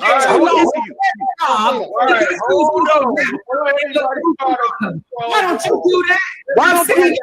Let me answer the question. Let me answer the question. Let him finish the answer. All right. Let him finish the answer, then you can retort. Yeah. Okay. First of all, you've been running on this story about Kevin Wesley for 6 years as a man, putting all kind of lies, saying that he tickled a minor when you actually got shot for allegedly doing something to your baby mama's daughter and beating on the baby mama. So you are a fraud, bro. Yo, you're a straight fraud. Respectfully. So this has been crazy. Now, dude been shot. It's a whole kind of crazy shit. Dog, this was the craziest platform in history. So, yeah, I had to go through this, man. So definitely go check that out, man. That's a wildfire right there. Man, I thought they was up here live arguing. That's when somebody else came in. They were like, "What the hell did I come into?" That's what I thought. I was like, "Damn, these niggas going off." Well, you gotta defend them gay allegations. Like, that's crazy. You gotta fix it. Yeah, they was. I didn't sleep with the White House. You did. You did. You was the one there. No, you sucked my D. You know what I mean? It was like scary movie almost. It's like they remember everything the other nigga did. Then you got two lesbian girls yelling at it. I was like, what the hell is going on at the White House? What? How the hell are all of them find just one lie like that? Dog, because they all been warned for years.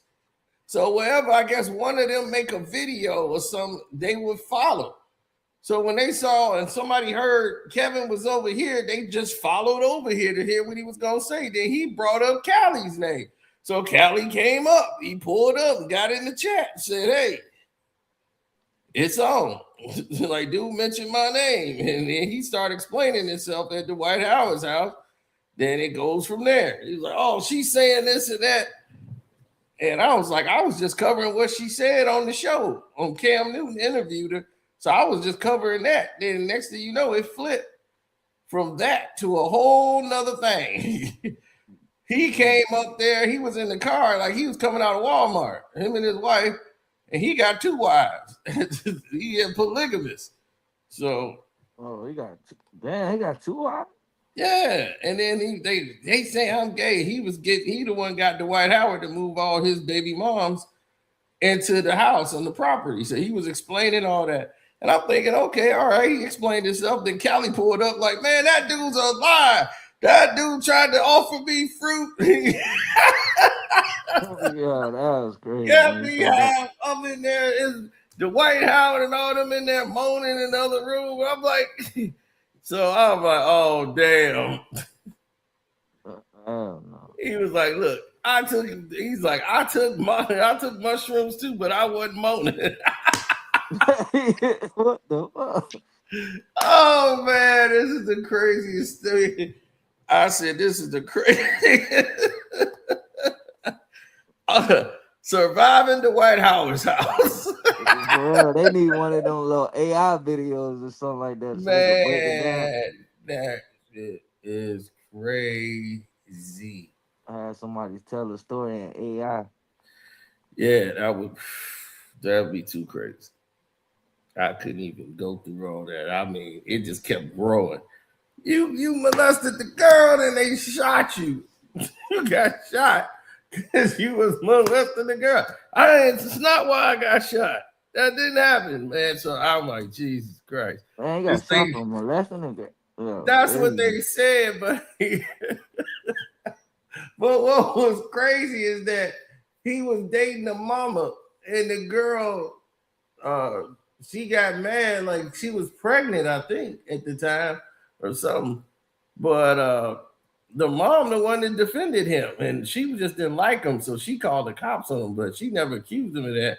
The brother thought, I guess, that he was putting his hands on her, on his sister and the mama. So he just came over there, and as soon as he saw him, it was no questions asked. He just shot him. Like, oh, because the sister didn't like him anyway. So he ends up getting shot, and then they straighten everything out, and he goes to court, and he could have put the kid away, but he didn't because he was, he was smashing the mouth. And she was, "Please don't do it." He didn't know what was going on. He apologized. He's sorry, gonna get help. But I'm like, dude, he shot me. So it took strength for him not to press charges on the person. But the thing is, like he's saying is, he's like, if that was true, and they was like, "No, her uncle told the truth." The uncle was saying something different. Like, "No, this happened." Like, "No, that dude did do something to the daughter." And he was like, "Dude, that wasn't no little girl. She was a grown woman. What is everybody talking about?" And he was like, "And she wasn't, we had nothing going on." He was like, "Dude, I've been working at the hospital for over 20 years. You can't work with nursing and people like that for over 20 years. And you got that on your record." So he's like, "Dude, show me the case." "Oh, they didn't file for this, because of that thing." And they, it was all kind of crazy. So it just started spewing and spewing. Then they start going into his past. And I'm just like, at this point, it's spiraling way out of control. But what was everybody get each other locked up? Yeah, you beat up your first baby mama since she was unrecognizable. And he didn't even deny it. He was like, "Yeah, she caught the bad end of that thing." Oh yeah, I hear that. Oh my God. I was like, I forgot he said that. Man, I was dying. He said, "Yeah, she caught the bad end of that stick." Yeah, that is I'm crazy. like, what in the world? I ain't never heard nobody like accept it. Like, yeah, she caught the bad end of that thing. I'm like, oh my God. That is the wildest thing I have heard. Oh Richie my said God. she deserved it. So yeah, we was up here talking about Bam and Kobe and LB was here. We was having a good civil chat, and then this story pops up, and we ended up here. And I was like, y'all didn't see the interview? And sure enough, they was like, nah, everybody had missed it. So I put it on, and boy, everybody was just in shock. It was comedy and shock at the same time. Next thing you know, it's 4 hours. Everybody gotta come I'm out with a like, damn documentary on Dwight, ain't it? man, shoot. This thing is playing out to be the craziest thing in human existence. Who the hell want to hang with Dwight Howard? I know I don't. I mean, no. Gilbert Arenas probably the only one. He probably was. I think I asked him, was Gilbert Arenas there? He probably was. Right. Was he there that night? Oh, he was part of that game. He probably was in there moaning with him. For real. I forgot they played together. Oh, yeah, they play together already. That's crazy. I did not see that shit. And everybody mad at Bam now. Well, of course, because he passed Kobe. So that was gonna do it. I was like, man, how you dare you didn't come out the game when you tied Kobe? I was laughing, but I'm like, Kobe wouldn't even care. That's what I'm like.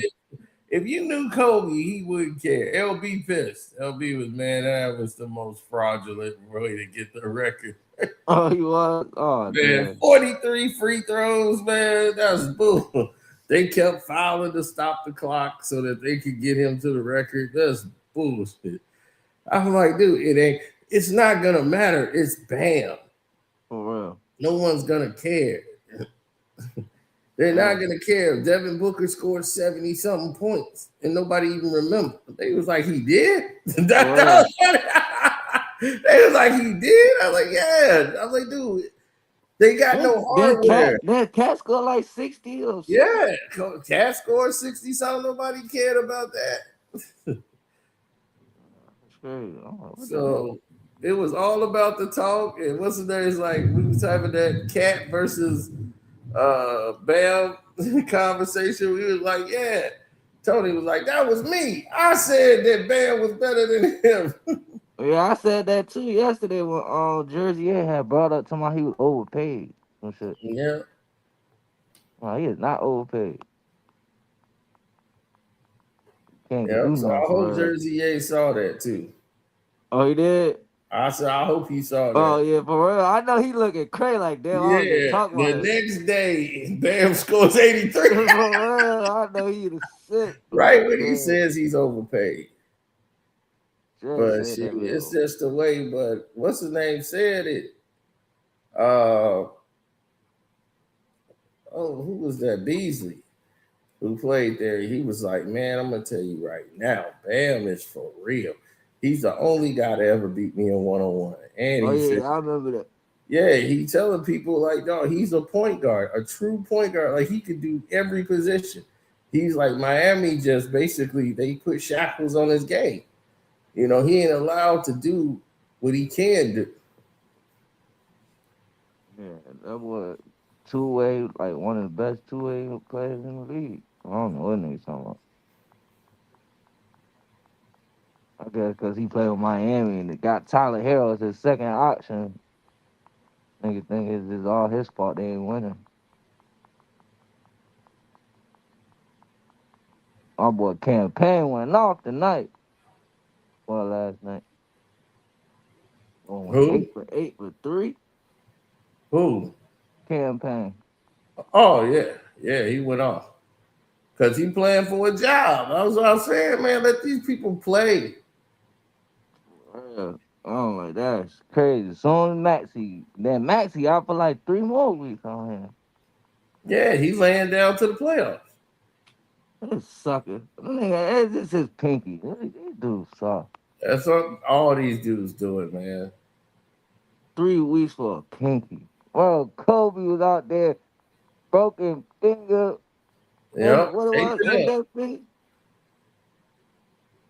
I forgot what Kobe had. Index finger, something. His ring finger, something Kobe broke. Yeah, and they finally let them play. Like they just like, all right, go out and do your thing. I picked Philly to win, so I was like, man, Philly gonna win, and they came out and destroyed Memphis in a way like Kelly Oubre and Cameron Payne. They couldn't miss. Yeah, BJ had a good game too. Yeah, I mean the thing is, man, if you let them play and you let the young people figure it out, they gonna do it quick. I ain't never seen Kelly Oubre get this many opportunities.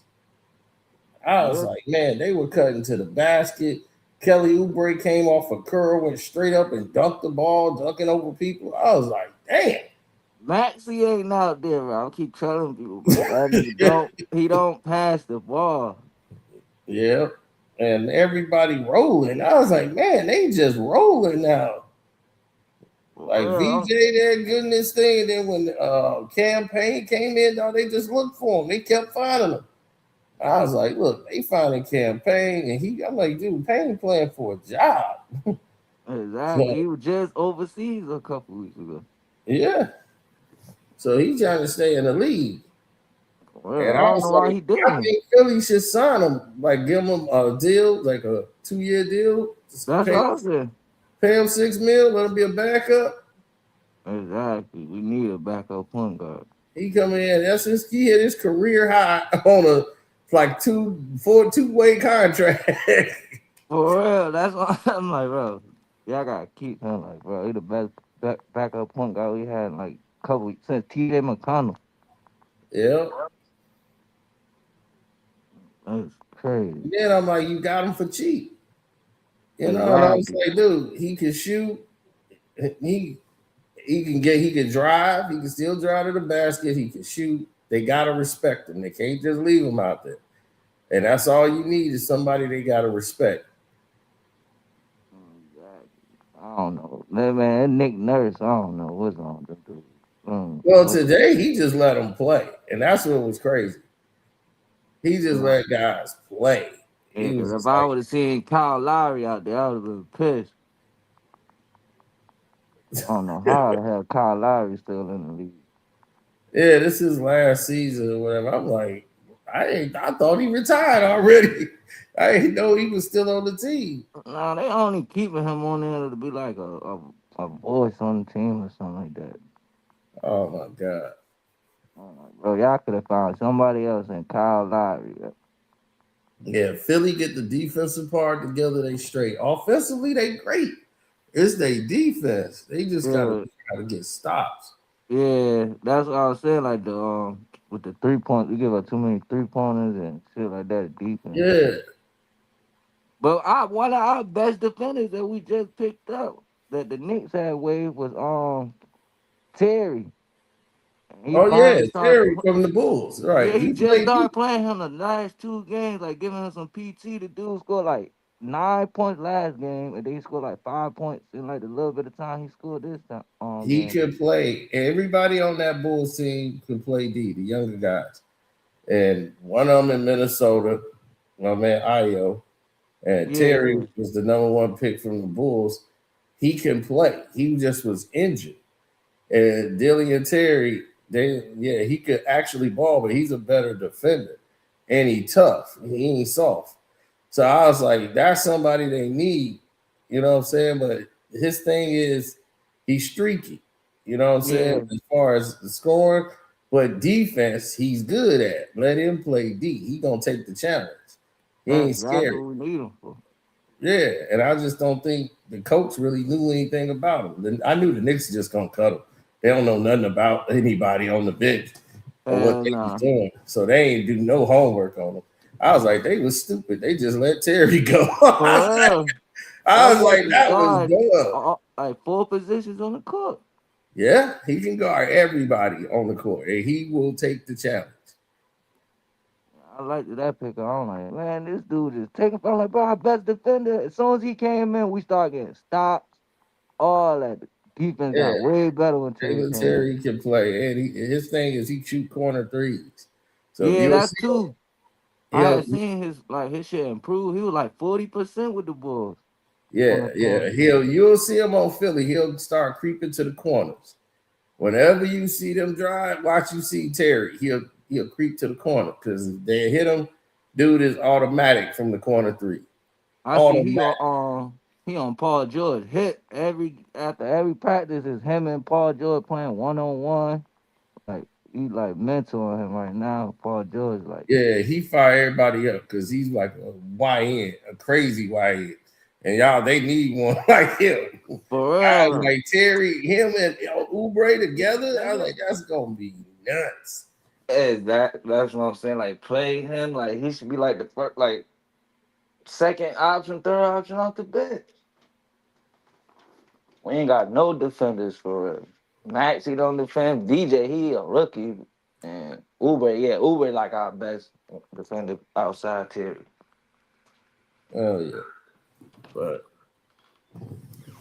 all right, man. This is about 5, almost going on 6. Yeah, I was surprised you was still on. Yeah, I'm finna get some work done. All right. Yeah, but I'm gonna holler at you tomorrow. Well, later on today. All right, when the Knicks lose. Yeah. All